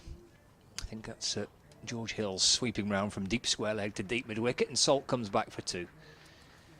The score moves on to 455 for 4. It's the sort of comment DT made that gives journalists a bad name, you know, misrepresenting the truth. He's always looking for a headline, isn't he? For sensation. I think Joe probably said to Keaton, I love the way that Dane Villas smashed that 6 off Don Bess, and DT turned that around into Dane Villas smashed on Headingley pitch. Day 2 of Rose's match. Outrageous from Dave Townsend. Ralph in to Salt. That's driven through extra cover for 4. Brook will chase after it out towards the boundary in front of the empty Western Terrace. And 4 more. In fact, I think that is Salt's first boundary, isn't it? No. Is it not? Okay, he moves to 10. He got off the mark with 1. Ah, excellent. Good job someone's paying attention. I can't remember much, but I actually I'm quite pleased with myself, actually. I remembered that. Taylor Cornell, DT, was put up by Andy Buckley earlier as a Lancashire man who may have been the one who played for 3 different counties last year. But not necessarily all in first-class cricket. This was a question that was set in the morning, wasn't it? Mm. You might need to repeat the question for listeners that perhaps are just joining us, or viewers as well, because I can't remember it myself. As Salt waits, and Ralph is in. Oh, it's a bit of a heave from Salt, trying to launch the ball out the ground, I think, but a swing and a miss and through to the keeper, and there is no run. It was Richard Dawson's question. It says, Friday the 13th quiz question. Can you name the 3 players who have appeared for 3 counties in 1 season? 2 of them did it last year and played for Yorkshire. The other played for Lancashire. So we think we narrowed down the 2, Mark Stoneman and Sam Northeast, who had Yorkshire connections. Right. So it was the Lancashire man. And this happened last year for Lancashire. Is Ralph into Salt, and that's defended back down the pitch, and there's no run. Well, the way Richard's tweet reads is that 2 of them did it last year and played for Yorkshire. Right. The other played for Lancashire, so not necessarily Okay, last year. Right. I've got one. I thought of one potential option, but I won't say it yet, because I know we're getting a few guesses in. A couple of years ago, Lancashire made a loan signing from Durham. I think had also been on loan somewhere else. This is Salt defending as Ralph bowls, and it's bouncing up towards mid-on, and there is no run. One ball after the over, 461 for 4. Neil Dutton says the Jennings Route Exchange sounds like the name of an Alan Parsons Project tribute band.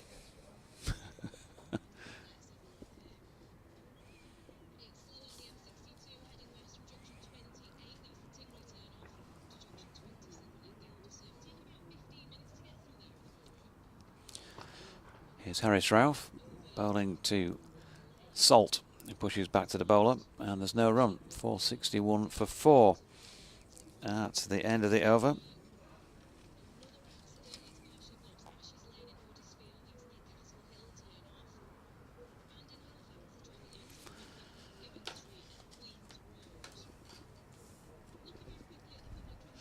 So, going to do an update for BBC Radio Leeds any moment with the lovely Rima. Jennings 235, Salt 12, 461 for 4, and Don Bess is going to continue at the Kirkstall Lane end of the ground.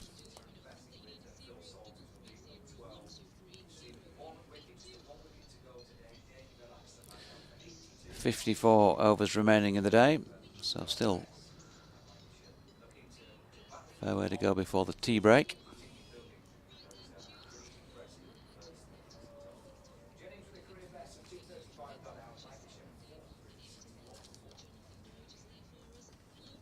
Hello, Rima. How are you? Not a whole lot, no. No, you see, when I tell you that I'm not a whole lot better, okay, Yorkshire took their third wicket yesterday afternoon at 5:29 p.m.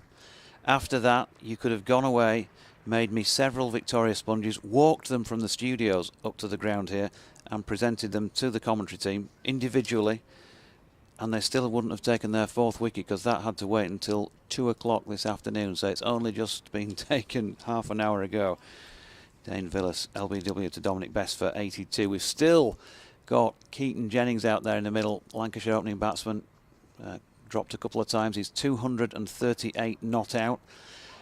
Top draw player Keaton Jennings. And when I tell you that that he's out, run out right now, that will be a bit of a surprise for you, but just as I'm speaking, the bails have been whipped off. He went for a single, he was sent back by his partner Phil Salt, and so Jennings has gone for 238. You've got to feel a little bit of disappointment for him in the way he went, but it's been a magnificent knock. So 238 for him, 464 for 5 now, Lancashire. But yeah, Yorkshire toiling away, I think it's fair to say, once again today with the ball, Rima.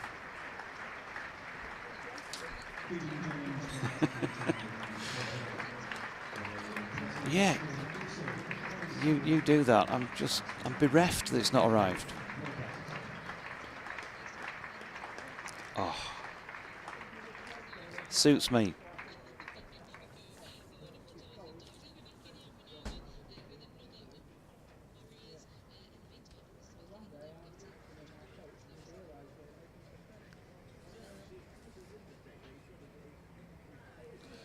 So 238 from 408 deliveries, 545 minutes at the crease.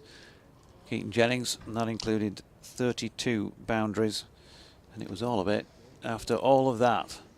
A bit of an anticlimactic way to go, wouldn't it? Run out of the non-striking end.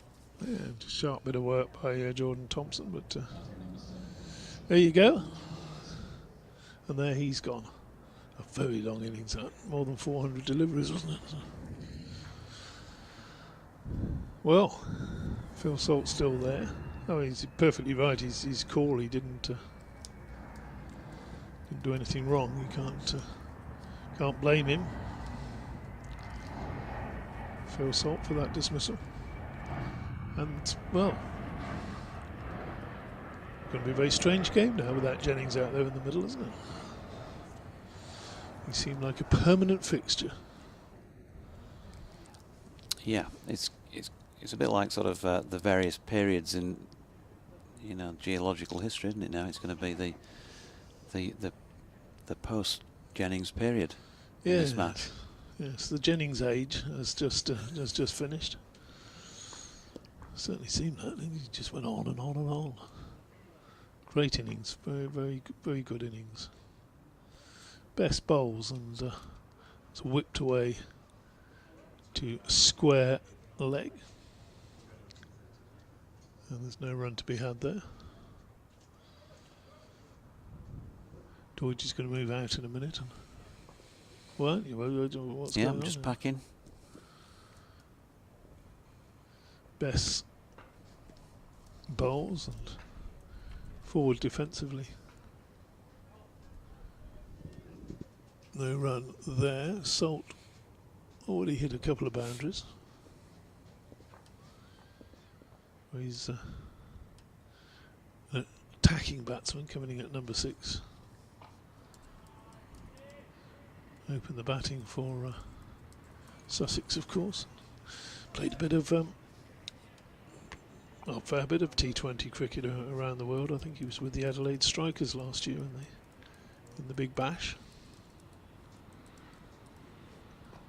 That ball's turned into the onside. Last year, might have been the year before. That ball turned into the gap. Salt takes a single, keeps the strike. He don't score any runs at the non-strikers end, do you? 13 he moves to. And Jennings is no longer there. Run out for 238. Thompson doing the fielding, sharp piece of fielding. So we must now, I suppose, prepare for the post-Jennings age, as you said. What will the post-Jennings age be like? Full of fluent strokes, or possibly taken catches? Could be. Still another 5 wickets to take.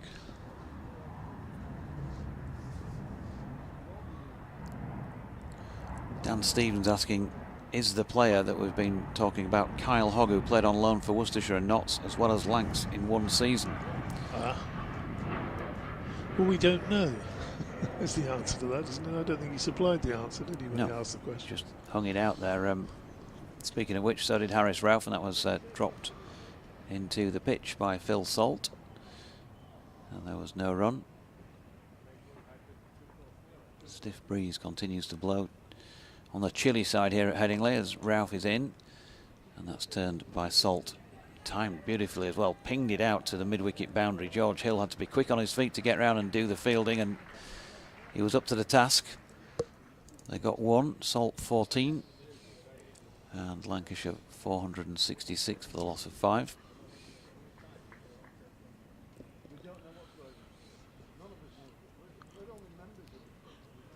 George Balderson then to face his first delivery, number 10 on his back. I think I'm right in saying he made his debut here, didn't he, a couple of seasons ago? George Balderson? No? Oh, I'm getting the. It was an early an early performance then. I seem to remember there was quite a lot of young players in. I think it was the COVID season, 2020, and George was one of them.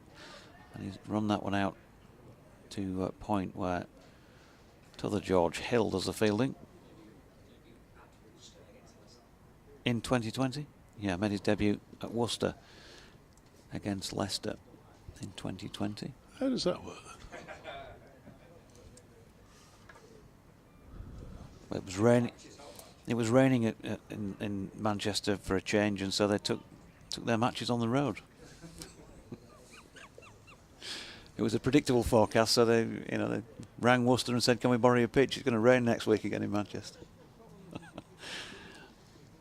Ralph round the wicket, and Balderson pushing forward quite comfortably into the offside. There's no run. 2 slips in place for the new man.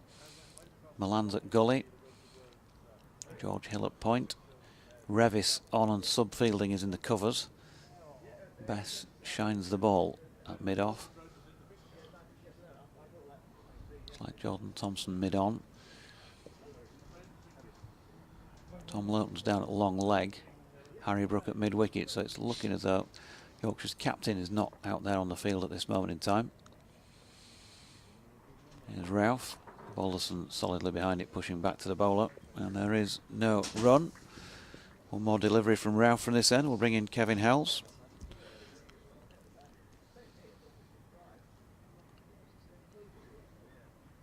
which will be a pleasure for everybody. A lot of description about future funding for the BBC, of course, recently, and you could almost charge, couldn't you, for Kevin Howells? It would pay for most of it. You know, subscription service, Howells on commentary. Ralph short, and that's ducked under by Balderson. End of the over then, 140 of them now complete in Lancashire's first innings. They're 466 for 5. A few words from DT, and then KH will be with us.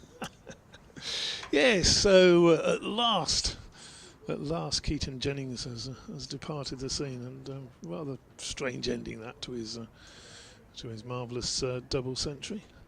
Just got a bit too keen to get down to the non-strikers end and run out by Jordan Thompson. Salt 14. Balderson not yet off the mark, just faced the 4 balls. Need to push on a little bit at this stage, perhaps. He's back. I've been doing your fitness regime. God, I feel good. God. I walked out the door and went back in again. Oh, you're right. No. Start of a new over, Dominic Bess. For those of you who weren't with us this morning, it's just a bit. I feel entitled after sort of being very disciplined for over 3 years now and going for at least 5 walks a week, just to pass on to a very modest exercise tip, which is the hardest thing, is to get out of your door in the morning. Once you got out of your door and got walking, it's done, really. You make all sorts of excuses. I do it myself, so I'm entitled to say that, I think. Always a reason for not exercising. It's just the rain. It's cold rain is the only excuse ever I come up with. Probably, yeah. I'm not keen on that. Don't go in the rain. Best around the wicket to the left-handed Balderson. Just the one slip in. I thought it might put him under a little bit more pressure, but he covers up there. Played back.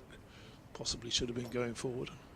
He watchfully pushes it into the onside. And you have to walk fast enough as well. You can't just saunter along. Bess bowls and no run there. You just to raise your heartbeat a little bit, you know. But not fast enough that you couldn't have a conversation with somebody, but not idling along. My heartbeat is raised enough, and I'm coming on the radio with you, DT. Oh, that's very nice. It doesn't necessarily mean yes, exactly. Best bowls to Balderson. He's off the mark there. He's got that one away, possibly a bit finer than he was looking for. Looking to square cut, but he's got it to and a right Horlicks of an attempt to knock it back in there. Is that the former England skipper down there who didn't quite knock that back in without it going over the boundary? 1 or 2 hands. What do you mean, Joseph? Joseph Root, you mean? He's down here. Oh, he's down there. I do apologise to him. He's got his hand in his muff again. Oh, yes. He has indeed. Well, you're going to have to ask him about that. You know? I don't think I will. Best bowls. That's defended. No run. Now it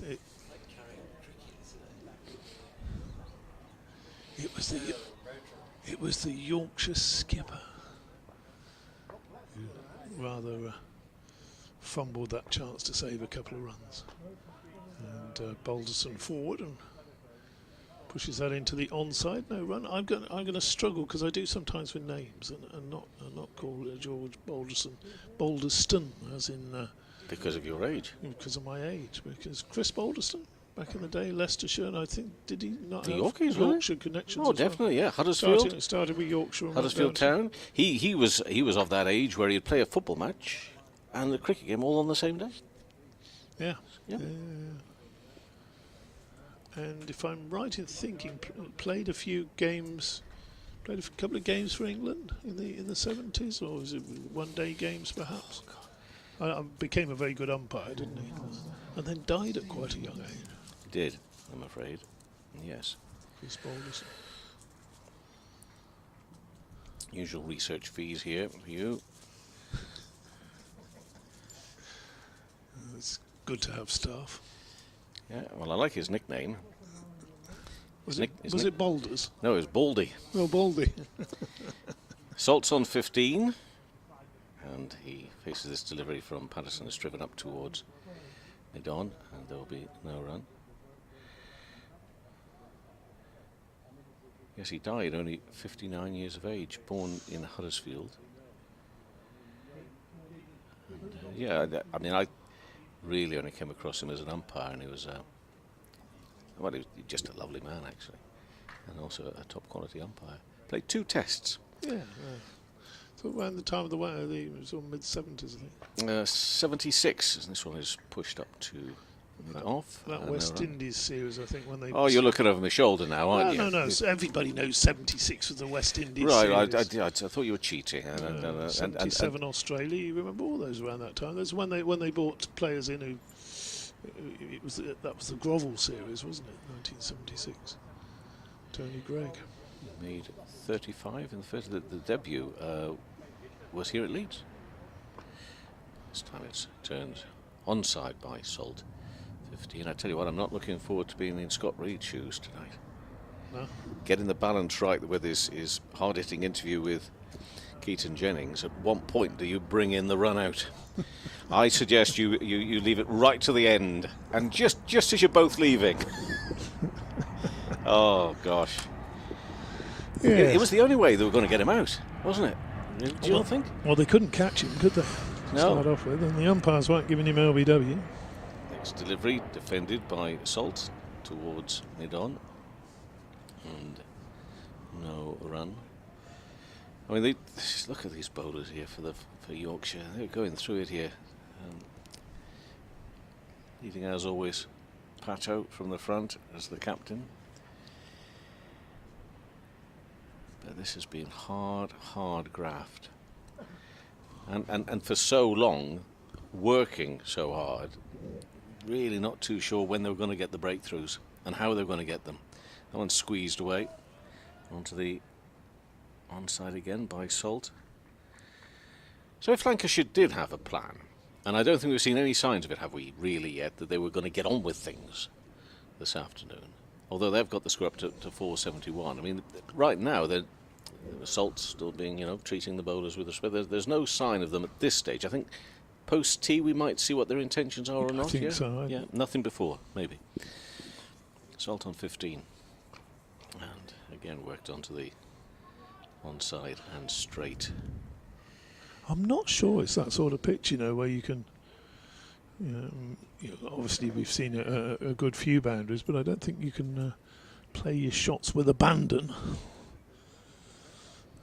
We're a little bit watchful, a little bit not quite being able to hit through the line. 471 4-5, and the partnership that dominated the morning session, both those guys back in the pavilion. Bilas for 82.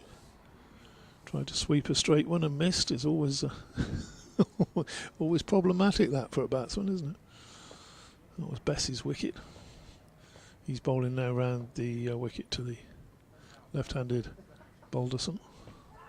And that's out. LBW. Balderson has gone. That ball going on with the arm, and the left-hander playing really for the the little automatic bit of turn, and it just carried straight on, didn't it? And I think we could have given that one from up here, couldn't we? We're in pretty good position, especially with Best bowling round the wicket. Left-handers push forward, push down the wrong line, and he departs on his way. Didn't hang about for too long. Just the 4 runs to George Balderson, and he makes his way off. So wicket's starting to fall now for Yorkshire. Lift them a little bit, won't it? Does this innings whimper out now, or is Well, it at no. some point they it go won't. out there and think? You don't think so? No? I don't think so. Not while Phil Salt is still around. Well, yes, but Phil it, Salt doesn't do whimper. well, at the moment, the way it's going, there's a potential for that to happen. That's Yeah, what I'm saying. yeah, So do you think that attitude, therefore, if wicket's on that, good delivery, Balderson's out, do you think that attitude might actually change before tea and stop it from? At some point, they've got to go up into and get on with it. But as the wickets fall, that surely maybe brings that forward a little bit. It does, but it's there's there's also that psychological thing of sending Yorkshire out there for the 6th time, isn't there, to field, and they'll want to bat till after tea. Luke Wood coming out, he could hit a hard ball as well. I've seen that happen. So stocky little batsman, isn't he? There are people to this day that can't quite understand why Nottinghamshire allowed him to leave. Had he been Worcestershire as well, hasn't he? Worcestershire a bit of a lone, Lancashire, but not somehow just couldn't find a regular place for him. And now you look at their bowling attack in Nottinghamshire, and you can see where maybe the problems would lie. I'm not too sure that was necessarily the case when Luke was there. Anyway, he is where he is now, and as you say, he is a top performer. Some players just sometimes don't. I don't mean personality-wise, but just sort of skills-wise, they don't sort of seem to fit in. Oh, we can't play him this week because we need another spinner. We can't do that. And he comes forward to that first delivery and pushes it back down the pitch to Dom Bess. Do you know what I mean? They're always the unlucky one in the team. Well, phenomenal in T20 as well. Maybe he's sort of just been boxed a little bit in that category, possibly. Bess again to the left-hander. Still not really attacking him. He turns that one around the corner. He's going to pick up one. He might come back for the second, but Hill's around to do the fielding, so they settle with one. I wonder what's going through Phil Salt's mind at the moment. He's not a man to hang around for too long. Can play the appropriate innings, but he does like to hit the ball. Is he not trying to play a different sort of game, though, with Lancashire in his move? He smacks that one back down the pitch. Best deflects it into the stumps. Appeals for was Wood out of his ground. Wood wasn't out of his ground. He's 15 or 42 now, something like that. Anyway, and with a couple of fours, you'd almost think this is the platform set for Salt actually to go out and do typical Salt things, as you say. But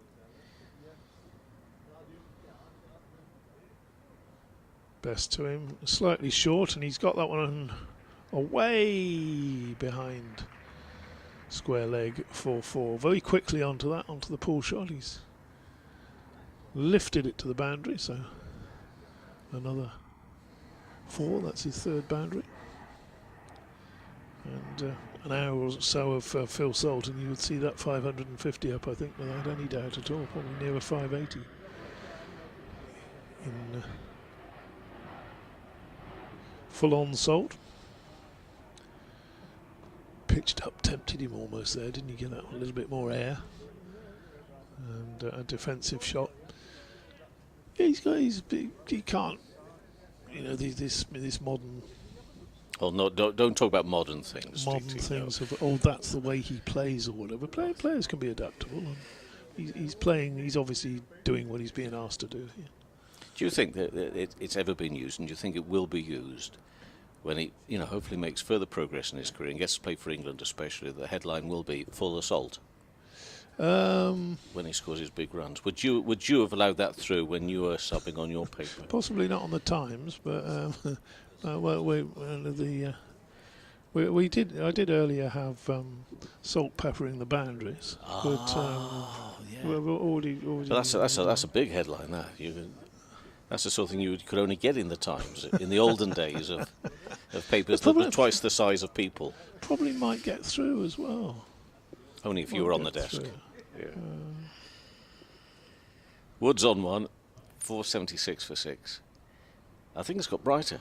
DT, we're going to tell me that's just light. I think now the lights are taking less effect. And just pulls his bat inside the line of that one from Patterson. I mean, this has to be the moment when Yorkshire sort of, how do I put this? I'm not saying that they've been asleep, but sort of say, wake up to the moment that there's opportunities here, which I can't imagine they've been thinking too often, especially early today. But big, this is a moment when they can, 476 for 6. You're talking damage limitation, really, but this is a moment to get those wickets tumbling. And Wood defensively into the offside.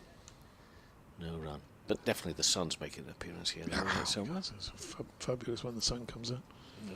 I don't think it's going to make a lot of difference temperature-wise out there today. Did you know Rupert Murdoch's not a big fan of puns? He has mentioned it to me actually in the past. Yes. On The senior occasions. management at the Times have certainly mentioned it when he's been in town. That's for sure. Around the wicket, in bowls and driven up to mid-off. There'll be no run. Did he mention it to you? Well, I got one of my better headlines got knocked back because of it. Sports department. You always try and get a bit of something in there. And you remember when Tom Moody was in the running to become England coach about 10, 15 years ago, and I put a headline through that said Moody's impressive CV with Worcestershire sauce, SOURCE, and it said no, you can't have that. Around the wicket, in bowls, and that's well left. A bit of movement and carry through to the keeper. That was I was quite proud of that. That was one of your better headlines. Yeah, I was quite proud of that, Worcestershire sauce. See, so it's Worcestershire sauce. No, I get you it. understand No, that, I get it. I mean, Perrins, I think. that's Liam a lot. Perrins, That's a isn't lot it? of words. That's a lot of letters. Here, isn't when it? it's the Times, you see, you've got a bit more space as far as that goes. But no, we couldn't use it too punny. Oh dear. Well, because just in case Rupert was watching. I think he was in town. Oh, right. Oh, and that's an angled bat. Kept down, at least, by Wood towards the gully area. And no run. Oh, so word reason. got round that the big Rupert was in town, and you had to all behave yourself. You must have found that very difficult. Very difficult. Yeah. Oh, dear. The good old days. We thought they would never end. 476 for 6 around the wicket. Patterson bowls. Oh, and again sliced at that one. Down towards Milan, who's fielding down there at gully. The end of that over. Just a little bit there, isn't there? In the pitch. Not perhaps enough to worry the top order batsman, but certainly just turning them round a little bit. Nothing alarming at this stage. But it'll be interesting to see what Jimmy Anderson can get out of it. And others. Yeah, but I mean, he's the premier man for extracting anything that's in a pitch, isn't he? Yeah. But what I'm saying, that there'll be no let up. It's not like you can try and keep Jimmy out and think, they're going to keep coming at them, aren't they? Very good attack, and then of course, if there's any grip in the pitch, you've got Parkinson, who's I think he's a fantastic bowler. This start of a new over from Don Bess, just eased out to square leg for a single by Salt, who still hasn't slipped into top gear. I'll tell you who's a big fan of Parkinson as well, and that's Kerry O'Keefe, the old Australian leg spinner. Reckons he gets into perfect delivery position, or he's playing all that technical stuff, which leg spinners love. This time to the left-hander, Bess. Confirmation that Mark Chilton is going to be the guest on Sports Extra at tea time today. Difficult time for Mark to talk about Lancashire at 477 for 6. Best trying to make that for 7, but he's not going to do it there. As back goes Wood and just chops that to short third man. Again, no run. As Yorkshire players, they're thinking, how much? Go on, another hour out here, something like that. It's when they're going to declare. They're thinking about it themselves as well. I reckon 575, something like that. If, of course, they're not bowled out. Another 100 from here. When's that going? How long's it going to take them? Well, they've got plenty of overs left today. Look, we're not even halfway through the day's play, are we? Remaining overs 47, just. It's only just past halfway of the day. So that next delivery played to mid-wicket one of the 4 men saving one on the leg side. But in one sense, it's a defensive field, but at the same time, they've got the slip and 4 in a line on each side saving a single, so nobody out. If Wood wants to give it a bit of muscle, but again, he just plays that one defensively back down the pitch. The reason I think they're going to bat on is because they're showing absolutely no signs of looking to push on and perhaps declare at tee, something like that. No, I always thought they'd gone beyond tee, but I thought they'd be looking to pull out about half an hour after tee, 45 minutes, something like that. Yeah. And you reckon, yeah, well, with a bit with of the extra acceleration as well. Yeah. The acceleration Okay. as well. You're looking at something north of 450, definitely. For north of 550. I'm going to push Mark Chilton very hard on this issue at tea time. Oh yeah. Yeah. Have you interviewed him before? I'm sure you have. It's not an interview with Chile. Is it not? chat. It's a chat. Yes. Yeah. No, you don't interview Mark. You chat with him. They're the things I like. I don't like interviews. I like chat. I like talk to people. DT. Interviews are very formal and political and no. Salt's on 20, 477 for 6 in and push back up to the bowler. There'll be no run. Let your guest talk. Just ask him intelligent questions. Well, I can profess to be asking intelligent questions, but yeah, let people talk if you can. I think so oftentimes a pressure, on that. But we got a good 20 minutes at tea time. That should be plenty. Phil Salt's 20 not out. Patterson in bowls. Well, he's looking for that behind square on the leg side, and he's right in front of him. Comes off his pads. He's not necessarily quickly into getting the timing of the ball right, and had moments of that. I mean, that Dane Villas innings I thought was really good because Jennings was making things look really easy, and Villas was playing some lovely shots. But there were times when it looked to be a little bit of a battle for him. Didn't look totally comfortable out there in the way that Jennings had been doing so, but still terrific from Villas in that partnership with Jennings. Patterson bowls and worked away through to the onside, and in scoring his runs, Dane Villas passed 10,000 runs in his career. Good for him. Keaton Jennings, the highest individual score for a Lancashire batter in a Roses match. Oh. I believe. Correct me if I am wrong, but don't tell me. That's what I believe. I mean, Yorkshire's would have been Lehman. He's 252 as Patterson's in bowls, and that's played by Salt up towards. He was timing the ball so nicely towards the end as well, wasn't he, Jennings? He just turned one off his legs at one time, and I'm looking down at a fine leg or something. It's raced away past square leg for 4. Just was there a single? Beautiful shot. Was there a single in that run out? I couldn't make up my mind. What? No, seriously, because I didn't see it live because I was head down doing other things. I just looked back on the replay. The next ball is played away up to. That's a serious question. That's no run there. I think if you were to ask, I think if you were, was it Phil Salt, wasn't it? I think if you were asked Salt, he would say no. And I think if you were to but he set off for it, didn't he? That was the problem. Jennings, he would say no as well. If they'd have gone for the run, it would have caused the umpires a problem because they'd have had to decide whether they'd crossed or not, I think, by the time the stumps were broken. So where was the trigger there? Do you think Salt had called him and next delivery behind square on the onside? No, one run, sorry. Yeah, he just took one of those things, isn't it? One goes foot, the other one goes, and it's all over. So. Bit of a sort of, It was the way that Keaton looked back at Salt, sort of from a distance. It appeared it was accusatory, or was it just merely human disappointment? 478 for 6, Salt on 21, Wood on 1. I look back at the replay and I couldn't be working it out exactly how that error had come about. It was a very straightforward. Yeah, it's just a mix-up, wasn't it? Or I don't know.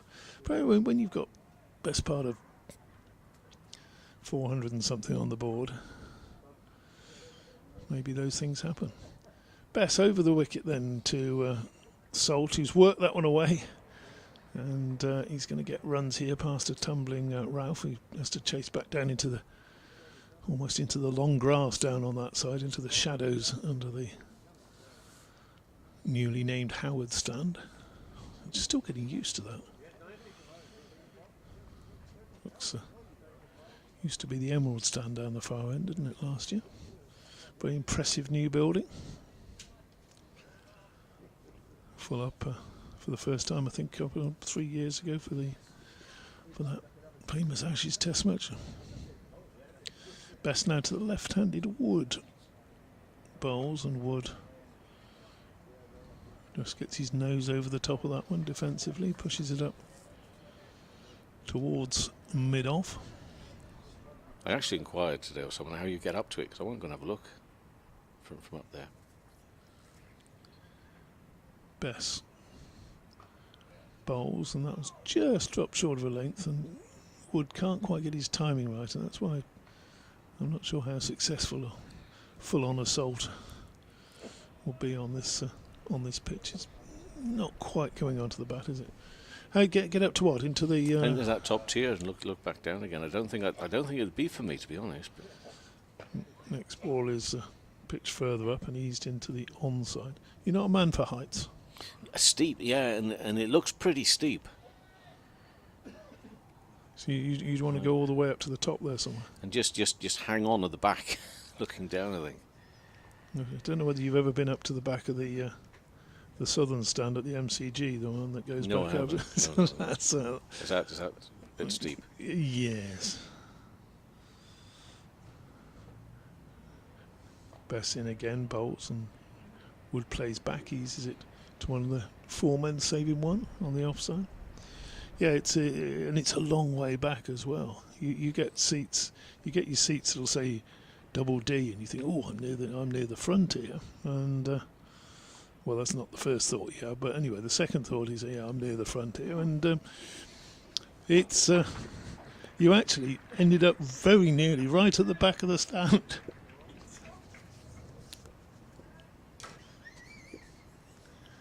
That's just eased away down to fine leg. For a boundary for Luke Wood, that's its first four. He's been working up to that one for about half an hour, I reckon, or 40 minutes. There we go, 485 for 6. It's amazing when you have a little bit of a childish giggle, how the eyes glaze over and just steam up a little. Salt's on 24. Still Root standing there in that slip position. Salt awaits the delivery from Patterson, who will be bowling from the Howard stand end. And up he comes again. 32nd over he's starting here in the innings. And works that defensively, prods it really, Salt into the offside. 53 runs from his 32 overs in 32nd. I mean, doing Patterson things, keeping it very tight, making it as difficult as they can to score runs off, but of course that wickets column at the moment still reads 0. You'd like to change that and quite rapidly as I say we approach tea. It won't be until 32 overs left. We're still got 44 after this. Well, he didn't know too much about that, Salt. Just a little bit of jag occasionally off the pitch, isn't there, for Patterson? He's plugging away. Not taken a wicket yet, but rarely gives away a lot of runs, does he? He's Mr. Consistent. Dear old Callie used to reckon 2 runs and over would be Patterson's aim for the entire season. If he could keep to that, he's a little bit more than that at the moment. 485 for 6, and he bowls to Salt. Up towards long on. Or is he? What are those figures down there? Is he into his 32nd over? I just said that when you're listening. No, I try not to. I just went through all that for about 3 minutes of it. And at some point you woke up and thought, I'll add something to this by going through it all again. Patterson bowls. LBW Peel into his pads, but probably doing too much. Yeah, he's a bit too far down the pitch, wasn't he? That was the problem. But I think Patterson and the umpire both knew that would probably have hit the stumps, but both knew that it couldn't be given out. See, now down in Bristol, Somerset have decided that at 591 for 7, it's okay for them to declare. Well, again, yeah. They've gone a little bit quicker, haven't they, obviously? Yeah. And also Gloucester have had to call upon some reinforcements, low and ease brought into their bowling and like. That's pushed back to the bowler off the bat of Salt for no run. So that's ladies from Bristol. From Beckenham, 543 for 7 for Surrey. So I wonder whether they're thinking there of calling it quits. Exactly 550 for 7 now. Colin de Grandhome on 51. Sam Curran out for 78. That poor kid can't find a century.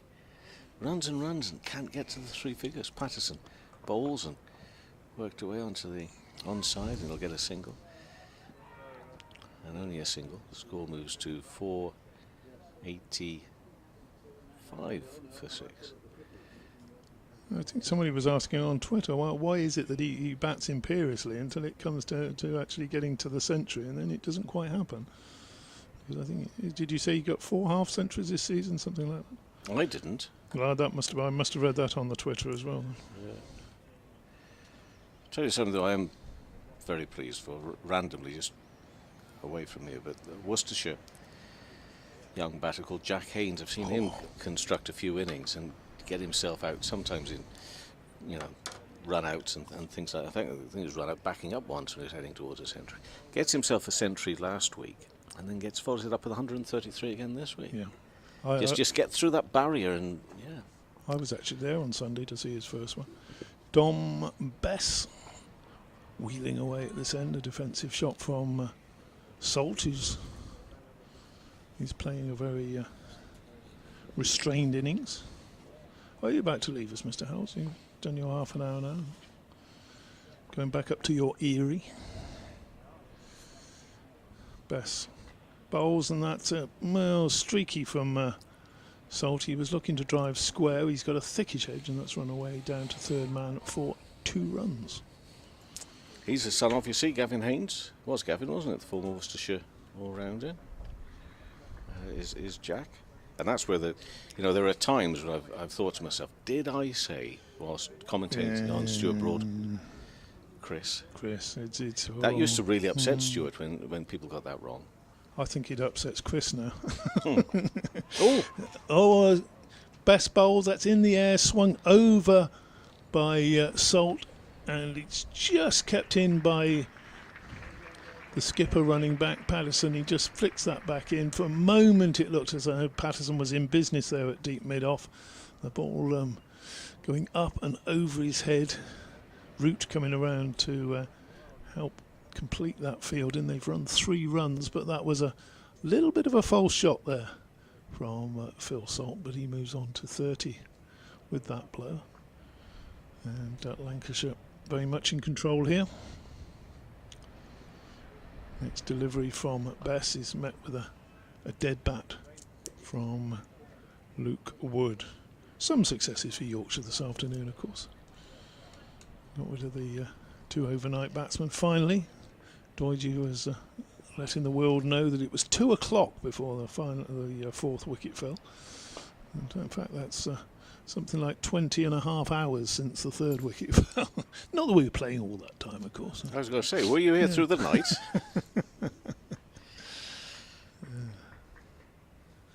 Bess to the left-hander, 1 slip in place, and that goes through outside the off stump.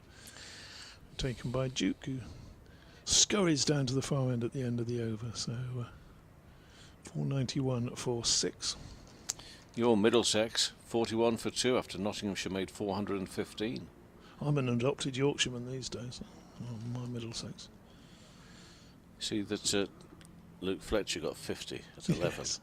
And Jay Bracegirdle very keen to know who was the last Nottinghamshire number 11 to get 50. So asking on Twitter. No, I don't think anybody helped him. He didn't really want to know. All he wanted to do is he wanted to put it out there that his boy, his pride and joy, had got a 50. He's updated the book, by the way. Did you know that? Has he? Yeah. Well, he had to, with that 50? Well, yeah, Surely. probably there's Surely. a whole new chapter on that 50. Patterson bowls and pushed up to mid-on. No runs. Assault remains on 30. A good steady 30 at the moment from Assault. Wood on 5. Has he really updated it? Well, he had to, because Fletcher had such a fantastic year last year. Remember, he wrote it in 2020. It was a bit of a lockdown COVID project, wasn't it? First lockdown. And then Fletcher comes back next year, 2021. That's a phenomenal year. What was it called? I know it's the Luke Fletcher story. It's Oh, I don't know. It's probably rude. Patterson bowls and push back up to the bowler. There'll be no run. No, it isn't rude, but I don't know what it's called. I can't remember. 491 for 6. Anyway. He was known as a something bomber, wasn't he? The Bulwell. The Bulwell bomber. Oh, yes, that's right. In the area of Nottingham, just outside. Yeah. Big Luke. Not the worst to be coming in at number 11, isn't he? Very nearly got a century a few years ago as a night watchman. And he was run out, wasn't he? I think he was. Yes, he was. I think it was up at Durham. Oh, the girdler was in tears. Salt on 30, push back up to the bowler, who gets one hand down to it. Patterson He's parries it away. probably more upset than Luke was, I imagine. He couldn't quite bring himself to commentate, which was a bit of a problem at the time. I mean, I think he just managed to get the words "run out," and that was it then for a good 5 minutes. We had to massage his shoulders. We had to give him some Haribo. Anything to get him going again. Patterson squeezed away on the leg side by Salt, and he's on to 31. And Lancashire 492 for 6. Are they going to be the two teams to go up from Division 2? Well, going up where? Well, in theory, you know what I mean. Are they going to finish first and second in Division 2? Nottinghamshire, Middlesex. Middlesex, bit of a blow with Yeah, maybe. Shaheen going home. Which, speaking to an insider at Middlesex, tells me it wasn't such a big blow to them, because he wasn't going to play anyway this week. He was only due to play one more game, I think, before going back into the offside by Wood off the bowling of Patterson. So he's just gone a game early or something? Yeah, just in terms of what he was going to play, yeah. But clearly, he's done a good job for them. Perhaps they should have played him this week and let him go home a week earlier and not play the Well, next that one. might not have happened, because I think he missed the last day against Sussex, didn't he? In the last round. Yeah. Although that was a big chase. Was he in the red zone or something? Probably.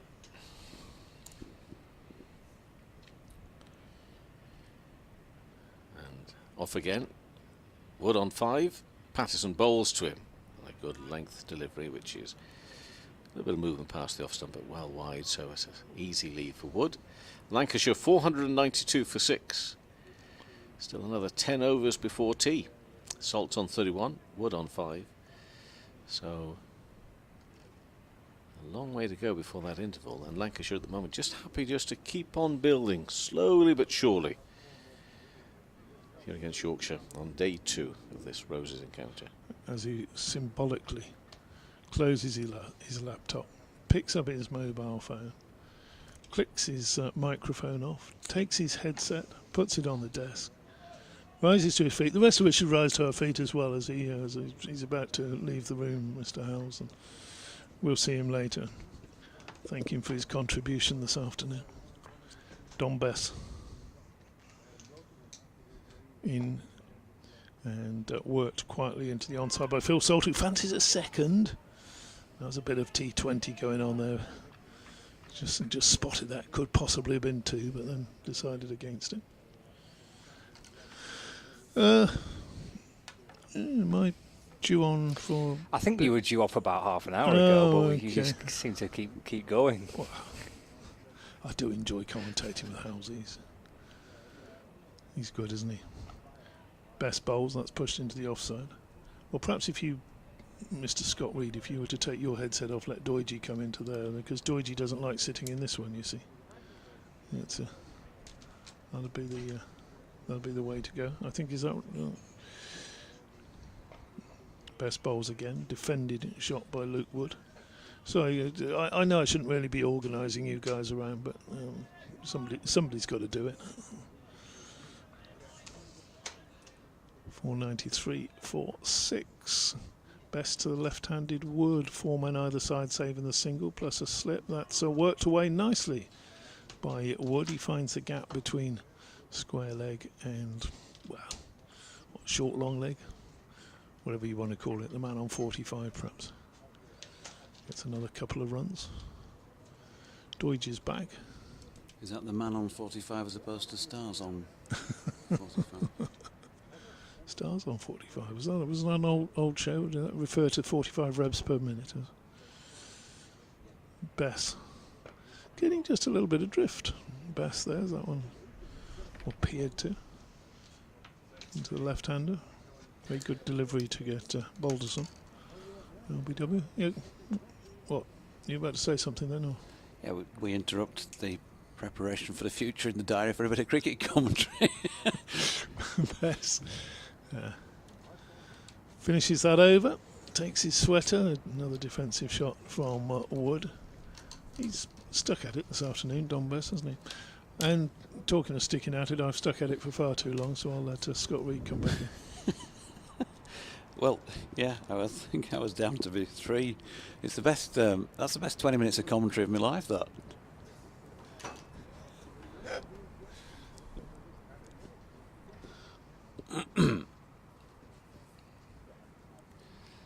Anyway, he gets paid a fortune for doing that, doesn't he, Scott? I mean, the money we've got to shell out to get DT back from Thailand to do this job. So, I think he should do an extra 20 minutes.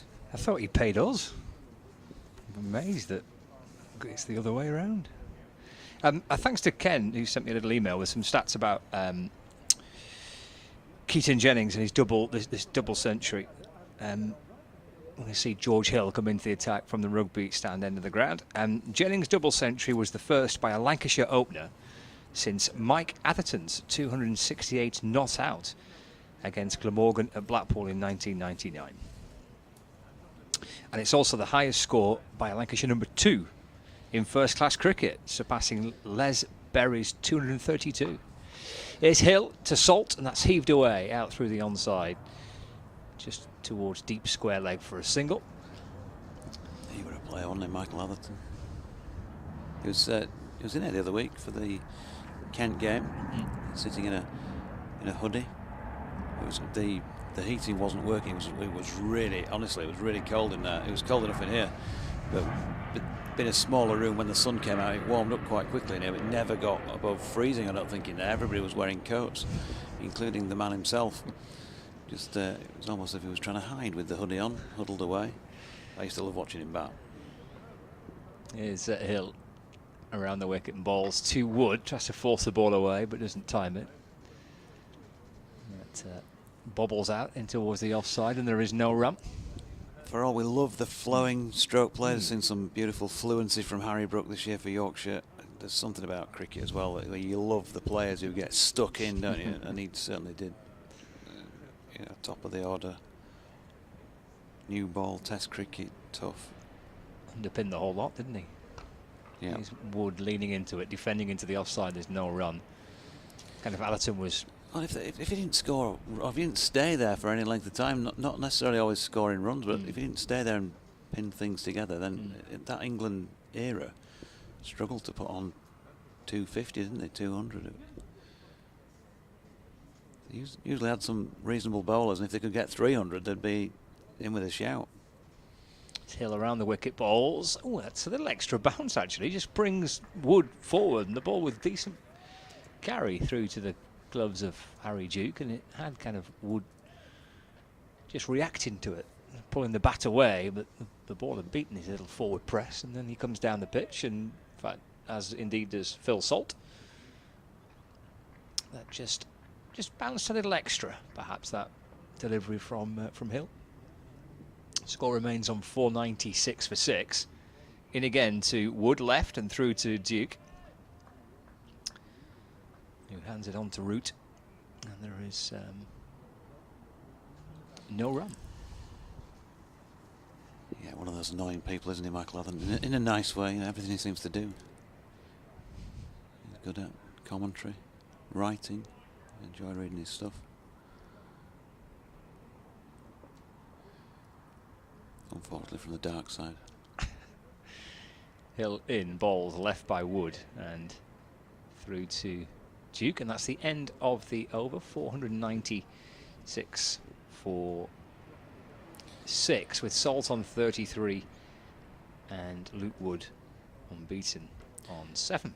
And still 8 overs remaining until the tea break. So, what are we at? 24.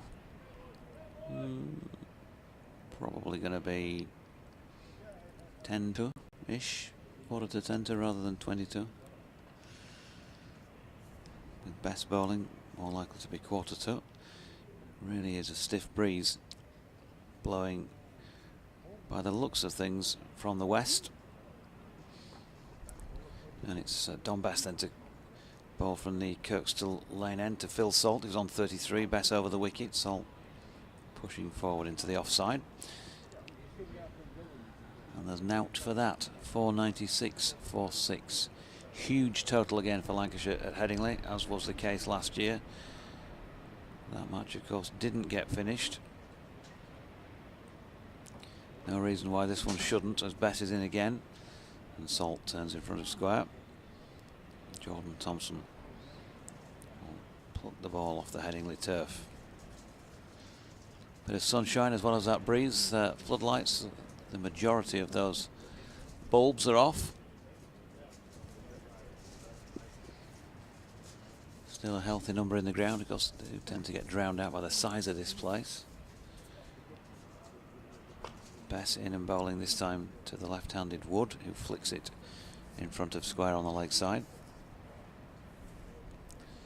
Still top coat order though for those that are here, with the exception of the chap that we spoke about this morning, still there in his white t-shirt. He'll be getting burnt now, at lad. His shorts on. Short ball from Bess, and that is cracked away. Powerful shot from Wood. Steps back and cuts, and it goes away through the covers for 4. I suspect Lancashire might just look at where they are at tea. They've not got to 500. That shot brings them to 500. And we're just looking at elsewhere declarations around Division 1 games. There's been plenty of runs scored today again. And Somerset have declared 591 for 7. Northamptonshire have declared 597 for 6. Bess round the wicket to the left-handed Wood, and pushes into the onside, no run. Surrey are still going 568 for 8. Lancashire now bring up 500, 501 for 6. Bags of time left, 39 overs today, 2 full days to go as well. Few shirt fronters around. Here's Bess, and pushing forward Wood into the offside to complete the over with no run. On the players playing for 3 counties, Okay, yeah. Dan Stevens has tweeted. You can do the same, by the way, on @ScottReed16 for the man to my right, @Jonathan Doidge for yours truly, or @DO_cricket for the old renegade at the back of the box. Dan says Kyle Hogg played for Lancashire and then on loan for Notts and Worcestershire in 2007. Good piece of research there, Dan. Thank you for that. David Blanchard. Well, I suggested Johnny Tattersall this morning. You did. And I thought he'd played at Gloucestershire and Surrey. And David concurs, as well as Yorkshire, of course. And Richard Dawson actually gives the answer. The third player was Kyle Hogg in 2007.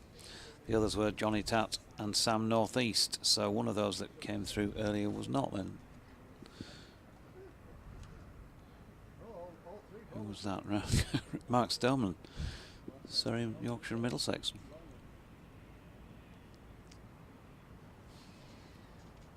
Kyle Hogg's a good shout. Well remembered. Good question anyway, Richard. Thank you for that. And for everybody who had a go. Here's Hill running in and bowling to Salt. It's eased away into the offside, but for no run.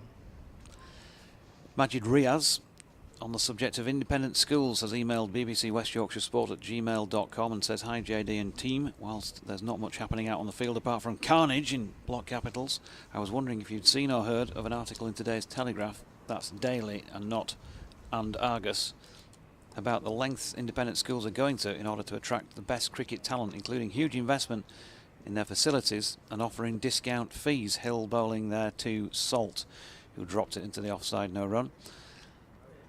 I hadn't, no, but I shall endeavour to avail myself of those words, Majid. He says, "My first thought was if you're from a working class background, then a free or cheap scholarship to a good school is an enticing proposition. At least you've had a good education if cricket doesn't work out." Hill bowling to Salt, pushes firmly to mid-wicket, no run. Majid goes on. But then what happens if independent schools become the sole or dominant feeder into the county game? Or is that already happening? I recall a Michael Atherton article about Moeen Ali being the only member of the then test team from a state school. The ECB already seems to struggle to get economic and ethnic diversity from school age groups up to the highest levels from what came out of the select committee hearings. Hill in, that's turned to leg by Salt. And a tumbling stop at mid-wicket can't prevent the single. And Majid would be particularly interested on DT's thoughts on that, so we'll let him have an inward digestion of said email and then he can respond.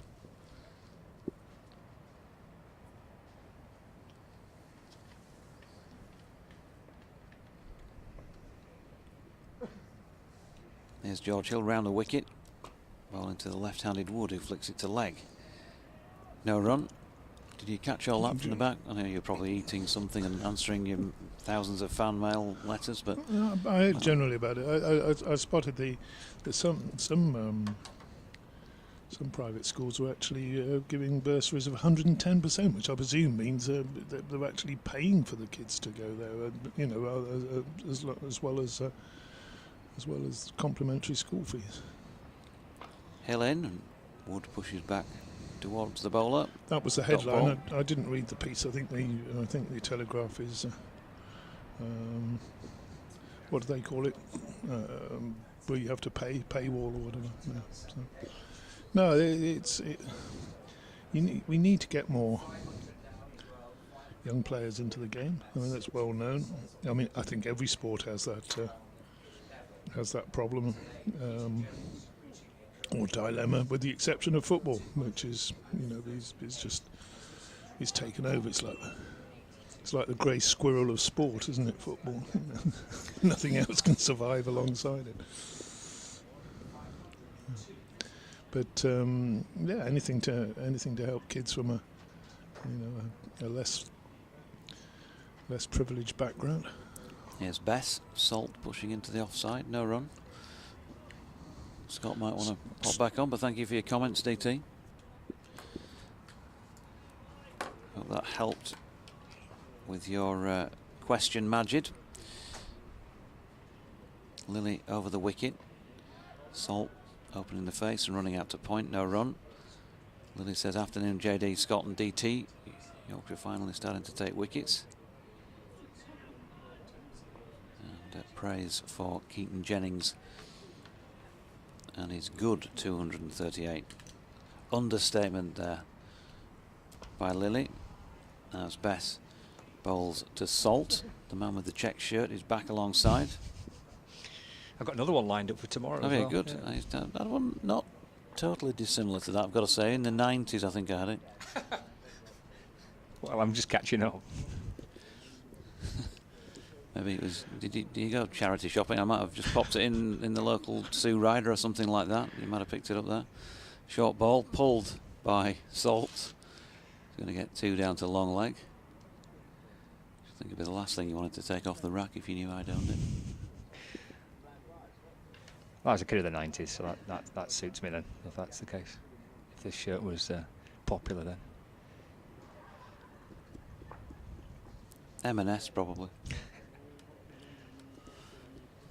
Other high street clothing retailers are available, and so is a Yorkshire wicket, and A slip catch. Adam Lyth takes it and looks up to the heavens and clutches that ball. You often see slip catchers throw it up in the air, but one's gone in, and I think that's a case of I'm holding that for the team, says Adam Lyth, and that is the end of Phil Salt for 37 off 79 deliveries. 93 minutes he was out there, and he hit 3 fours, and it means that Lancashire are tottering at 504 for 7.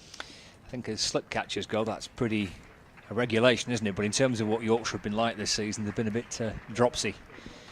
So they've been pleased to have seen that one, and there was a visible sense of relief, really, wasn't there? But on the body language of Adam Lyth and the reaction of Don Bess as well, who's twirled away. He's kept going, hasn't he, Bess?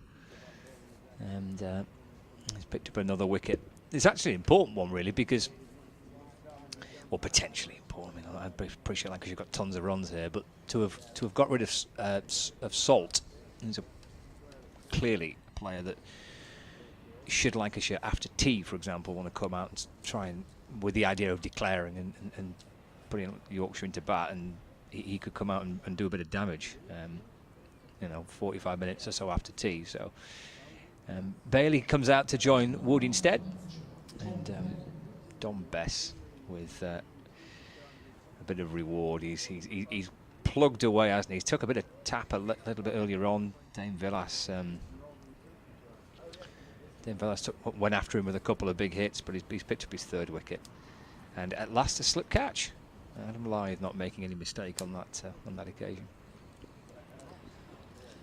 Now in the breadbasket, so Tom Bailey, new man out there in the middle for Lancashire, who, well, I mean, let's be honest about it, they've just been routed this afternoon.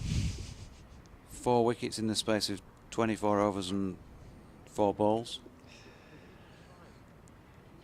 They've collapsed from 426 for 4 to 504 for 7.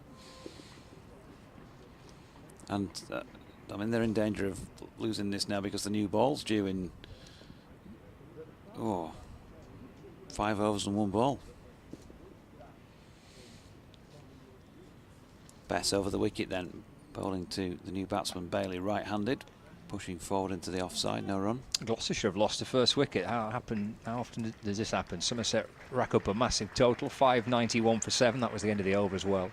504 for 7, Lancashire here. Somerset 591 for 7 declared, and then Peter Siddle strikes with the very first ball of the Gloucestershire innings. George Scott, the man out, LBW to Siddle. So a good start with the ball for Somerset.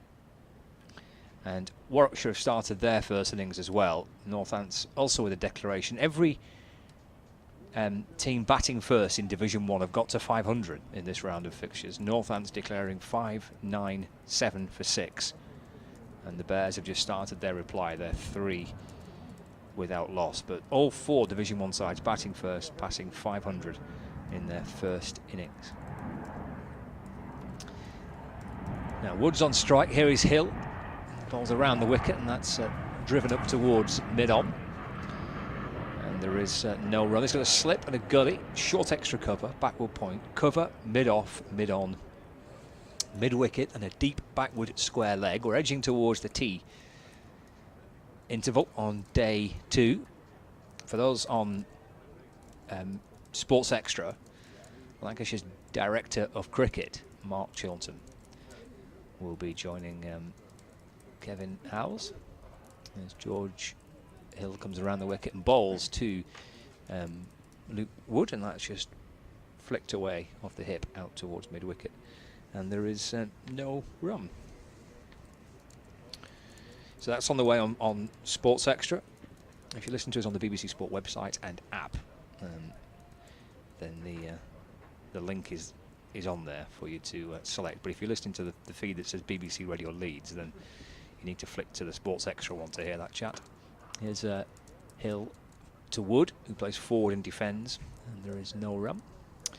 Andrew Sampson pointing out on Twitter that Surrey are the first team in first-class cricket, this always excites me, to have 3 consecutive batters dismissed in the 90s. Pope 96, Folkes 91, Overton 93. The first team in first-class cricket to have 3 consecutive batters dismissed in the 90s. Blimey. It's Hill to Wood, and that's pushed away into the offside, and there is no run. Just picked up a cover point by Jordan Thompson. And I bet you there's some supporters will be saying, you know, is there a problem there? Is that a mental issue that they've got in the camp that they can't get to 3 figures? They're only getting 90s. I think The emails will be going red hot at the moment. Jamie Overton he was night watchman, I think, wasn't he? There's Hill to Wood. That's hit down the ground. 1 bounce, and then Hill athletically leaping up, one-handed to catch the ball, and hands it to Harry Brook, and there's no run. Skipper will be saying, nobody means to get out in the 90s. We've practiced it in training. But you can't replicate what it's like being in the 90s in the training session. And we've talked about it in the dressing room. If we get to the 90s, you know, we've got to see this through. Stephen Cross had a few 90s against Yorkshire. He got over the line this week. Here's Hill to Wood, and that's cut. But it bounces into the hands of Jordan Thompson, and that is the end of the over. So that's another one done. 36 remaining today, so 4 left until the tea interval. 504 for 7. Wood on 11, and Tom Bailey on 0. He just faced a 1 delivery so far since replacing Phil Salt, who was caught by Adam Lythe at slip off the bowling of Don Bess, who's going to have another go from the Kirkstall Lane end. Yeah, fresh from a wicket. I'll say it again, fresh from a wicket. 3 of them, in fact, now for Don Bess. He's got a bowling point on his own. He's a good lad, non-stop trier, Dom. 33 overs, 4 maidens, 1 for 119. Bailey pushing forward, and I think that hit him on the body rather than on the bat. Tall figure, Tom Bailey. Saw him in concert just down the road at the Leeds Arena before Christmas. Tom Bailey, formerly of the Thompson twins. Oh, I remember you mentioning this to me the other year. I've not heard of them, but pushed out into the offside, this latest best delivery into the covers. Milan will pull it up just short of the rope. They're going to get back for 2. If I said hold me now, well, I mean not quite now, wait till tea, but that was a big hit for was it the Thompson twins in the 80s. And Okay. Doctor, right. so he played all those songs, but the other 2 from the Thompson twins were not there, so it was Tom Bailey, formerly of the Thompson twins, supporting the Human League. Bailey leaning into this next forward defensive shot. Push back to the bowler. Bailey on to 2. 506 for the loss of 7. And this time Bailey uses his feet, and that's a lovely shot by Tom Bailey. Easy as you like, just a step and a little extra, and lofted it straight back over the top of umpire bowler and his partner out there, Luke Wood. 1 bounce and 4 beneath our feet.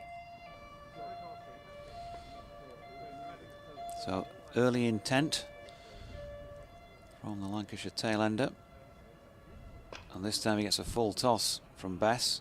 That's drilled into the offside. Harry Brook is down and fielding. Yorkshire's fielders taking every opportunity to lay on the floor for a little bit when they field something.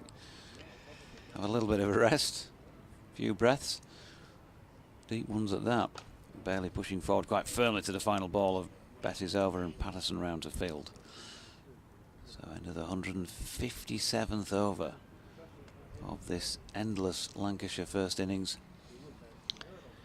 35 remaining, 3 to go then before tea, and it's 510 for 7. Yeah, I suspect Lancashire just make Yorkshire come out and bowl again after tea. Make them come out to the field and have to keep going and wait for a potential a declaration. Of course, they might just bat on until they're bowled out, but I don't think Lancashire would be declaring at tea, for example. At least they're not playing like that. That would be the situation. I think maybe the idea of having to go back out again, kind of 6th session of the game so far back into the field. I suspect Dame Velas probably quite fancies the idea of that. Here's Hill to Wood, who defends, and there is no run. They have reached tee in the game in Division 2 between Leicestershire and Sussex, with Sussex 271 for 4 in their first innings.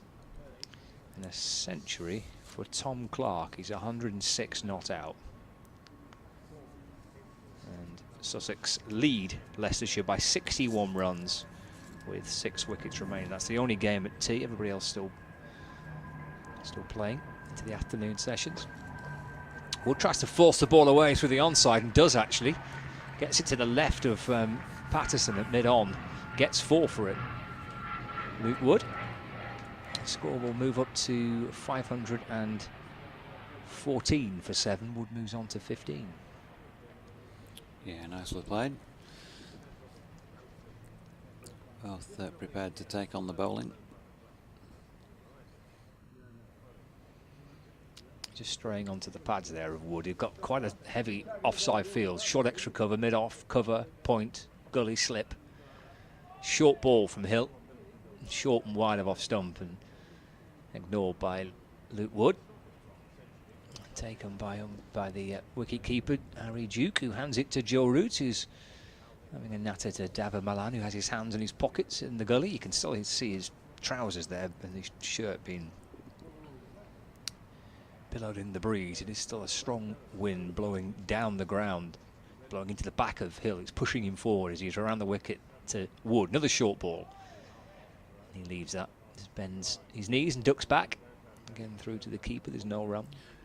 Just seen a tweet from the Philadelphians Cricket saying the biggest reveal is here. You've seen him around, you've heard about the move, now we're making it official. Thrilled to welcome former England star Liam Plunkett into the Philly cricket camp. Tremendous. USA Cricket. Nice.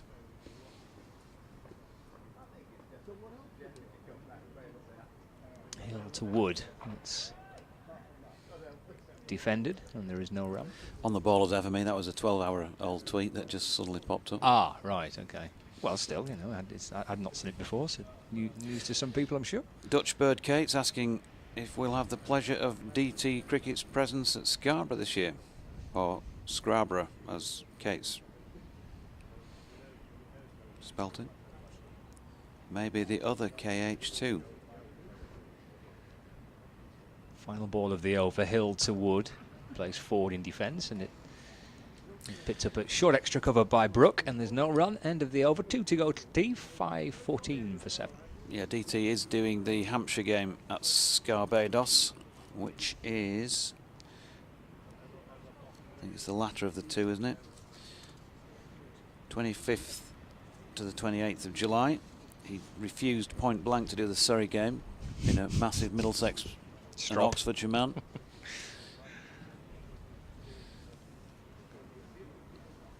This was supposed to be a Scarborough fixture, wasn't it? This unfortunately was a victim of COVID because it was scheduled for 2020, then rearranged for 2021, and on both occasions the Roses Championship match in Scarborough didn't happen. I was quite looking forward to it, but maybe, hopefully, at some point down the line that will take place. Yeah, it would have been great, that, wouldn't it? Here's Bess bowling to Bailey, who pushes out in front of the pad into the offside quite firmly.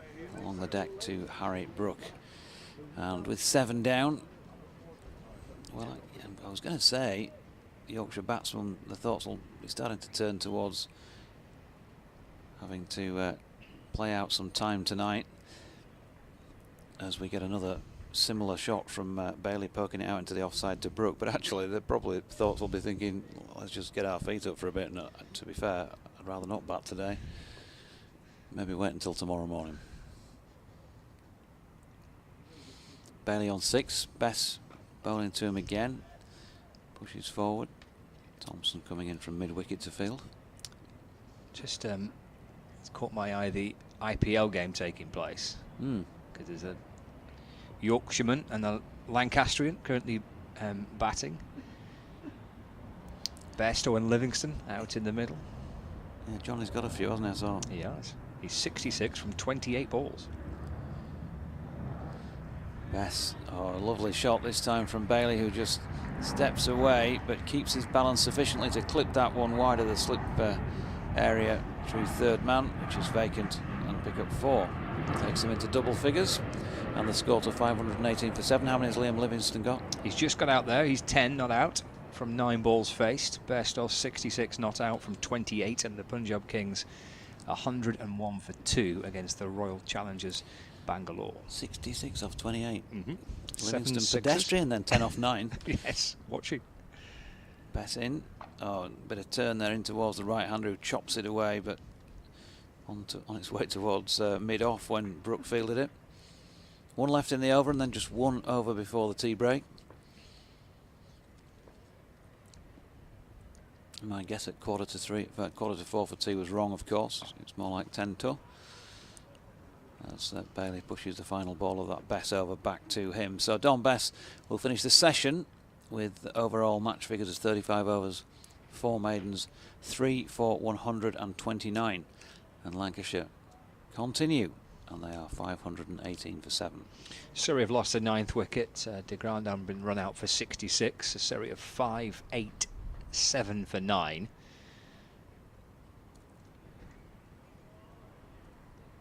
And their match against Kent at Beckenham.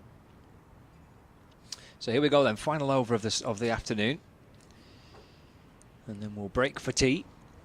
Lancashire are 518 for 7. The sun is out. But that Hill stomping in and bowling to Wood, who plays forward and defends into the offside. Picked up by Brook at short extra cover, and there is no run. Lily's asking the question, which 3 Yorkshire players playing in this game were born in the 1980s? Well, Stephen Patterson's got to be one, surely.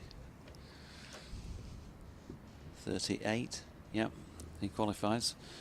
Adam Lythe, 34, he'll qualify. Looking around the field now.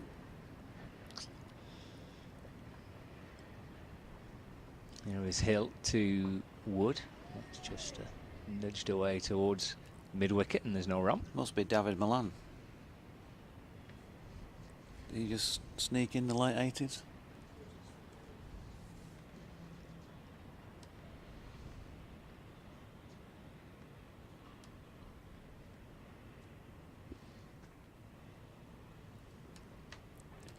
Just check out the guess. Yeah, Milan, 87. He was born. Hill to Wood, flicked off the hip out towards deep backward square leg for a single. He moves on to 16. The score moves on to 519 for 7. 3 balls until tea, and Bailey's on strike, facing Hill for the first time. He takes guard from the umpire, and the field all switches around for the tall right-hander. There's a slip in place, point, short extra cover, mid-off, mid-on, 2 short mid-wickets. There's a deep backward square leg and a long leg. Hill for Yorkshire over the wicket to Bailey. It's fired into him. He digs it out.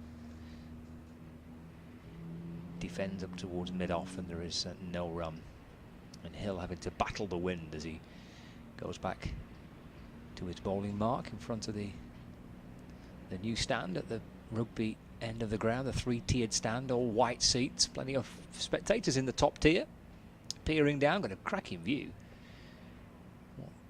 Watching over the top of Hill as he comes in and bowls, and that's pushed away down towards the third man region by Tom Bailey. He'll come back for a second. Bailey moves to 12. Lancashire to 521 for 7, with 1 ball remaining of the afternoon, and then we'll have 32 left in the day. Forecast for Saturday and Sunday is good. Plenty of cricket left. If Lancashire aren't bowled out, a declaration you would expect at some point in the evening session. As Bailey rocks back and tries to muscle it away through mid-wicket, but doesn't quite time the ball. It's picked up by Adam Lythe, low to his right on the onside, and that's the end of the over. It's also the end of the session as well. 521 for 7, with Wood on 16 and Bailey on 12. Thank you, Scott. Thank you, DT. Thank you to you two for your company, and to Kevin Howells. We will also take a break. We'll be back with you in just under 20 minutes' time.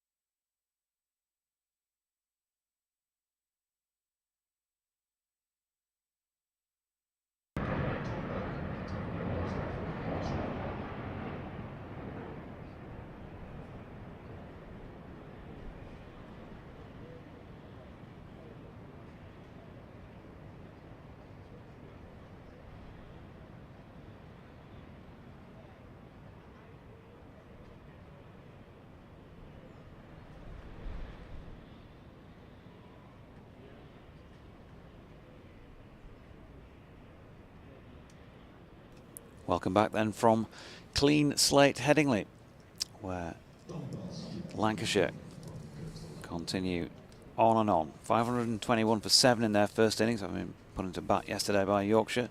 160 overs they have now batted for.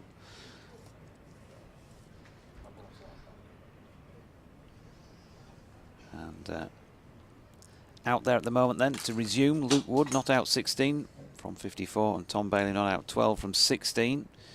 It's going to be Don Bess who's going to start the ball bowling for the final session. Martin Saggers says away you go. He's bowling from the Kirkstall Lane end of the ground.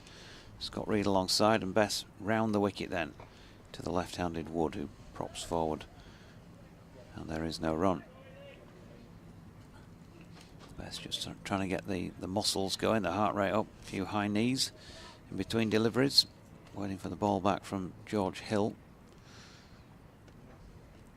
He's in again and bowls, and nicely played paddle sweep by Luke Wood, who's got it finer than Harris Ralph, who's at a short backward square leg, I should say, and that's raced away down towards the Howard stand end of the ground, and 4 runs then to get Lancashire going once again in this final session.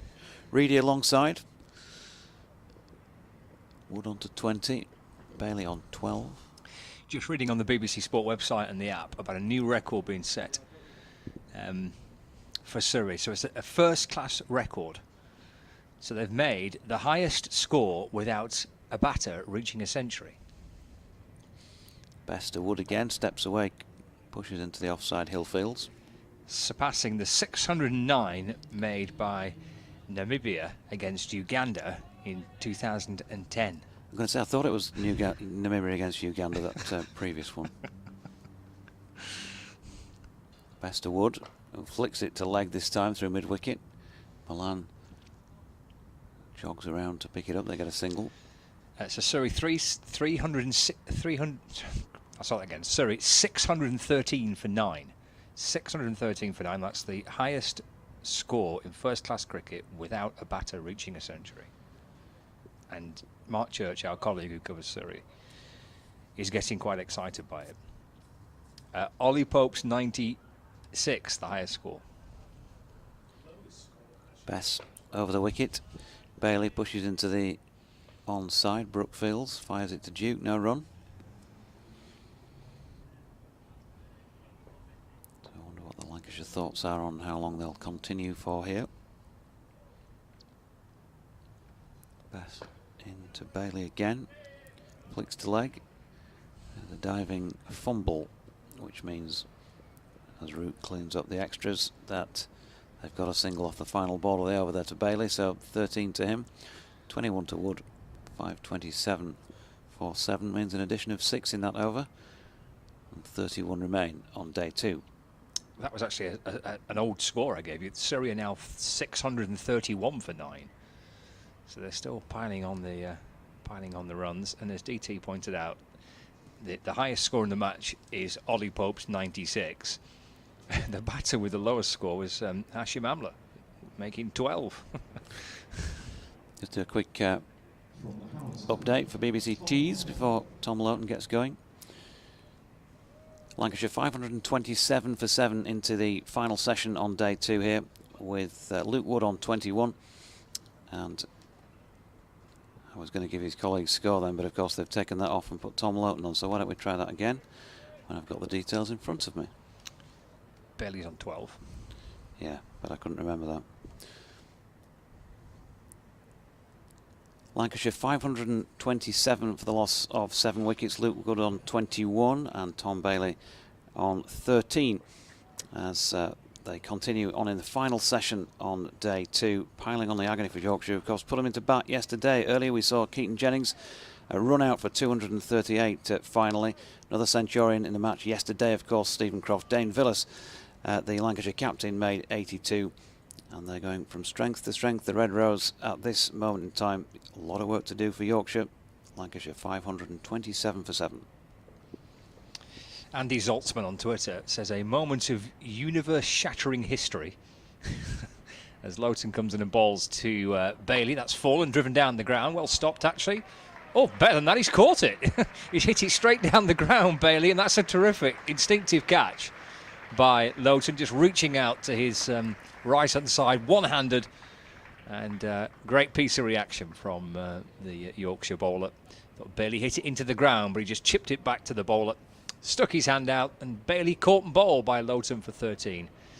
And Lancashire have lost their first wicket of this evening's session. They're now 8 down at 5, 2, 7 for 8.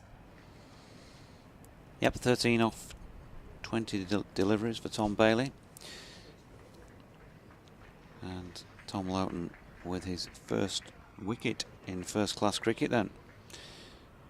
And having seen other chances go down, he decided to take things into his own hands. Very good.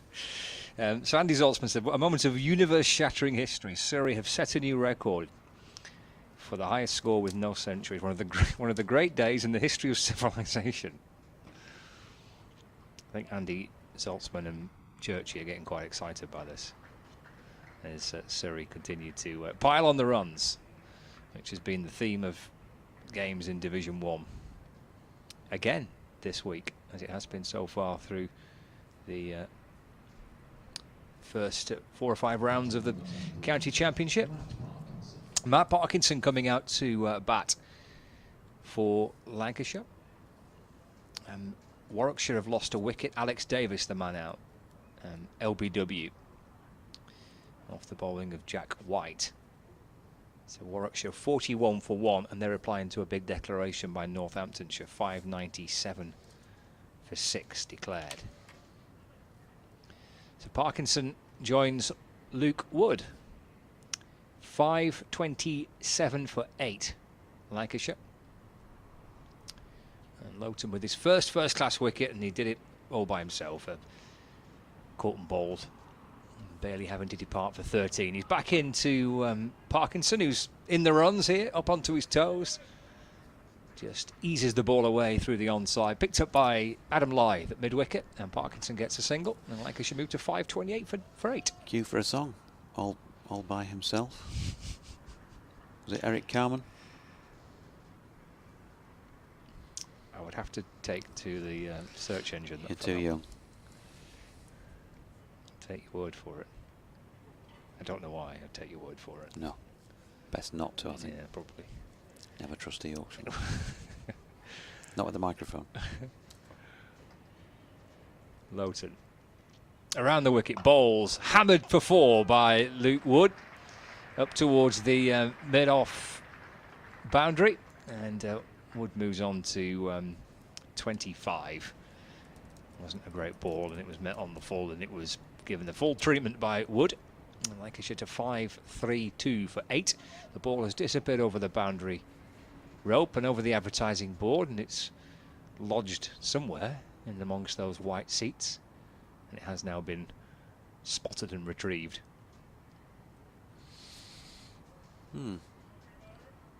Nicely played.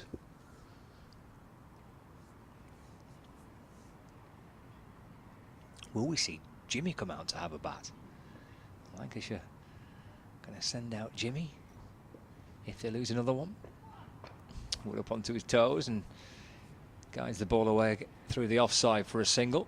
26 to him now. Lancashire 533 for 8 to bring Parkinson back on strike. What is Lancashire's highest score against Yorkshire? Are we nearing that? Well, as you ask,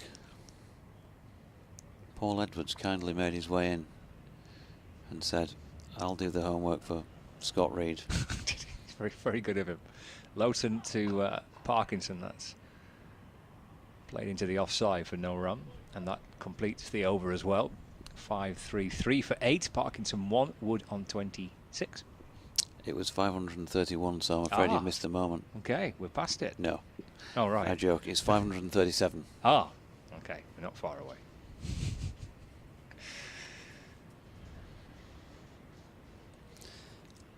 So Beth's going to continue with the 12 from the Kirkstall Lane end. Sun shining at Headingley. Joe Root, hands in pockets, has a word with the man who's, of course, been his colleague at both international as well as county level.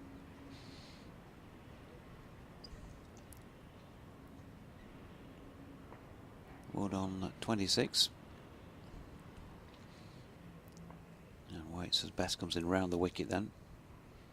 Floated up and just worked to the onside of straight. Root comes running in from deep and fires that in on the bounce over the top to Harry Duke. Single taken.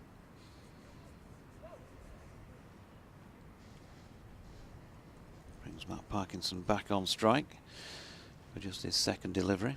1 from 1 so far.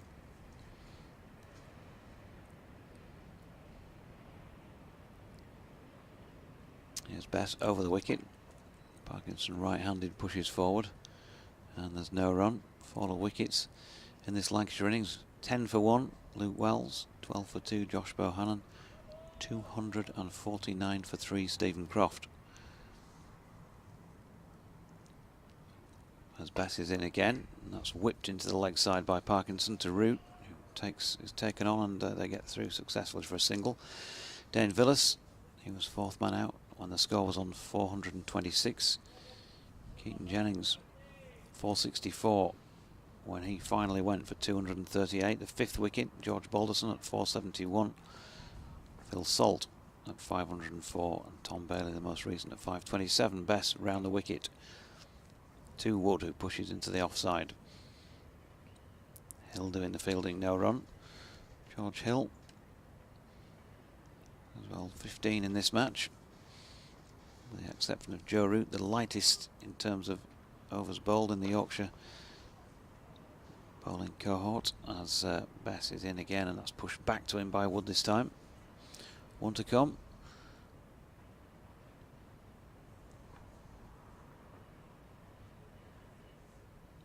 Bess walks, skips again, and in he comes with that slight sidearm delivery, that variation he throws in now and again. But it was chopped square on the offside by Wood, who gets through for 1 more. 28 to him then, he'll retain the strike. It's the end of the 163rd over. Bess, 37 overs, 4 maidens, 3 for 138. It's 536 for 8. Johnny Bairstow out for 66 for the Punjab Kings. 66 of 29 balls, 4 fours and 7 sixes, and Liam Livingston is 43 not out from 30 deliveries in that IPL fixture.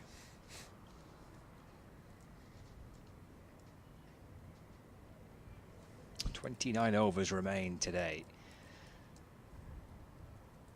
And Loughton with a memorable moment. It's an outstanding catch off his own bowling. Instinctive work, just sticking out his right hand, and the ball nestled into it, and Bailey had to depart, and he's back into Wood. That loops away into the offside off a leading edge. It falls in front of Brook. It comes up from short extra cover, almost trying to shovel it to leg. Wood, and it just scoops up more height than distance, really, and it bounced in front of Brook.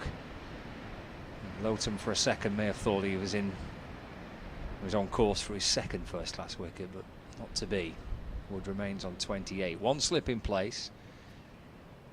Deepish gully, a deep point, extra cover, mid-off, mid-on, mid-wicket. Here's Wood with a step down the pitch towards the bowler and defended out into the offside. Again, there is no run. A short mid-wicket, a deep mid-wicket, and a deep backward square leg out towards the western side of the ground. 2 fielders there, arms behind their back, empty blue seats behind them, waiting for the next moment. Either another wicket to fall or a declaration. We'll see whether Jimmy's going to come out and have a bat. Loughton to Wood, a flick of the wrist, and turns the ball out towards the leg side. Gets through for 1, moves on to 29. And the score moves on to 537 for 8.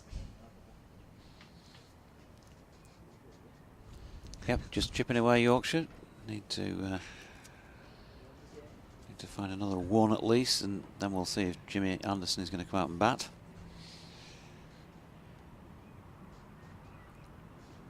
It's a fair point by Jamie, that on Twitter, by the way, that you just pointed out. There's Loughton's in and balls to Parkinson. Clobbers it away through extra cover. And does come back for 2, actually. Moves on to 6. And the score up to 541 for 8, I think, unless they've already put the runs on the board.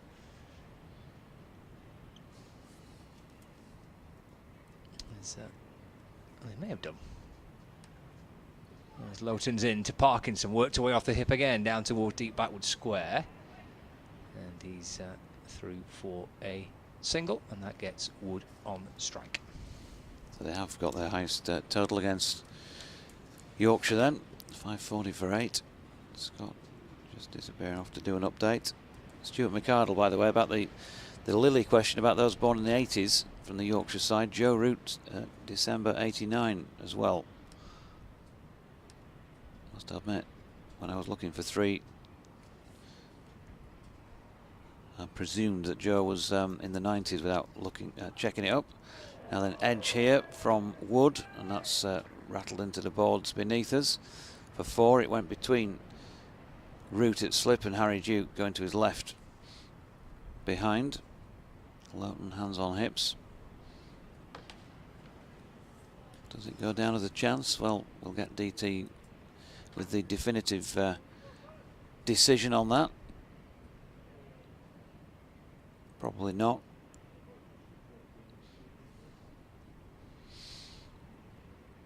George Hill may be the most promising of the young all-rounders. He can work up a bit of pace. Just got past 80 and gets some bounce, says Malcolm Palmer. I do worry about what our batsman will face, though. Yeah, this is when the game will get going later this session, won't it? When these final 2 wickets fall, or Lancashire declare.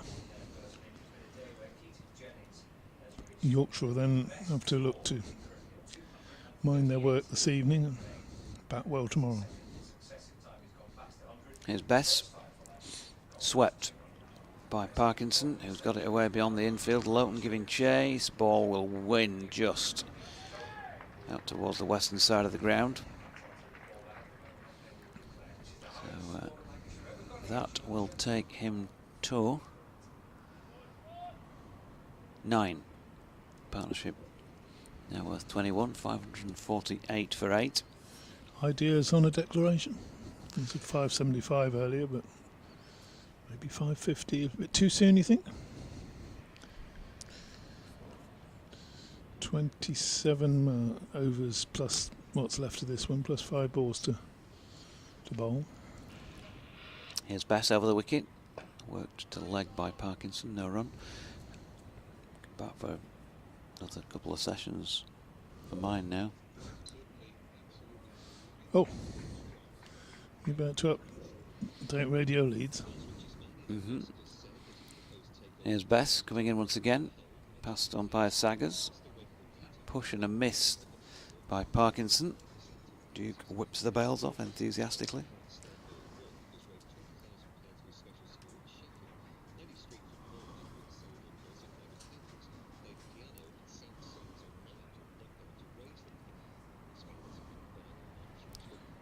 Here's Bess again.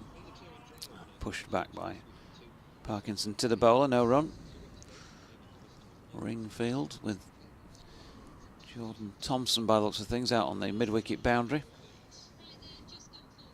Update time.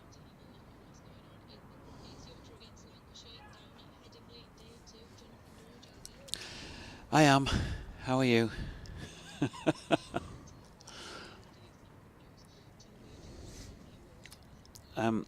Lancashire have their highest score ever against Yorkshire in a Roses match, 548 for 8. I think that's probably about enough for this update, don't you?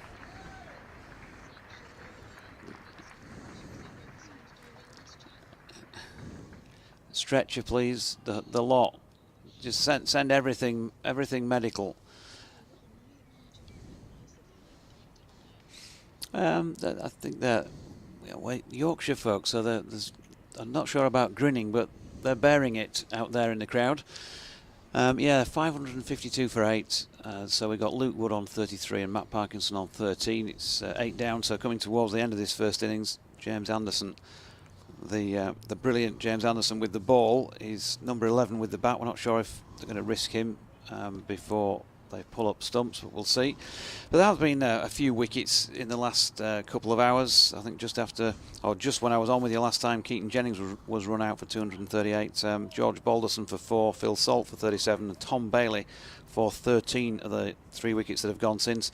The Tom Bailey wicket notable because it was a first-class wicket for Yorkshire's Tom Loughton, caught and bowled. But yeah, there's a heck of a lot of work to do. First and foremost, they've got to get themselves into a position to ensure that they don't lose this match.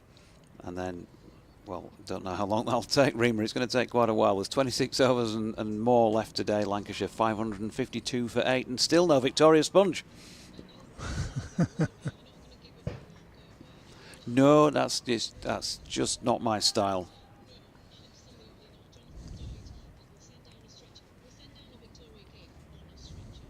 They're even better.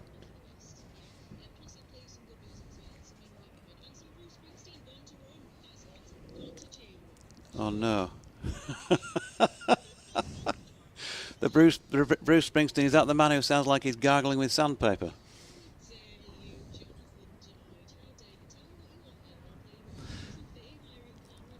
Oh, much better.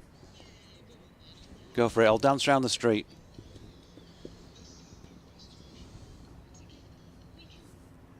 There we go.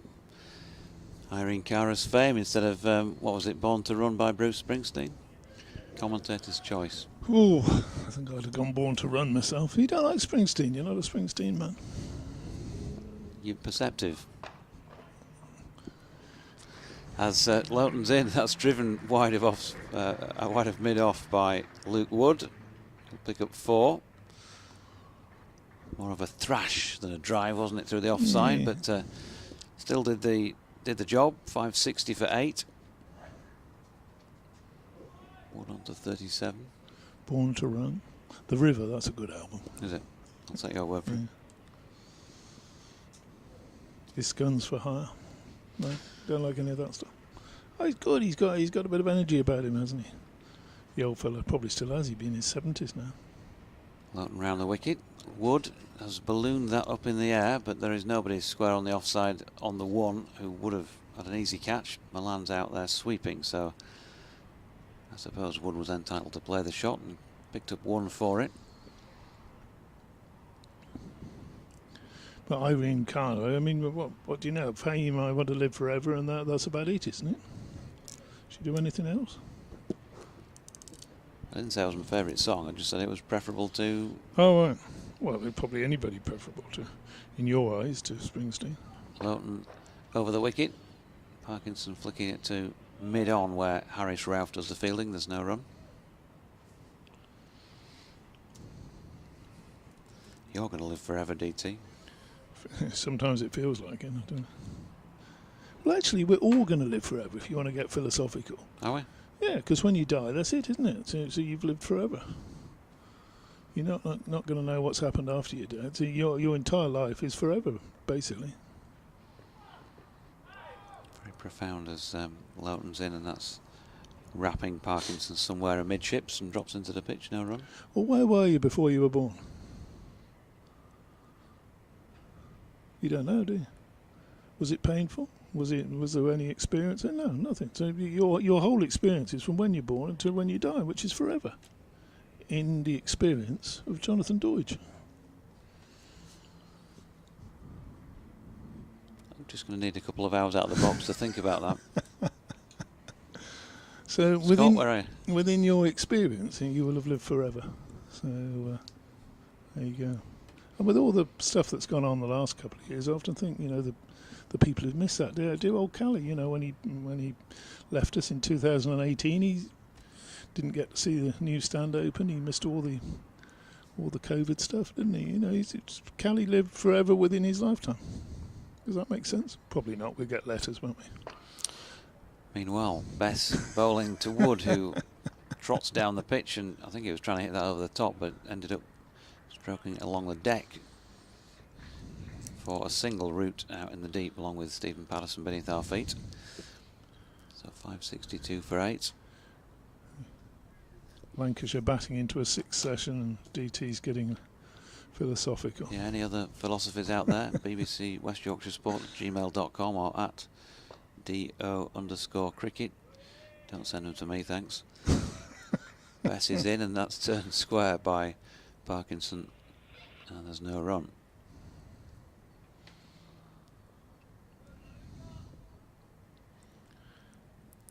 Partnership now worth 35 with Parkinson on strike. Down the wicket, hits it over the top.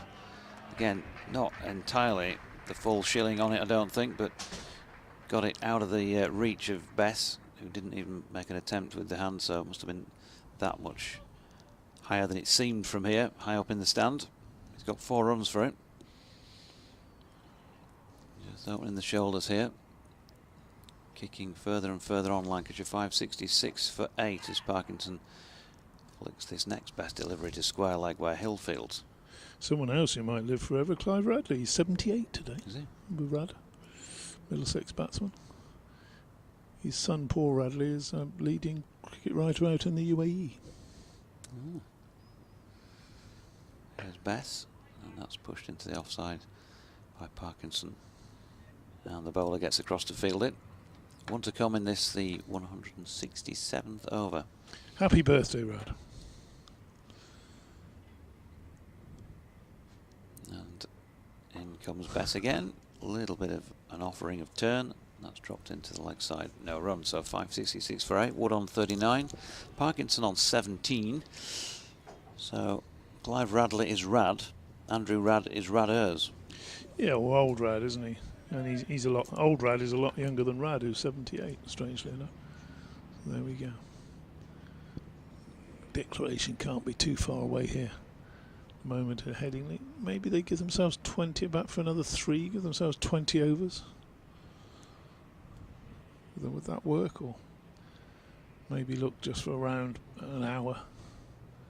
15 overs, 16 overs. I don't know. On second thought, send in your philosophies because we've got an innings break coming at some point. Going to keep things going during that spell. Mr. Howes is back, isn't he? You're going to sit in with you for a change. He's been on with me quite. I know he likes commentating with me, obviously, but maybe he should give you a go, Dorji. Should I step aside? Loughton in. That could be a wicket, and is. Flicked off the hip by Luke Wood, down to long leg where George Hill takes the catch, and with that Lancashire have decided to pull up stumps at 566 for 9. So Wood caught Hill, bowled Loughton, yeah, he said, looking at the board, for 39, and a good effort from him as the Lancashire innings drew towards a close, and it has now concluded then. At 4:41 with Luke Wood, caught Hill, bowled Loughton for 39, 92 minutes he was out there, 74 balls he faced, and that left Lancashire with Tom Bailey not out. Not Tom Bailey, not out. Mark Parkinson, I should say, not out. And he was not out 17. So 566 for 8. The Yorkshire bowling figures, they look something like this. Jordan Thompson, 29 overs, 7 maidens, 2 for 87. Harris Ralph, 25 overs, 5 maidens, 1 for 103. Stephen Patterson wicketless for 55 off 33 overs and 11 maidens. Tom Loughton, 22 overs, 2 maidens, and 22.1 overs, 2 maidens, 2 for 96. He finished with his first 2 first-class wickets. George Hill, 15 overs, 2 maidens, none for 36. Don Bess, 39 overs, 4 maidens, 3 for 151. Yorkshire's leading wicket taker in the innings. And again, the bowling most player. Just invented a new expression there, DT. And Joe Root, 4 overs, no maidens, none for 16. So 167.1 overs it took to get Lancashire to finally declare without being bowled out on 566 for 9. And Keaton Jennings, a match you'll remember for a long time, a personal best, 238 before he was run out by Jordan Thompson from a 540 vigil at the crease, 408 deliveries. Stephen Croft's 100 as well, alongside 104 to be precise, and Dane Villas with a very useful 82. The mainstays of that Lancashire first innings. DT, let's bring you in then. Where goes it from here? Well, Yorkshire got what to bat tonight? About 25 overs to bat tonight. So maybe we say something like that. Hour and a half, getting on for 2 hours. I suppose they can't afford to lose more than 2 wickets tonight. I don't think. JD, the bat pitches. He's still pretty good from what we can see. Obviously, there'll be the new ball threat of a certain Mr. James Anderson. They need to see him off. But at the same time be aware that the rest of the Lancashire attack is not too shabby either, so there won't be too many easy runs out there. But well, it's really Yorkshire's. Yorkshire got to save it from here, haven't they? You know, that's the first. That's the first priority. They need to bat. If they bat badly, they've still got to bat until past tea tomorrow. If they bat well, they'll want to bat into Sunday morning, and then it pretty much will be consigned to a draw. I can't see any final afternoon run chase being set up. You never know. What do they need to avoid following on? 418, 417. 117, yeah. Which is a lot of runs, JD. It's a lot of runs. Yeah, just to avoid following on. Yeah. But they've shown they're capable with the bat this season, and you know, you look at the Yorkshire lineup. Adam Lyth, not had a ton yet, but we know how capable he is. George Hill's had his personal best this season, 151. David Milan has been very much among the runs. Joe Root, 75 on his return to first-class cricket last week. Harry Brook, 600 plus this season, and so it goes on down the list. Don Bess had an 80 odd here a couple of weeks ago, so they bat deep. They're going to need to. Yeah, they've got to certainly show a bit of grit, haven't they, to make sure that Yorkshire are not well, they don't suffer more than they have done in the last 5 and a bit sessions, because that's really been all about Lancashire, and it's been all about Keaton Jennings. It's an excellent innings from him.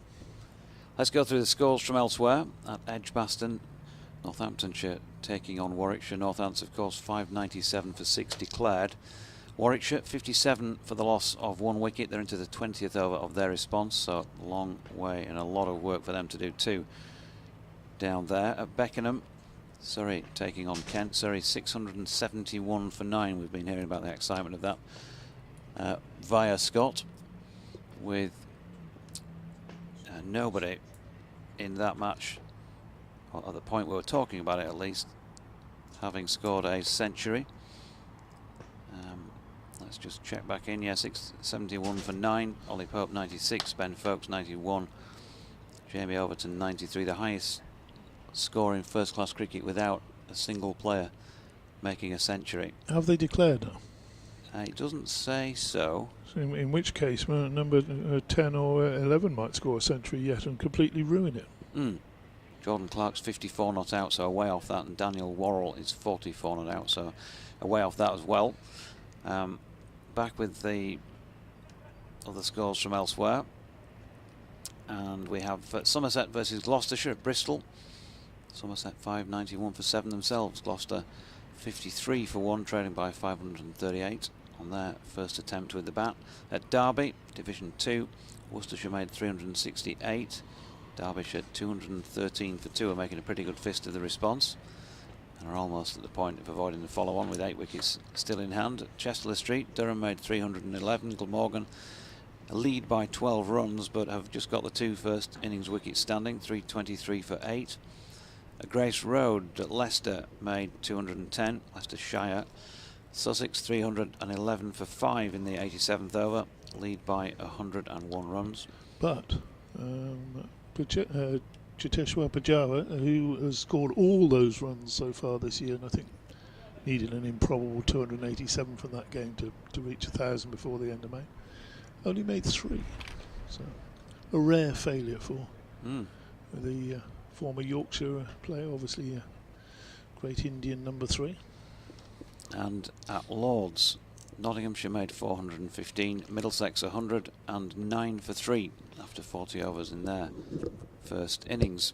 I think we're up to date from everywhere else for now, and we're just awaiting some players out there in the middle. And of course, you look at what's to come for Yorkshire here, and it's not all about one man, we know that, cricket being the team sport that it is, but he's very useful, that James Anderson fellow. 640 test wickets from 169 matches, 1,034 first-class wickets from 272 matches. I think Yorkshire know what to expect, and that's some difficult times when they get out there with the bat in a few minutes' time. But it's a challenge, isn't it, to test your technique against one of the great all-time bowlers. There's one game that you didn't mention there, JD. Romania beating the Czech Republic by 26 runs over in that European competition in Malta. I thought you might have been out there for a bit of sunshine rather than here at Headingley. Got yourself a gig out there. I get more than enough sunshine, as you well know. So the strip being rolled here, and the Lancashire players, well, as you can imagine, looking down beneath our feet, there's a few smiles on faces, a bit of a buoyant mood. Meanwhile, talking of challenges, what a great challenge for George Hill, as I say, made his highest first-class score, his first-class century, just about 3 weeks ago down at Northampton. Ended up with 151. And he's back at the top of the order here.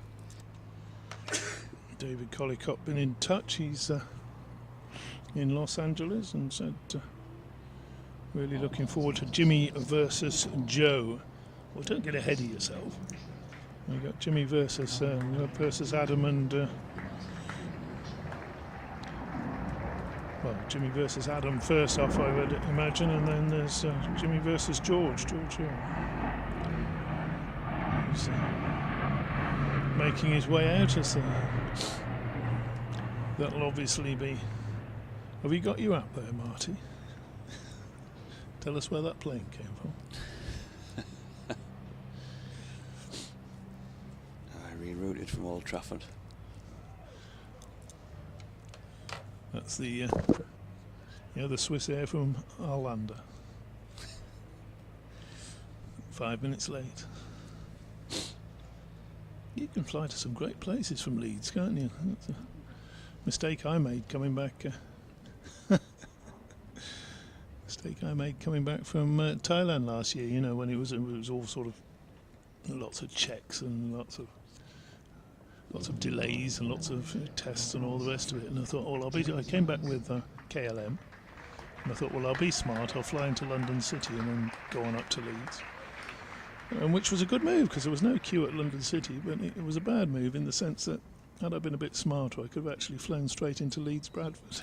Put about 6 hours on my trip or something. But there you go. These things happen, Doidgy, especially when you get to my age.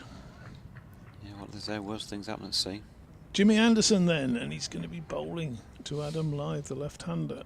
Running up the hill, bowls to Lyth, who gets a short ball and crashes that through the offside for 4. So an identical start, almost, to the Yorkshire innings, where Lancashire yesterday morning, an over-pitch delivery was dispatched through the offside for 4, first ball of the innings.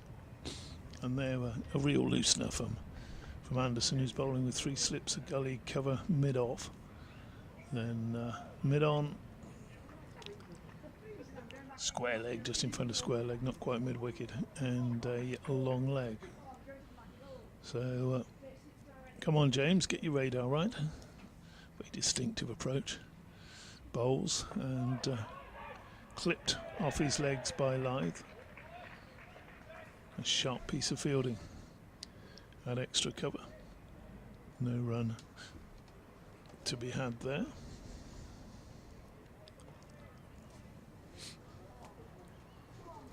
Anderson with a number 9 on his back.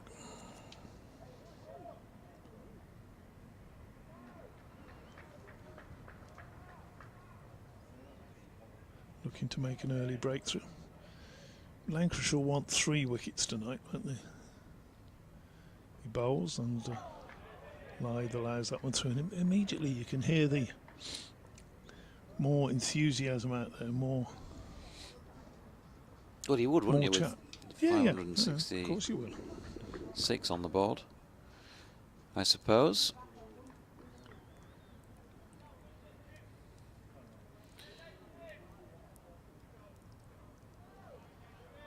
Slips, Croft, Jennings, Wells. Keeper Salt, of course. Anderson bowls. Oh, bit of pace and bounce there. That's carried through well to Salt. Definite bit of. Exaggerated leave from Adam Lyth. It went past probably chest height. Not so far off if it wasn't. Lancashire skipper Dane Villas. He's in the gully. Looking quite serious as Anderson bowls another quick delivery. This one going markedly the other way, away from the left-hander. Long way over the other way, and Lyth having nothing to do with that.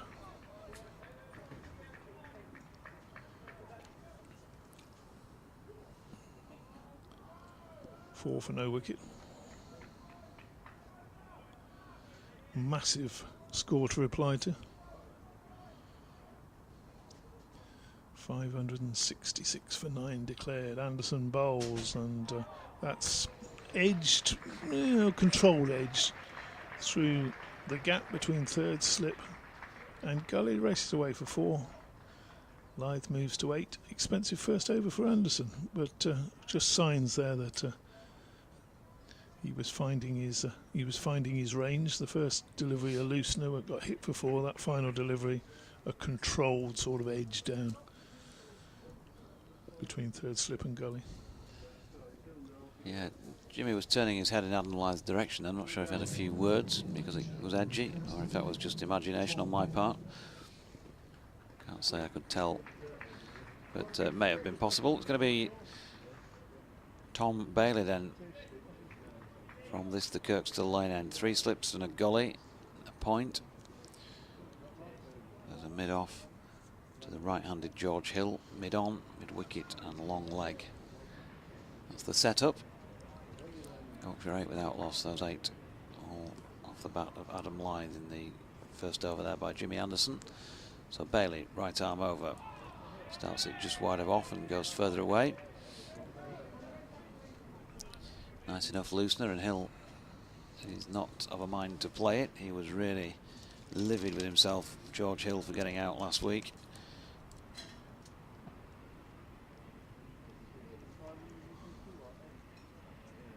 Down at Chelmsford.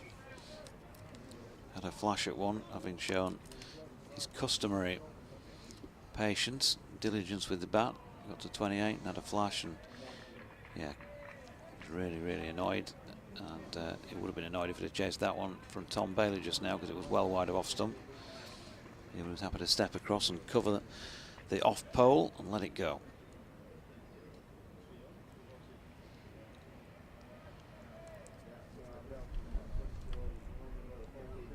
A chit chat on the balcony beneath. Maybe they've got over Lancashire's score. A couple of glasses of wine always helps, you feel, as Bailey's in, and Hill just plays that one down to long leg for a single. He's off the mark then. Back at the top of the order for Yorkshire.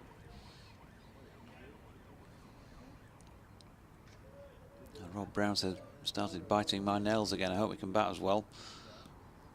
Hoping it's not going to be Root and Brook by 5:20. Oh no. So Lyth, left-handed Lyth on strike against Bailey for the first time. Retaining the 3-slip cordon, why wouldn't you? And it's pretty much the reverse of the setup he had to bowl at George Hill. Here comes Bailey then. Past umpire Saggers. And Lythe, everything behind that, pushes up to mid-off. And there's no run. BBC West Yorkshire Sport at gmail.com. One point of contact at Jonathan Doidge, another one at BBC Lancs Cricket, or Dio at Dio_. Yeah, unless it involves philosophy, and you don't want any tweets on that, do you? No. Get your philosophical tweets in. Bailey into Lythe, and he's driven that one nicely. Not sure it's going to quite have the legs to make the boundary. You know, it's slowing up. He's got back for 2. He's thinking about a 3rd, but in the end, Jimmy Anderson is the man who's got across down beneath our commentary position to do the fielding and kept him to 2.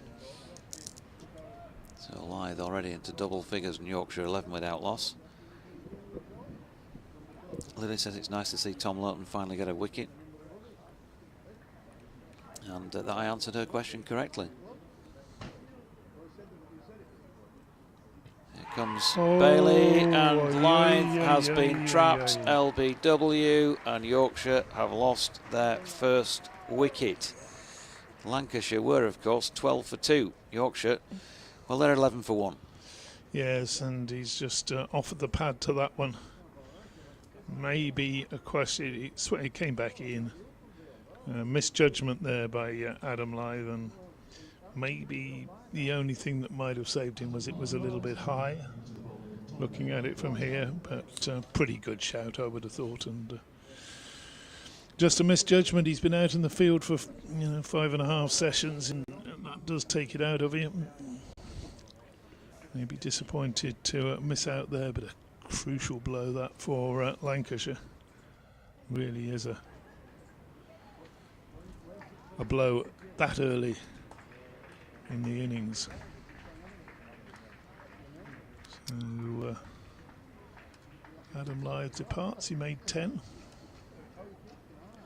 Yeah, and David Milan making his way out at number 3 for Yorkshire. So Lythe, 10 off 9 deliveries.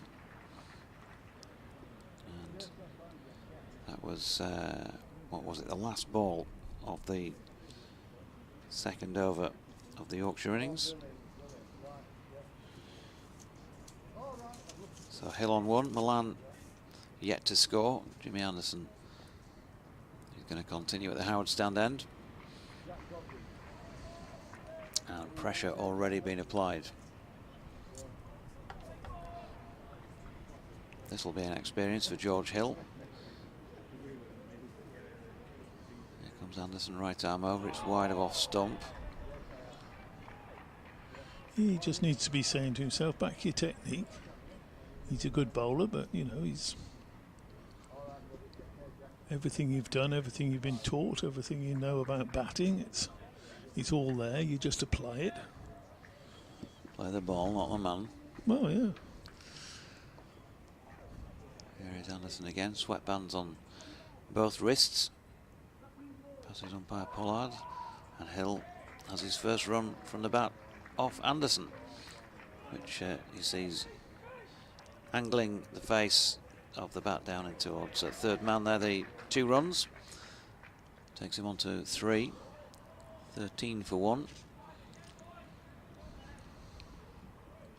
Villas giving chase, lengthy chase as well from the cordon. Again, the slow outfield, it makes that 566 look even further away.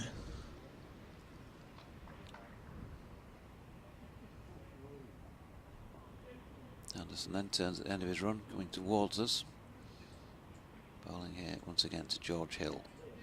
Similar to the first delivery of the over, it's wide, and the batsman not interested in playing at it.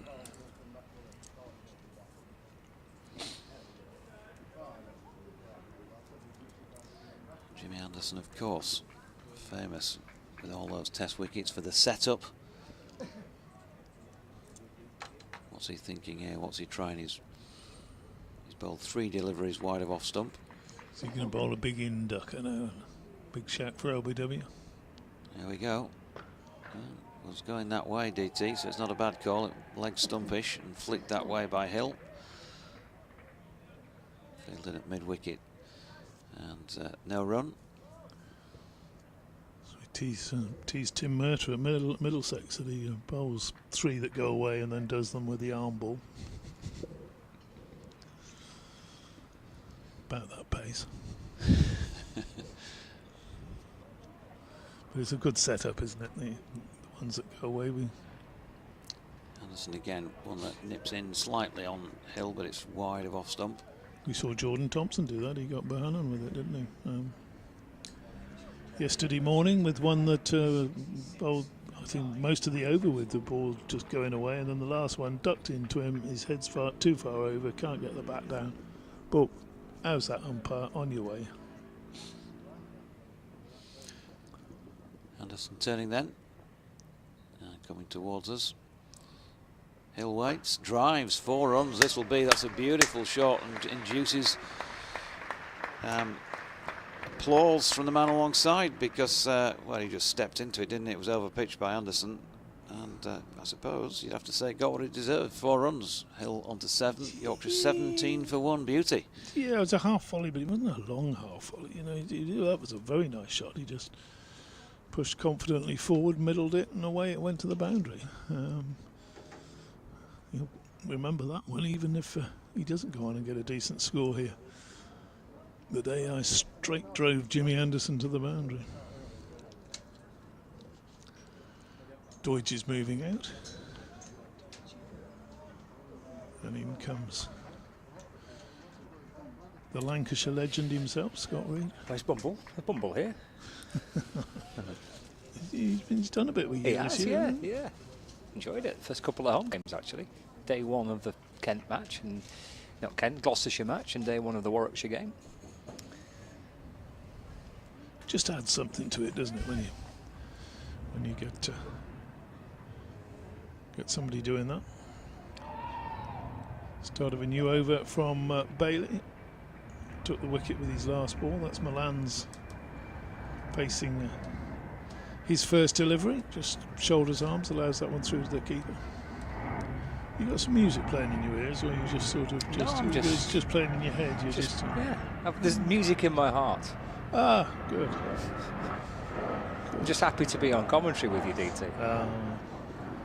I can understand that.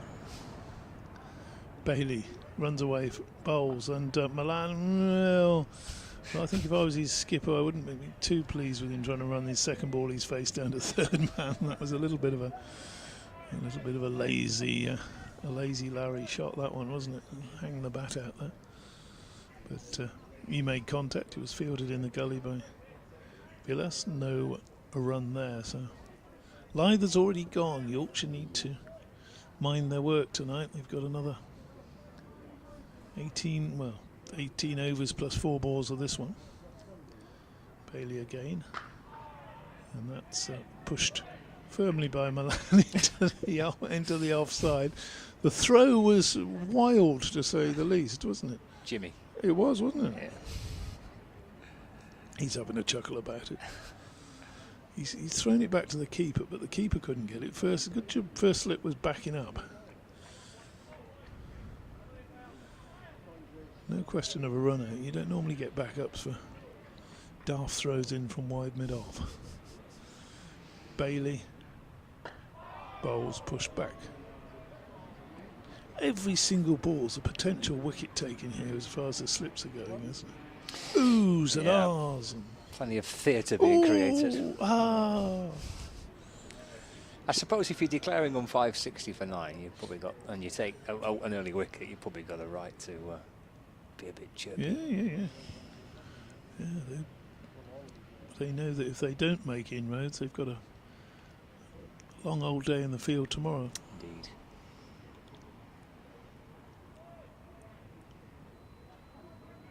Bailey's decided to go round the wicket to the left-hander.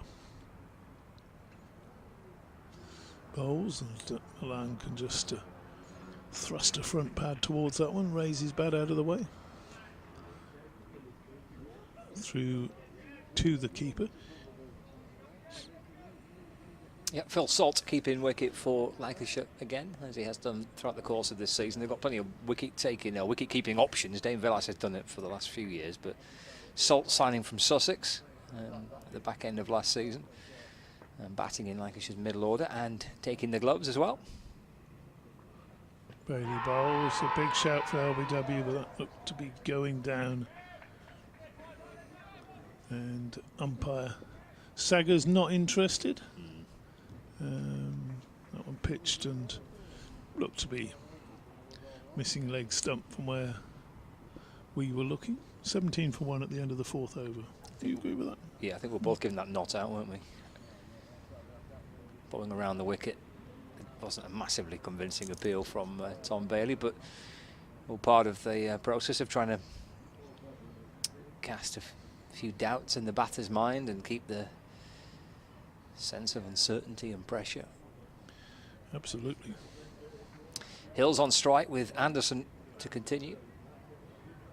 Rested last week, but back in for the Roses fixture. 3 slips and a gurley. Balls to Hill, who's playing forward. The ball eased down into the offside, just bouncing towards backward point.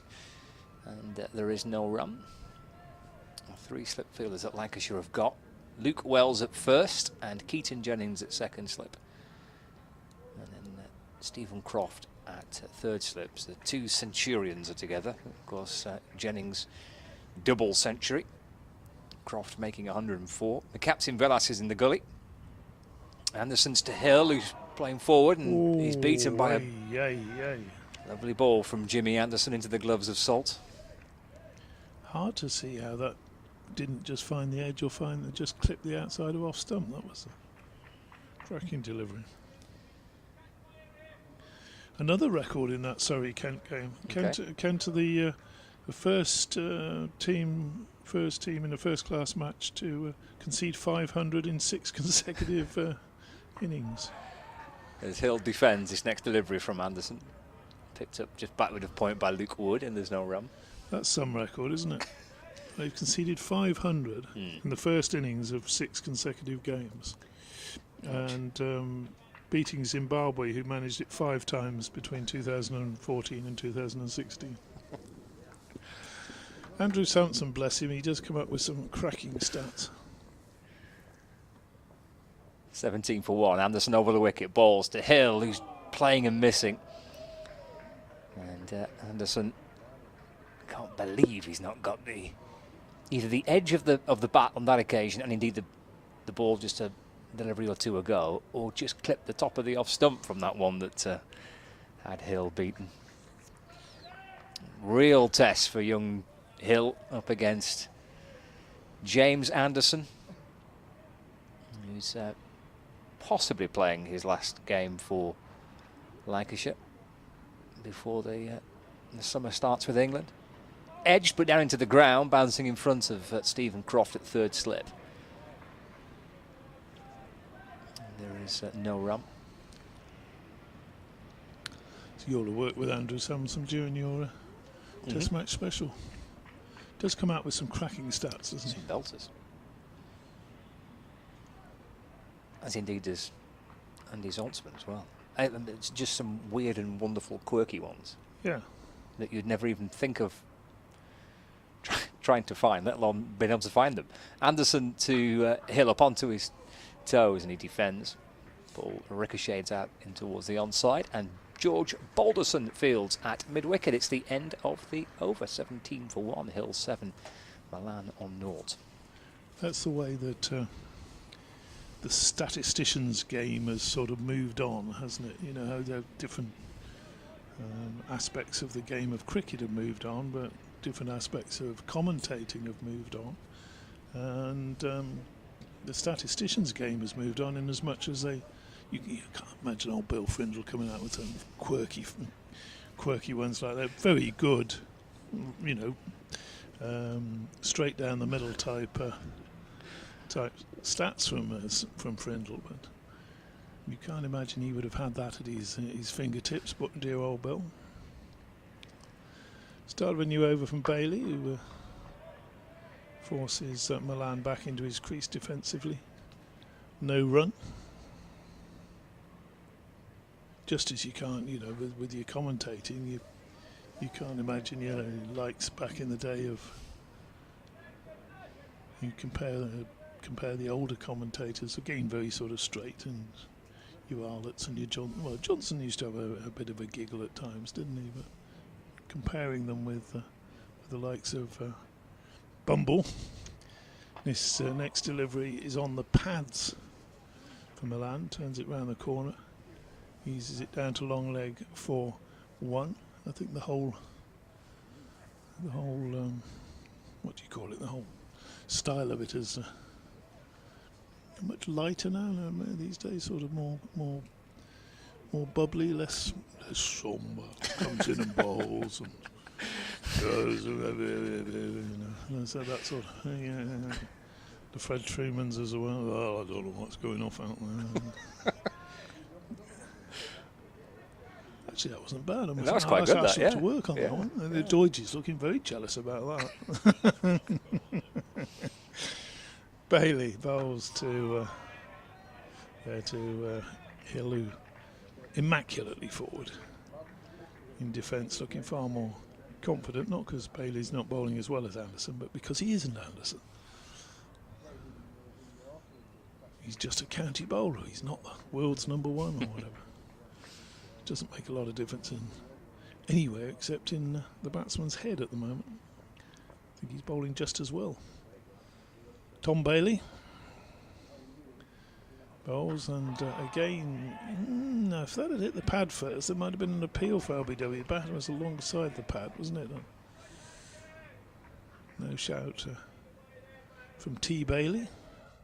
Years ago, you know, Scott, I worked with a T. Bailey in a couple of seasons with dear old Trevor.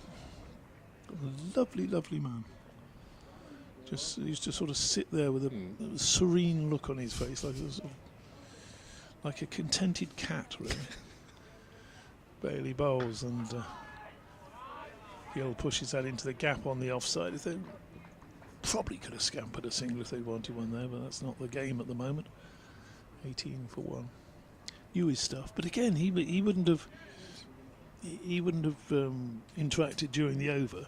He would, you commentated, and then at the end of the over, he'd come in and deliver his whatever he had to deliver, and then you went back to commentate again. There's far less of the interaction that you get these days, or the interruptions, as Kevin Hand likes to call them. Especially when he's working with you. Bailey to Hill, and Hill covers up, and again just nudges it into the offside. That's the end of another over for the wicket taker.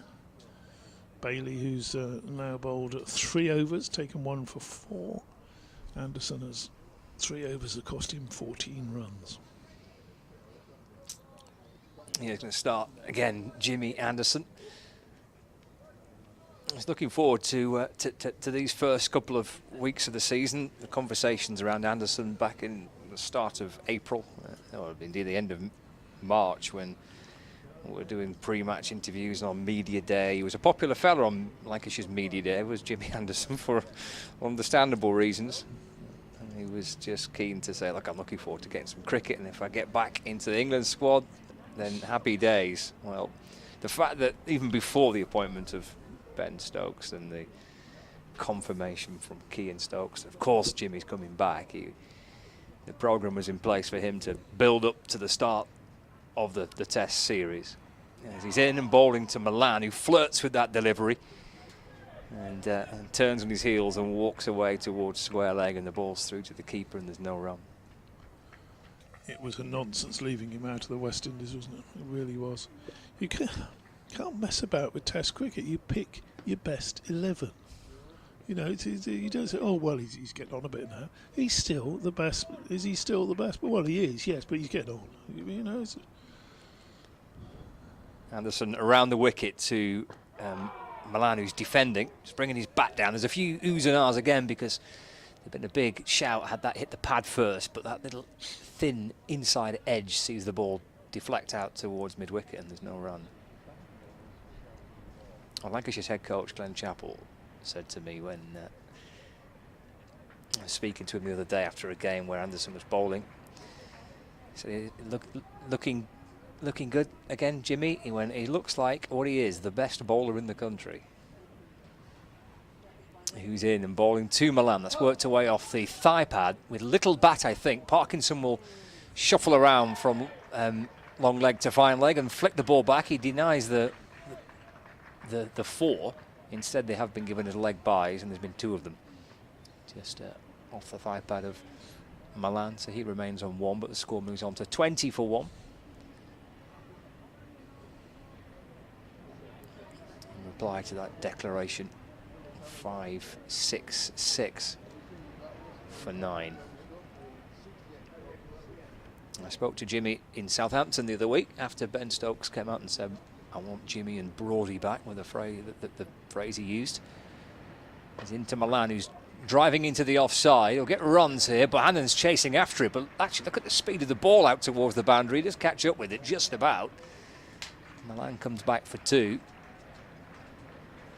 Just caressed away through extra cover for a couple.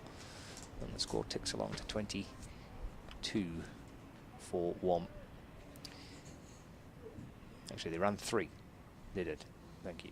Milan moves on to 4, brings Hill on strike. So 23 for 1. Good spot, Scott. What, spotting your hand? But he was quite modest when I spoke to him after that game. He said, it's nice to know that my international career is not over.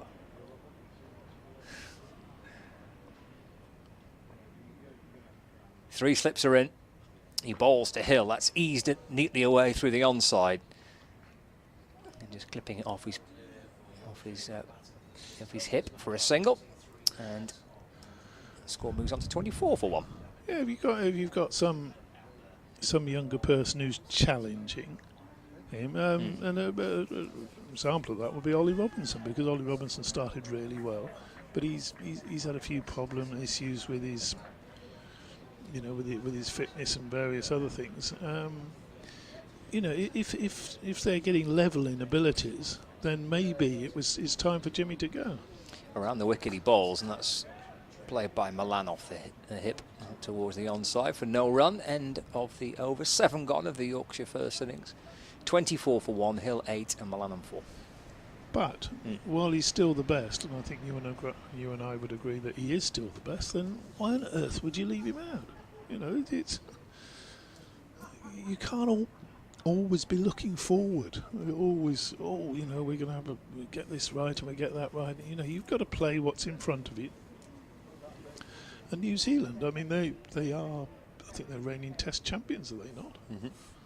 You can't you've got to put your best team out against them. They should have put their best team out in the West Indies. I mean, that was just, to not take Anderson or Broad, gee. It was just a sign of a team that's lost its way. Bailey bowls to Hill, who just angles that one down into the cordon, no run. I had a message from Ben Rhodes, who was listening to us a while back, and he said, me and Doiji were chatting about England, and he said, with the makeup of the squad, and suggesting, do you think it opens the door to certain types of players because of the way McCullum was? Next delivery is just pushed up to mid-off. So the McCullum-Stokes kind of captain coach role, does that potentially open up the path for our likes of Liam Livingstone? Does Butler come back into it because he's that type of player? Do you think his appointment will have an impact in terms of the type of player in the England team? I know what you're saying. It's the modern word, the brand of cricket. Yeah, it was Ben's point that he messaged me with. Here's Bailey again. That one just kept a tad low. Nothing alarming, but just didn't quite bounce as you'd have expected it to. Met defensively by Hill. You need to get the balance right, don't you? You can't be all out attack. I mean, I suppose if you look at great bowling attacks, certainly in my lifetime, you had the West Indies quicks. They were all very attacking, fast attacking bowlers, but that doesn't happen very often. That fortunately, as far as the other teams are concerned. Bailey to Hill, pitches up, and Hill might have looked for something more aggressive with that, but he just again quite content just to push it up to mid off. But you need your fast out and out. You know, your attacking bowlers. I think it's a good. I think it'll be a good opportunity for Parkinson. I think Parkinson will get a run under those two. Attacking leg spinner rather than a more consistent, perhaps Dom Bess or someone like that. Bailey to Hill, who just seems intent on defence at the moment and pushes that one to the other side of the pitch. But I mean, New Zealand played under McCullum, played some very enterprising cricket, attacking cricket at times. But that doesn't mean to say they didn't have players in there, batters in there who would hang around and would just do a job. I think it'll be all out attack. Bailey bowls and there's a big gap in the offside and Hill finds it between backward point and mid off. He's going to jog back for a second run. That moves Hill up to 10. Yes, I thought he just clicked over on the board. Yorkshire 26 for 1 at the end of that over. You don't win anything with all, well, rarely you win anything, certainly in Test cricket, with all out attack. Even the West Indies, you know, those great West Indies sides in the 70s, they had players like, you look at your exciting players like Gordon Greenwich, Viv Richards or whatever, Clive Lloyd, but they also had the ballast in there. Desmond Haynes was more not out and out attack. Larry Gomes, someone like that. You know, you need that right balance. And Jimmy's out of the attack. Yeah, Luke Wood replacing Anderson from the football stand end. 4 overs for 18 for Jimmy. Barely just completed his 3rd over. 1 for 6.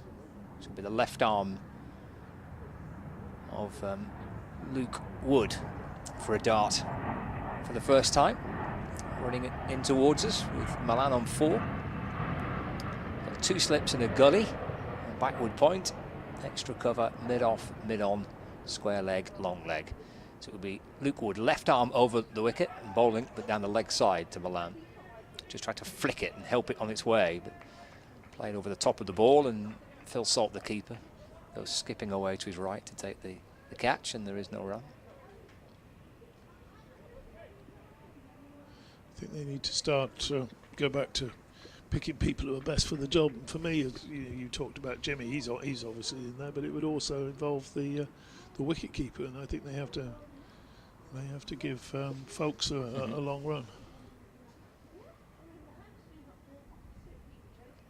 Wood to Milan, steered away to Anderson on the onside for no run. Stokes is talking about batting at number 6. If you had Folks at 7, that gives you a really strong sort of engine room there, doesn't it? Might slip Harry Brook in there somewhere. Yorkshire fans would, no doubt. But it might yet be a little bit too early. I think they've gone a bit too early with Ollie Pope as well. You know, just give them a little bit longer in Championship cricket. Maybe another Lions tour, something like that. Wood comes steaming back in, balls again. Milan defending. An angle bat, just turning the ball up to mid-on where Tom Bailey fields, and there is no run. If Harry Brook was an opening bat, there'd be no question about it, because just don't have opening batsmen, do we, at the moment? But down there, and you would assume he would come into the side at 5 or 6, and there's lots of competition there at the moment. And I hope they don't put him in at number 3. Wood in to Milan, flicked uppishly, but safe enough because it's to the left of Anderson at square leg and down towards a deep backward square leg boundary, and Parkinson's quick across the ground there, loses his cap in pursuit of the ball. They come back for 2. And the score moves on to 28 for 1. Milan moves on to 6. Well, opening bat for Lancashire and started the season well. a century last week, a double century in this game for Keaton Jennings. I was listening to Mark Chilton, who's Lancashire's director of cricket, with Kevin during the tea time interval. Wood is into Milan again, eased away through the onside. Anderson chases after it and gets to it and keeps the score down to just that addition of the 1 run for Milan. He's up to 7. Yorkshire 29 for 1. And Mark Chilton was saying he's not sure about, Kevin said, about the impact, about the squad that Lancashire have gotten. They've been talked about as being a team that could win the title. And he said, well, that's true, but a lot of these teams that are potentially fancy their chances see where they are after this block of fixtures, because they might start losing some key players to England. And he did mention Keaton, who started the season well. Wood into Hill, and that's defender back along the ground, gathered by Wood off his own bowling, and that's his first over done. He's gone for 3 runs from his first. Yorkshire are 29 for 1 in their first innings. Hill has 10 and Milan on 7. Yeah, this idea that players sort of come in, they get one chance maybe for England, a little bit of a run like Keaton Jennings did, then they come back and they've always been found out or something, and blah, blah, blah. But he's in cracking form. He's got that Test experience. We need runs in this series coming up against New Zealand. Why wouldn't you slip him in there? You know, if he's the informed person. Oh well, because he's been found out in the past. What you mean by that is that, you know, he's not going to be an Alistair Cook and play 100 and something Test matches. You know, but that doesn't mean he can't score games and help you win a Test match. Score runs rather. There's that delivery from Tom Bailey, and Scott's rushing off. He's got I think it's Radio Lancashire, isn't it? He does it on the half hour. Oh, Doidgy, what have you done? I'm sure he'll get there in time. We were just having a good conversation there. So. You were actually having a good conversation with Scott? Well, I was talking, he was listening. Next delivery from Bailey is through outside the off stump, but left alone by Milan. Just to forewarn, I have an update to do for BBC Radio Humberside in about 3 or 4 minutes, possibly even less. Do they come through to you? Sounds like even less. Oh. So I'll stick with the commentary. Is that why you have to produce the Cali hand? It's just here we go. Oh no, we're starting at Grimsby Town. Yeah. Big story of the day as Bailey's in. Right arm round, and that's pushed to mid-on. No run. Milan on 7, Hill on 10. You see, you're all high tech, aren't you? You've got your earpiece in, whereas Cali used to just wedge his phone between his. I did that to start with, but it was getting a bit messy, and it made the microphone shake. And so I thought it'd be better for all concerned if I stuck these earpiece thingies in underneath my other earpieces. Ah, fair enough. Yeah. Just don't forget the hand, though, otherwise I might interrupt you. Bailey in. Milan pushing forward into the onside, no run. Was it just Kelly? Alex Winter, did he get that off Kelly? Oh. Alex used to do that, didn't he, as well? Never really worked that much with Alex, but yes, I can imagine he would have done that.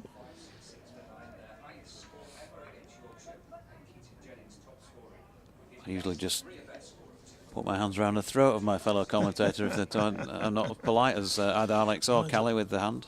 I did have a little chuckle when you were talking to Rena earlier. So. You did? Yeah. That would have probably How been heard. unprofessional. Yeah. You should have just cut your microphone, no. you see. You thought you'd have known broadcasting by now. Here's Bailey bowling to Milan. That's a lovely shot from David Milan. It's not going to have the legs to make the boundary, but he will pick up 2 in the end because they've thought better of going back for a 3rd.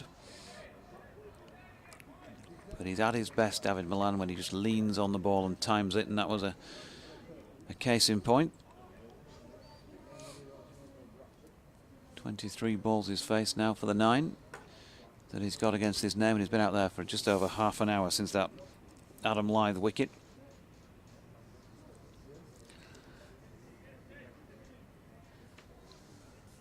Bailey just asking for a man to drop out on the mid-wicket boundary, squarish.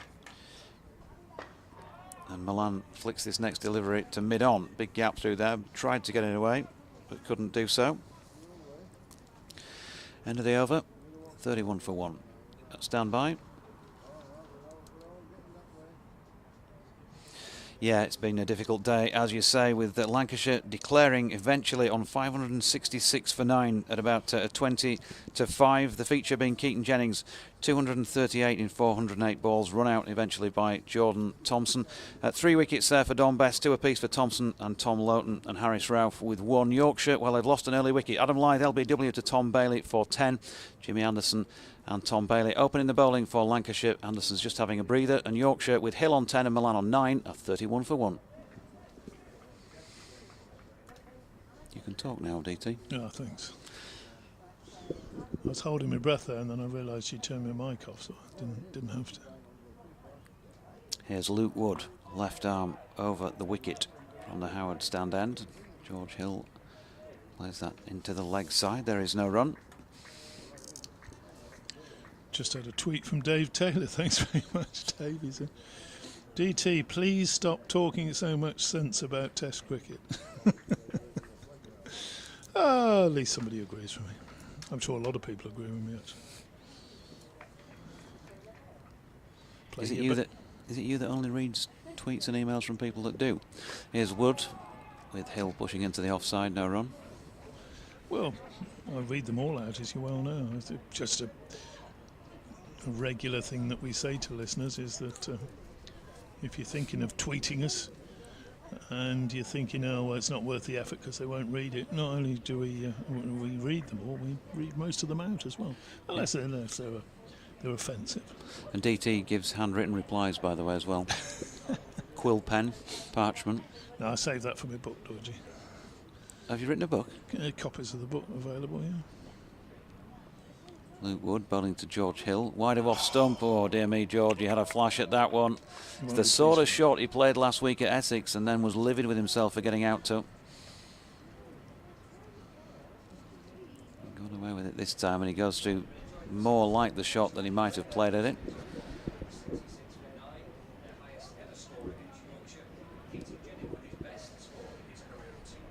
So he survives on 10 as a pigeon flies from left to right against the westerly breeze.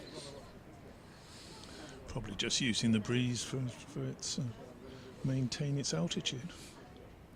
Here's Wood, and there this time George Hill is just receiving a straighter delivery and is much happier to leave that. Sometimes you can't resist those. Yeah, it's just a danger moment, isn't it, when there's a little bit of room. It wasn't a really wide one, the penultimate delivery from Luke Wood, but it was wide enough to interest anybody with the stick of willow in the hand at just having a pop out, but can prove to be the undoing, that delivery that's not a rip snorter, but just a tempter. Here's Wood again. And again, George leaving that one. George Hill learning from that one earlier in the over. I mean, the one earlier in the over was wide, but if you can have a go, you've got to be a little bit more. I don't know. Positive is the word, or a little bit more. You either leave it alone or you give it a darn good wallop. And he just sort of had a dabble at it, didn't he? A dibble? A dibble or a dabble. Or a nibble. No, it's more than a nibble. That's Hill's outside off stump. Oh, sorry, Wood bowling outside off stump, and Hill watches it go by. 31 for 1. Hill on 10, Milan on 9. All this dibble and dobble reminds me of that. Remember the Top Cat, Blackadder? No, wobble. Oh, wibble. The word wobble. Wibble, yeah. Lots of people have picked up on that, haven't they? We'll be wibbling. You know, if there's no play, you wibble. And, fair enough. You have to chat on, fill up the silences with something.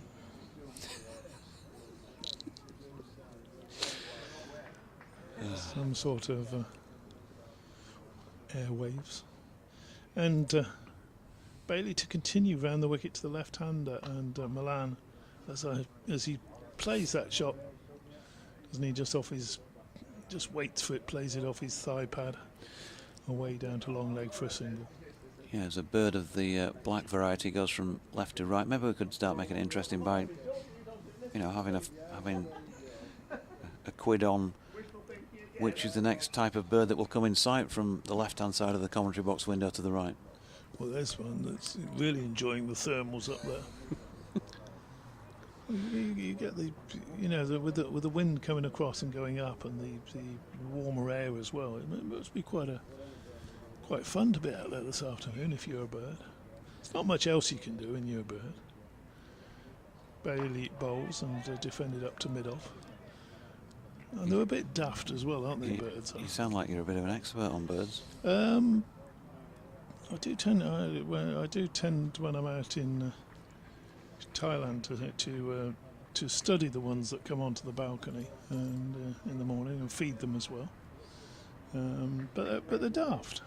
The majority of our feathered friends. It's where bird brain comes from, isn't it? Bailey bowls, defended. Again, solid defence. They're, dawn chorus, what's that all about? Every morning the sun comes up and the birds have got a shout about it. I'm sure the older ones say, yeah, the sun's come up again. It's pipe down, I haven't finished my sleep yet. It is a many-layered thing doing a broadcast with you. And one thing it always is an education.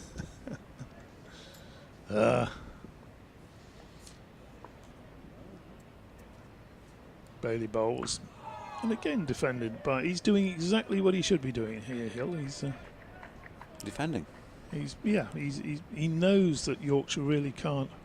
Well, they certainly can't afford to lose more than 2 wickets tonight. They've got another 10 overs to go. Well, you've never thought they were particularly smart, have you? Birds.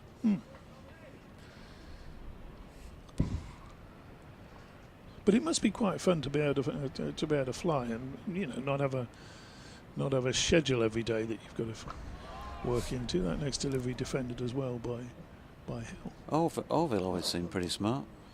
Oh, he wasn't real, was he? He wasn't real. I don't say that. He was. He was real.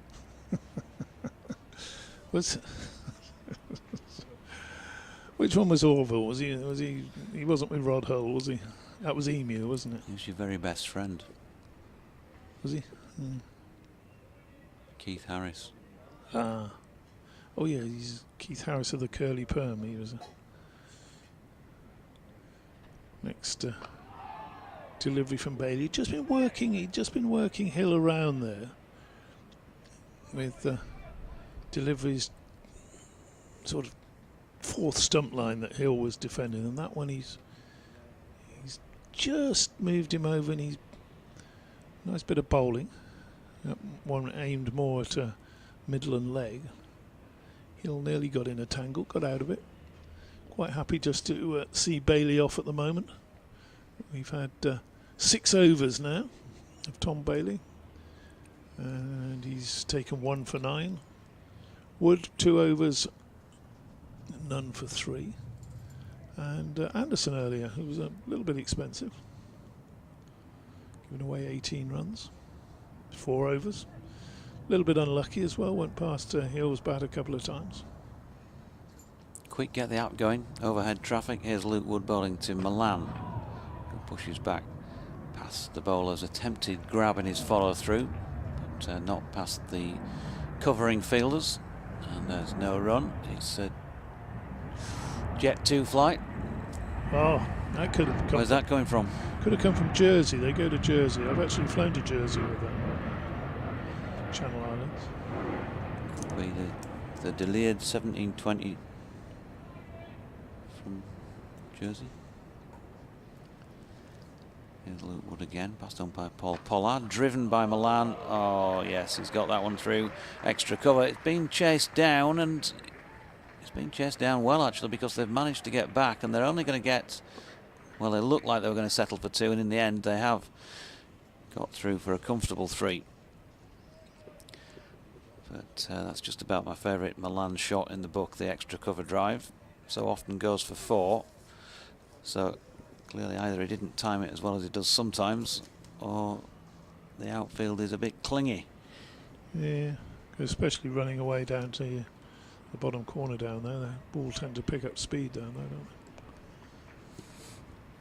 35 for 1. Hill on 10. He's back on strike. Milan moved on to 13 with that 3. Here's Wood again then into Hill.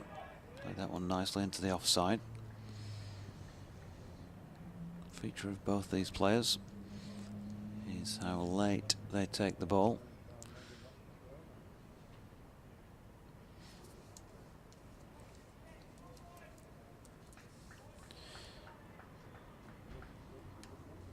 Getting it right under the eye line, George Hill, 21 years of age, Keighley born. Made his debut back in the 2020 COVID hit season against Derbyshire here, August of 2020. Opens the face, pushes this one out to Anderson at point. There's no run. So he's played 13 first-class matches now, George Hill. He's got over 500 runs during those, 151 not out, of which came in that match at Northampton recently. So his average rocketed. I think it was in the teens, and it's now 30.94. So scores this season: Bristol 3 and 36, at Northants 4 and 151 not out. Here against Kent 8 and 28 in his only innings down at Chelmsford last week, and he's driving this latest delivery. Saw him do that to good effect off Jimmy Anderson a little bit earlier this afternoon. Beautiful shot up to the Howard stand end of the ground, this time straight to mid-off.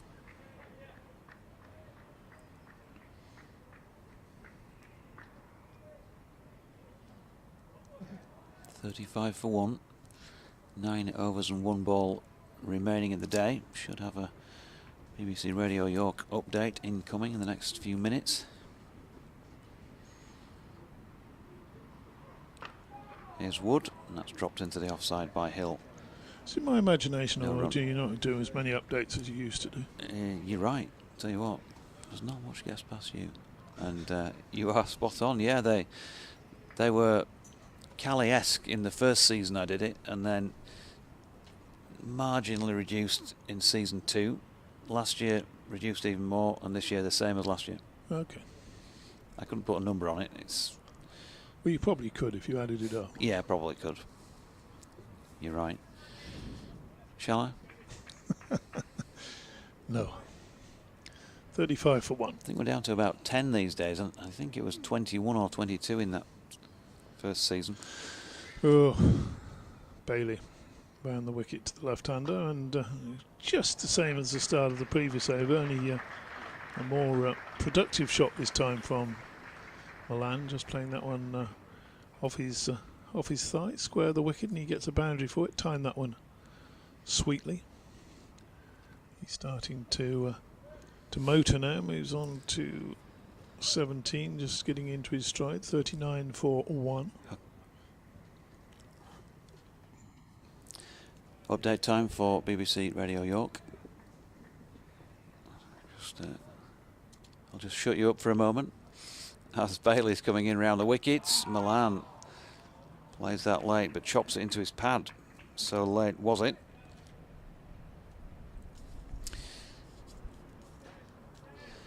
.17 to him. Been out there for 46 minutes now since that live wicket. Faced 29.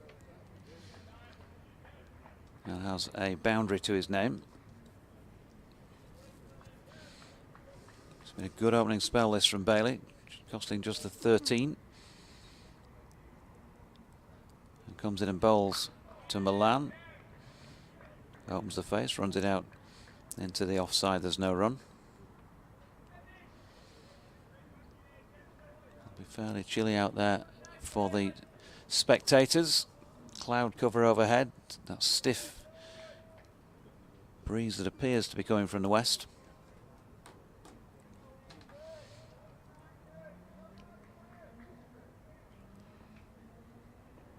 Bailey then turns at the end of his run. In he comes again past umpire Saggers, and Milan with a textbook defensive stroke into the leg side.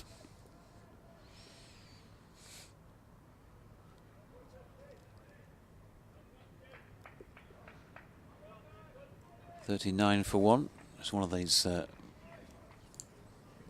It's one of these feeds that's going to last about 7 minutes before I get to do the update. There's Bailey again, and Milan pushing up to mid-off this time. Jimmy Anderson walks round to collect it. Another dot. Here we go.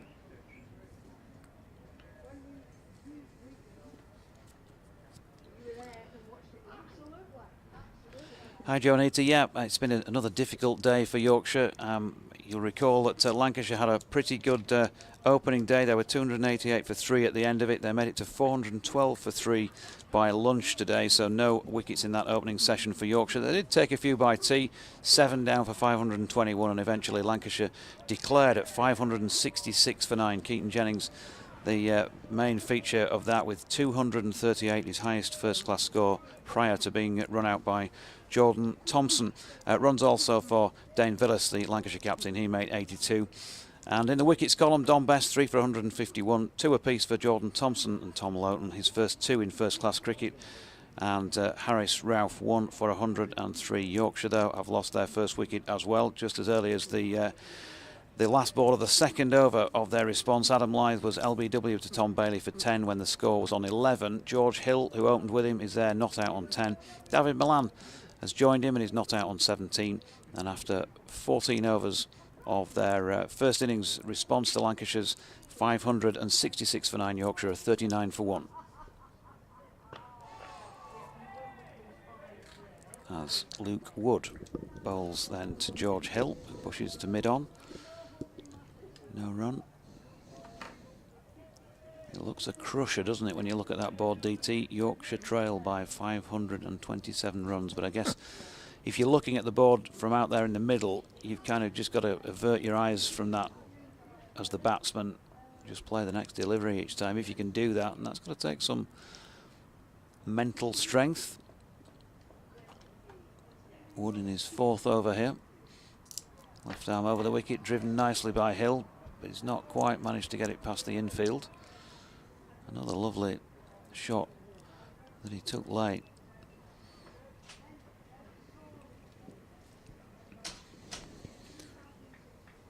Reedy's back.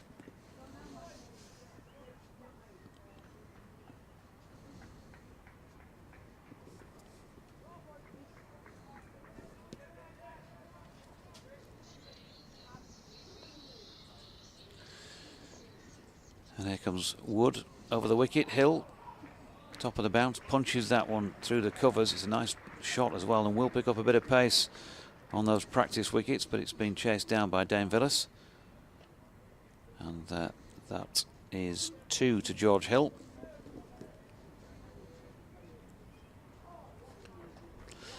Bring Scott back in a moment.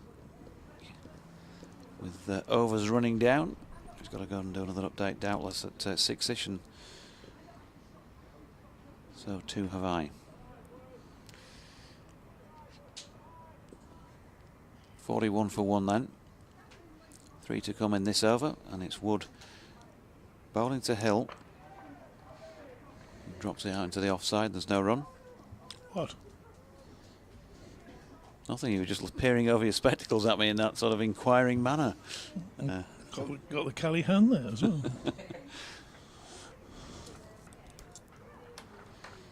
Yes, don't speak.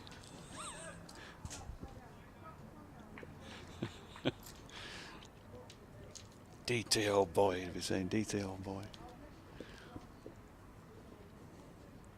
When I put the hand up, please refrain from speaking. So George Hill 12. I've just moved deep backward square a little bit squarer, and the short ball did come in from Wood. It was shortish anyway.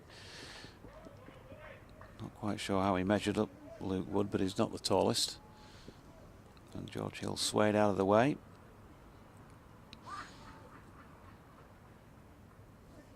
Just 8 off Wood so far from 3 overs and 5 balls. And we're down towards the dying embers of day 2. Yorkshire just trying to see this off. Whatever they put on the board, reset, and then go again on a Saturday morning where I guess they'll be hoping for better overhead conditions. Although the pitch is still very good as Hill drops out that final ball of the over. 41 for 1. A few words from DT and then we'll bring in Scott. Thanks very much to Jonathan Doidge's Trojan effort again today. Worked through. Scott's lost his chair. Don't do one of those things that you used to do at school when you sort of pull people's chairs away and they sit down on the floor. Looks very funny, but can be dangerous, you know. I can imagine you doing that when you were a kid at school. Well, I don't know. Cheeky fellow that you are. I had a bit of responsibility about myself, about sometimes. Oh, Jimmy's back. So Bailey's spell has come to an end, and Anderson returns. 4 overs, 1 maiden for 18. 41 for 1. Yorkshire feel as though, I mean, they're still a long way behind, 5.25, but a solid start here. He could have unravelled pretty quickly with that dismissal of Lythe. These two have batted nicely. Can they get through this spell from Anderson? Get to the close, just 1 down. He's right arm around the wicket. Ball's full. That's a beautiful drive for 4 towards wide mid-off. Handsome looking shot. Absolutely nailed it. And the score moves on to 45 for 1. What a way to start this spell from Anderson running in from the Kirkstall Lane end. He thumped that for 4. His first ball to Lythe was thumped for 4 as the first ball of his first spell as well, wasn't he? Not quite on the money yet. That was a gorgeous shot from Milan. He plays that one. Cover drive or off drive as well as anybody, doesn't he? That felt good for Milan. Not sure Anderson would have enjoyed it. Right arm around the wicket to Milan. That's worked up towards mid-on. And there is no run. It looks, as it has done so far throughout the course of this match, DT, like a belter of a pitch to bat on. Yeah. And you wonder just how much of that has been... the pitch has been prepared with the strength of the Lancashire team in mind, that... Yorkshire almost playing for the draw before the Lancashire team bus pulled up. Change of line for Anderson is over the wicket to Milan. It's flicked out towards mid-on. The guy they're fielding could be the little X factor in the match, perhaps. That's Parkinson. Yeah, definitely, because he has the ability to take wickets on flat surfaces, as all leg spinners do. But I'm a big fan of Parkinson. Worth a go tonight, you think? Oh, definitely. Yep. Yeah. I don't know which end he would come on. Probably the... Anderson to Milan, who drives away again for perhaps 4 more through extra cover. Bohannon is scampering after that and actually does get to it. He's quick across the ground there, Josh Bohannon, but another handsome-looking cover drive. Beats the infield, the dive at extra cover by the Lancashire captain. Not getting value for their shots, either team, really, are they? I mean, that had 4 runs all over it, but the outfield is slow. Whether Villas got a touch on that, diving across it or not, just to take a little bit of the pace off the ball, but felt like that should be 4, the way he hit it. It was a lovely cover drive. He's hit 2 beautiful shots in this Anderson over as Milan. He's 23, not out. Yorkshire 47 for 1. Anderson to Milan, who shuffles back into the crease, and that's played away into the offside for no run. We've got 6 overs left tonight, so if the leg spinner's going to have a go, want a couple of overs to twirl his arms around. Where is he at the minute? Is he warming up? He's at deep backward square leg with his hands buried into his pockets. He couldn't be any further away from the middle, but we may see Parkinson tonight. He'll definitely bowl a lot tomorrow. Milan defending as Anderson comes in, snaps it up to mid-off, and there is no run. It's the end of the over. The first back into the attack for James Anderson. 5 overs for 24. Yorkshire 47 for 1. Hill 12 from 48. Milan 23 from 39. 6 overs remaining. Just that 1 wicket to fall. And can these two get Yorkshire to the close of play? Just 1 down. Still trailed by a lot. They're 519 runs behind, but it must be encouraged so far by the way that they've started this first innings. When you start so far behind and you lose an early wicket, they've not unravelled. Things have been quite calm. They've played some good shots and it looks like a good pitch still. Change of bowling. George Balderson coming on. So the 4th bowler used by Lancashire, just the 1 successful one. Tom Bailey taking the wicket. Adam Lyth, misjudgment, padded up to 1 that swung back in. He's been quite a handy little wicket taker this year. Balderson for Lancashire. He's bowled well. Comes in for his first delivery to Hill, who eases that wider mid-on and is quickly into his stride for a single. Started the season as an opening batter because of the Keaton Jennings injury. He's not got the runs for Lancashire, but he has contributed with the ball and has picked up quite a few wickets, dropping from opener right down the order when Jennings returned to open the batting with Luke Wells. So his contributions this season have been mainly with the ball, but he's been impressive. Speaking to Glenn Chaplin, who knows a thing or two about bowling, and he saying how much he has admired the way that he is he's taken his chance with the ball this season. Well, he's now round the wicket to the left-handed Milan, who just gets up on his toes, plays up and down square the wicket, doesn't get a run. Couple of slips, Gully. 2 men saving 1, well, 3 saving 1 really, if you count mid-off as well on the offside, and then, well, there's 3 on the onside, and you can do that yourself, you know where they are. Well, this is like commentary via, you know. next delivery to Balderson. He's got a wicket. Milan has chipped that one into the onside. He's picked out mid-wicket because you knew there was a mid-wicket in those 3 fielders on the onside, and a diving catch. And Milan has gone, and that was the wicket really that Yorkshire couldn't afford to lose. Milan was looking good. He played a couple of gorgeous drives in the previous over, but he's gone. He's walking back dejectedly, and, well, Scott Reed called it. Balderson has taken some very useful wickets, and there's another one, possibly the most useful one he's taken. He may turn out in the context of this game. So, well, there you go, and we've got Tom Luton coming in now.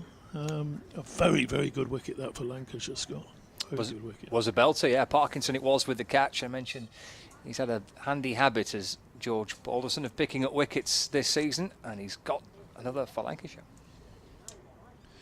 And with that, Scott takes his leave. He's done the damage, and he's moving out now to do an update, no doubt, is he? It's Radio Manchester on the hour for him, I think he's. Doidge moves back in, and that was exactly what Yorkshire didn't want. Jonathan. Yeah, very much so. Very much so. David Milan got himself a start, hadn't he, as well? It wasn't during your first few deliveries when I think we all accept that you'd be at your most vulnerable. 41 he'd faced, he scored 23, he'd got a start. But Lancashire got the finish. So Tom Luton, he's been called all sorts by DT in this match. He's on strike. What is he? He's Luton, and he's pushing into the offside first up. Plenty of enthusiasm now. They've got 2 young players at the crease. Luton, who of course can bat, he was up the top of the order on debut. Back at Edgbaston when he got a half century in 2019. He's not in this match. Wasn't in a batting position anyway. Oh my God. Towards the tail end of the order, lower middle. He left this latest delivery from Balderson. Can't have been too far from shaving off stump. A final update of the day for Radio Leeds in a moment. And they give me a wake-up call. In comes Balderson again, and Loughton stepping across and covering this one. Into the 17th over of this Yorkshire first innings, and 48 for 2. Hill still on 13, and Loughton yet to get off the mark. Still to come, Joe Root, Harry Brook, Harry Duke, Don Bess, Jordan Thompson, Stephen Patterson and Harris Ralph. But they have a lot of work to do. 518 behind. And DT did the maths on the follow-on a little bit earlier. 417 needed just to avoid the possibility of being asked to continue.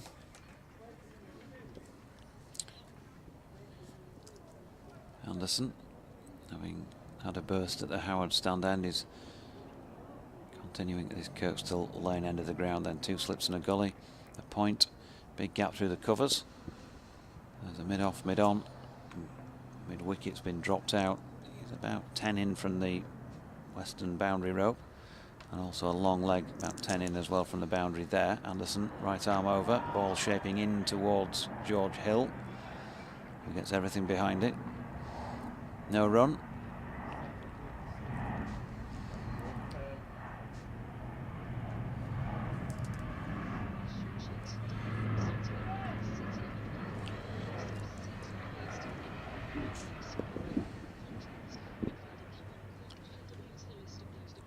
So Anderson turns again, leaves our commentary position behind, in past umpire Saggers. Nicely played by Hill, who opens the face, runs it out towards point. He was called through for a single there by his partner Tom Loughton, and decided that it was a sound call, and they got through for 1.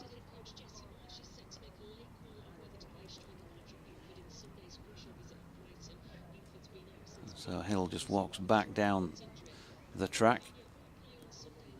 A few words of encouragement perhaps for Tom Loughton, who's going to face Anderson for the first time in his first-class career.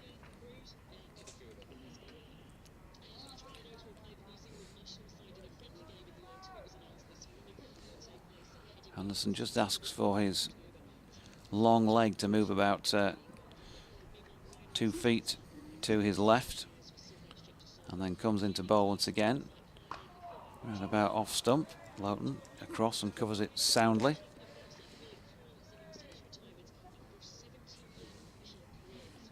Three to come in the over, and then 4 more overs. We'll bring Scott back in a moment after I've done this latest update for BBC Leeds.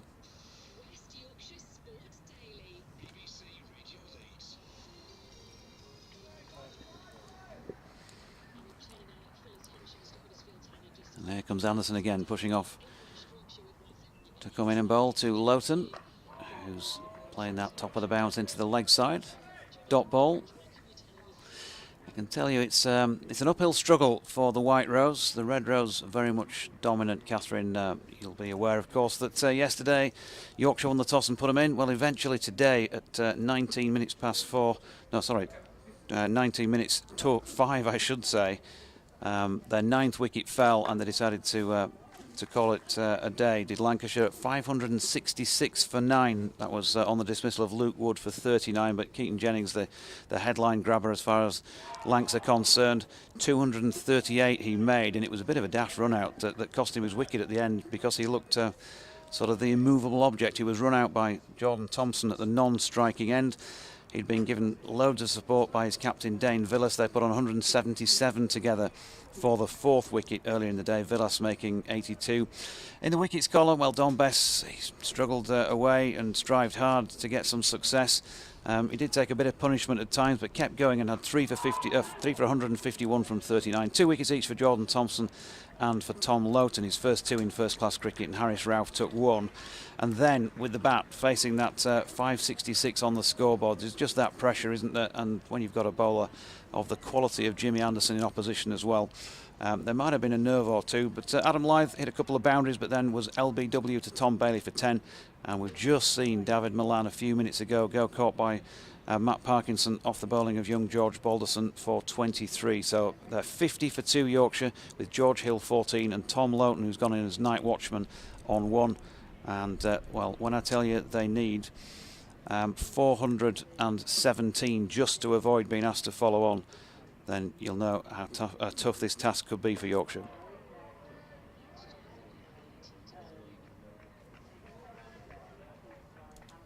Welcome back, Scott. Yeah, Lancashire, absolute bonus to be able to have prized that wicket out just towards the end of the day.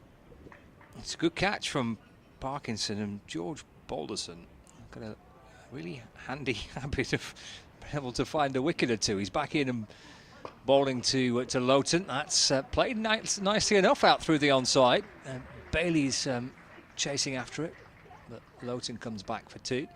Just flicked away through mid-wicket. The Lancashire fielder there is Luke Wood. It's a short mid-wicket underneath his body. It's a big boundary, that, away to the leg side. And Bailey did catch up with it. Score moves on to 52 for 2. Hill on 14.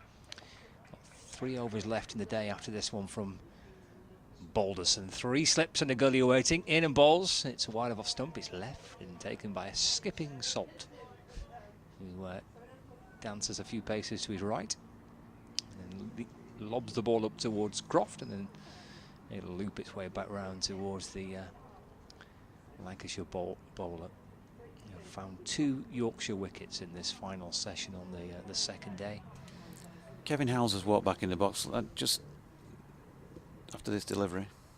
Loughton defends and there's no run.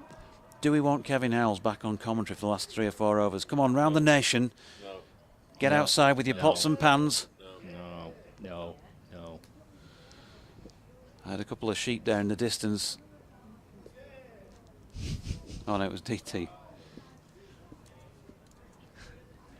2 balls left and then 3 to go. Balderson to Loughton, who defends away into the offside, and there is no run. I can hear the crowd now. You can hear the clap. We love Kevin. We love Kevin. They want him back.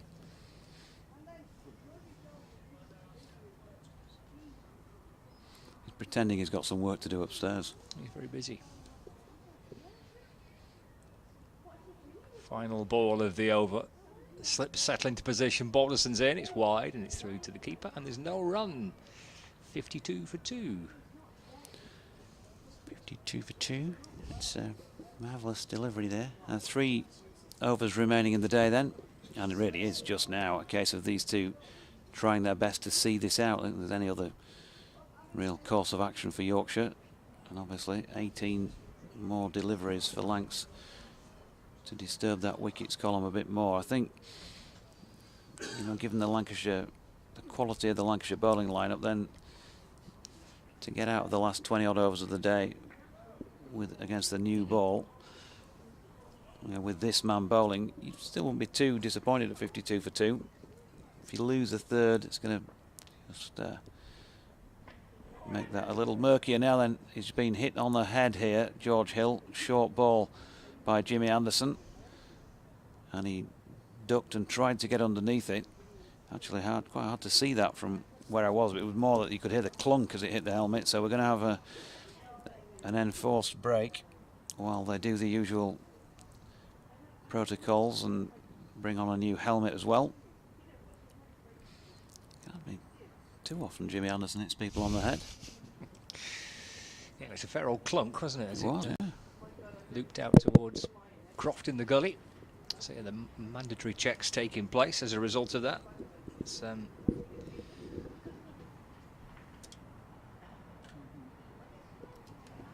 little look around elsewhere, because 1 or 2 games have reached a close on day 2, including the match in Birmingham, where Warwickshire are 88 for 2 in their first innings, replying to that declaration of 597 for 6. Luke Proctor unbeaten on 100, and then it was all started by Ricardo Vasconcelos and Will Young. Vasconcelos making 156 and Young 130 4. Northants 597 for 6 declared, and Warwickshire in reply 88 for 2, with Don Sibley unbeaten on 37. He battered for ages last week, Sibley, at Old Trafford. He's got a century in both innings. He's took 37 from 120 deliveries. The Bears opening batter. Close of play at Edgbaston. And they're finished for the day in Leicester as well, where Sussex have reached 386 for 6 in their first innings, replying to a Leicestershire total of 210 all outs. That's a lead of 176 runs with 4 wickets remaining. The game's still ongoing in Division 1. Surrey 671. In fact, it's now reached the close of play in this game. Surrey 671 for 9 declared on a day where they set a record. The highest first innings score without a single batter making a century. 671 for 9 declared, and Kent 45 for 1 in reply at the close of play. And Somerset, they declared their first innings on 591 for 7 and have taken some wickets. Gloucestershire are 4 down, 3 for Leach. Gloucestershire 116 for 4 and still trailing by 475 runs. And the 3 games that are ongoing in Division 2, as we still wait for these checks and the protocols and such like to be carried out here. And Derbyshire 266 for 4 in reply to Worcestershire's total of 368 all out. So Derbyshire trail by 102 runs with 6 wickets remaining. Durham are batting for the second time. They made 311, and then Glamorgan all out for 365. And Durham are 26 for 1, and they trail Glamorgan by 28 runs with 9 wickets remaining. Ben Stokes did have a ball in that match, 12 overs for 69, and in the first innings he made 82. Elsewhere, Middlesex against Nottinghamshire. Notts 415 all out. The first ball of the day in that fixture was Stephen Mullaney, LBW to Toby Rowland-Jones, who's picked up 4 wickets for Middlesex. Notts 415 all out, and Middlesex 178 for 7, so still trail by 237 against Notts. 4 wickets for James Pattison. Luke Fletcher with 1 for 32. Stuart Broad's into his 11th over. He's gone for 27. I mentioned the Fletcher wicket, 1 for 32, because in the first innings, coming in at number 11, he got a 50, did Luke Fletcher. So they're the scores elsewhere across the LV County Championship in Divisions 1 and Division 2, and still the checks continue. I think a secondary helmet's been brought out, albeit I think Hill is quite keen to repair the one that he was wearing. He seems to be working on that. There's a towel and a drink being brought out for the umpire as well. The Lancashire players, the senior guys here, all in conversation with Tom Bailey and James Anderson, Stephen Croft and Dame Villas. And there's little conversations happening everywhere, apart from the one Lancashire player all by himself at deep square leg, Josh Bohannon. He's all on his lonesome, nobody around him. The umpires are together, the Yorkshire batters and the medical staff there are together, the Lancashire players are in little groups, and all by himself in front of an empty Western Terrace is Josh Bohannon with nobody to speak to. Good old Bohannon.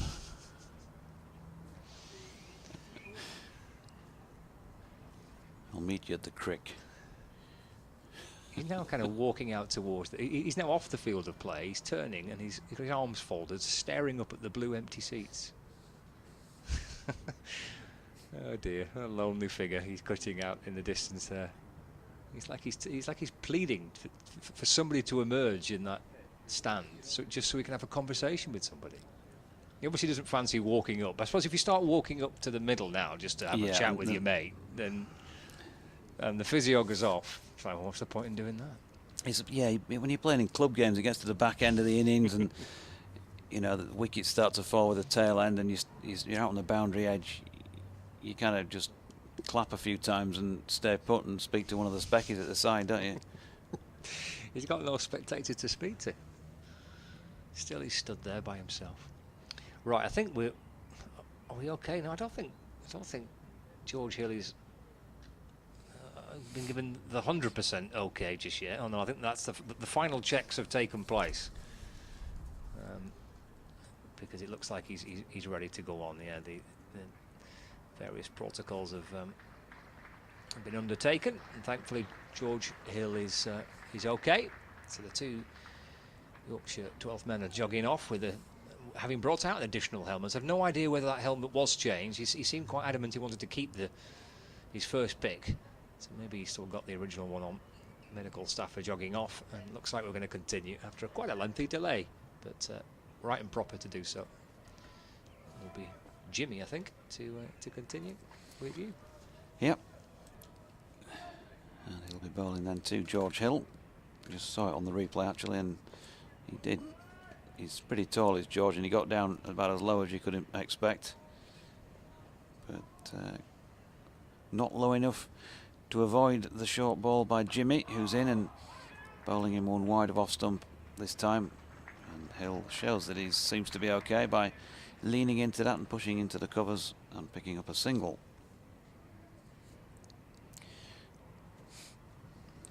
Now, if he's shrewd, George Hill, and I think he is, he's probably made sure that that helmet is not just binned. Keep it, souvenir, hit on the head by Jimmy, get Jimmy to sign it. It's one of those, isn't it? You can imagine charity cricket dinner, George the guest. You'd think I might have done this before. Here's Jimmy Anderson in, and Loughton drops his hands on that one. Played it quite nicely actually, as it was through to the keeper.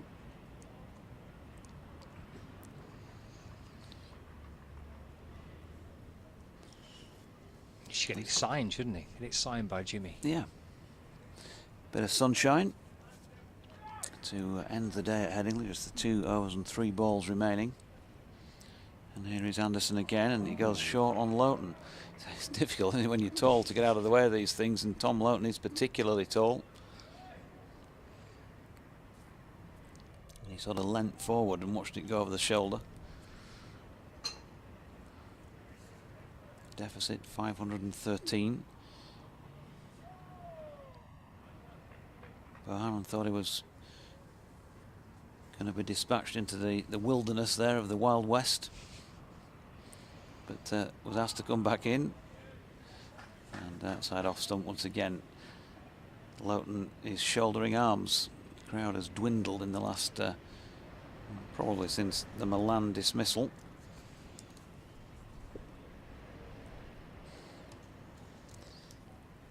Anderson, what has he got up his sleeve? The magician. Yet to take a wicket in this innings, so you can probably call it now. Last ball of his 7th over, and Loughton avoids being a statistic by pushing it into the offside. And there's no run. 53 for 2 then, Hill on 15 and Loughton on 3. 20 overs bowled in this Yorkshire first innings, and just 2 remaining in the day, and another day, Scott, that has firmly been of a Lancashire persuasion. It has. Yorkshire are going to feel as though that this is a good pitch, and that they can bat tomorrow. If they bat most of tomorrow, then they're not too far away from, you would think, from this game going in one direction. They're sort of long way behind, 513 runs behind. Lancashire are going to try and enforce a follow-on, you would think, if they're going to try and win the match. As Balderson comes in to Hill, who plays forward in defence, and there is no run. But losing Milan in this final session, losing Lythe and Milan, a blow for Yorkshire, but still plenty of batting to come.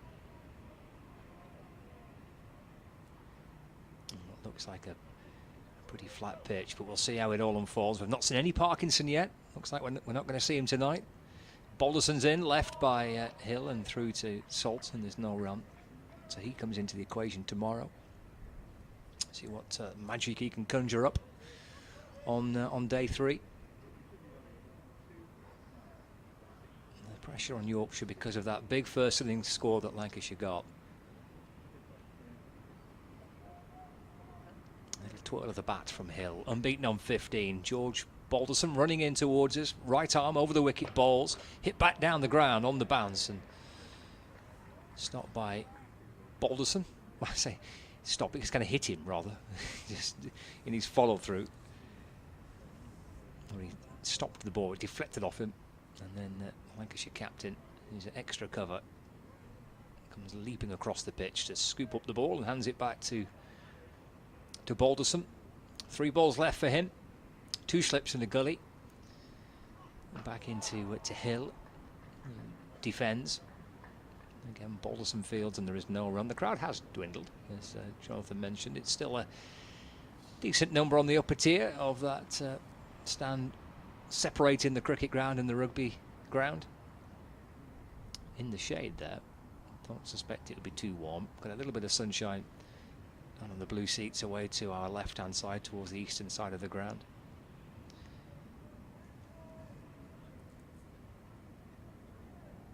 Good numbers on day 1 for this fixture. As Balderson's in, and again Hill defends. And again there is no run. See what the weekend has to offer. Forecast is good. No problems, I don't think, with the weather across Saturday and Sunday. Been a pretty hard-fought Roses match so far. The Red Rose are on top in terms of runs on the board. Yorkshire trying to see if they can bat through a third day and try and make the game safe if they possibly can, but a lot of work to do. Mid-wicket coming up and then going back. He was brought up from the rope and then he's been sent right back again. Last ball for the over and for Balderson today. To Hill, who turns it up towards mid-on. There is no run. Balderson's 3 overs. This little burst from him, brought into the attack by his captain. He's worked a treat. He's picked up the wicket of Malan. That could be a significant moment still. 3 overs, 1 for 3. And will it be Anderson to send down the final over of the day? It will. He's going to peel off his jumper. 7 overs for 27 for Jimmy Anderson. And he'll send down the final 6 balls of the second day. Yorkshire 53 for 2, Hill 15, Lowton, the night watchman, on 3. Trail by 513 runs. Sorry, say that again.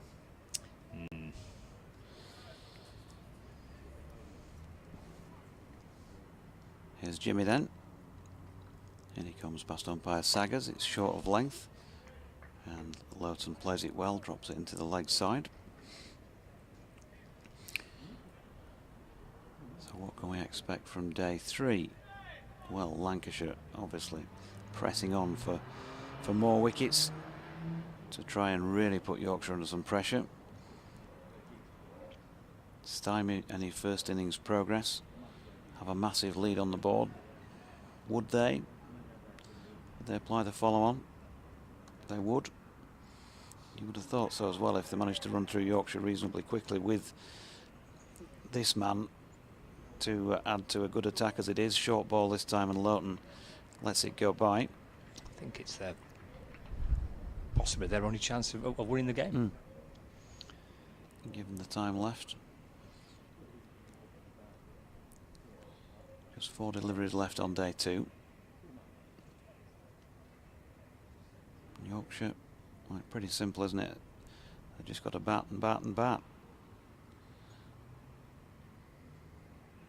Here comes Anderson again. Lowton shaping to drive. It was more of a push up to mid-off, no run. He's done okay, hasn't he? He's been worked over a little bit. The night watchman had a couple of short balls, hasn't he? But he's done okay. Yeah, he's been waiting in the wings for opportunity. He's been around with the team on some of their travels. Plays Matthew Revis as a bowling all-rounder in this match. And he drops that latest short ball from Anderson into the onside. There's no run. Jimmy's certainly digging it in. As I said before, Lowton tall. And he played that right up on the chest.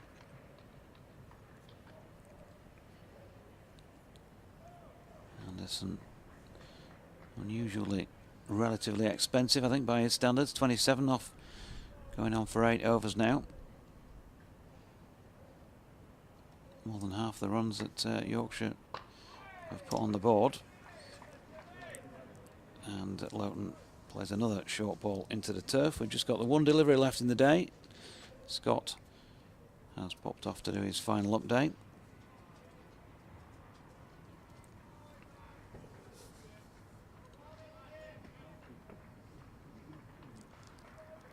So just one more to see off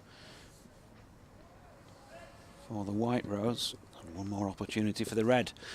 Here comes Anderson then into Loughton, and plays it well. Final ball of day 2. So the close on day 2, Yorkshire 53 for 2 from a fully complete 22 overs, with George Hill on 15 and Tom Loughton on 3. Balderson with 1 for 3 to his name, and Bailey with 1 for 13. None for 8, Luke Wood. None for 27, Jimmy Anderson from 8 overs. That's the scores on the doors, if you like. And in terms of the difference between the two sides on that scoreboard, Lancashire, having posted 566 for 9, have a lead of 513 runs, as the two Yorkshire batsmen leave the field to a ripple of applause from those that remain in the Headingley sunshine. It's been a very good day once again for Lancashire. It's there to be fought for by the White Rose. Plenty of cricket to be played over the 2 days that remain. We'll have DT in the box again tomorrow, of course, alongside Scott Reed. Cheers from the back of the box from Guess Who. We might have a visit or two from Kevin Howells, I'm not sure. We'll find that out tomorrow.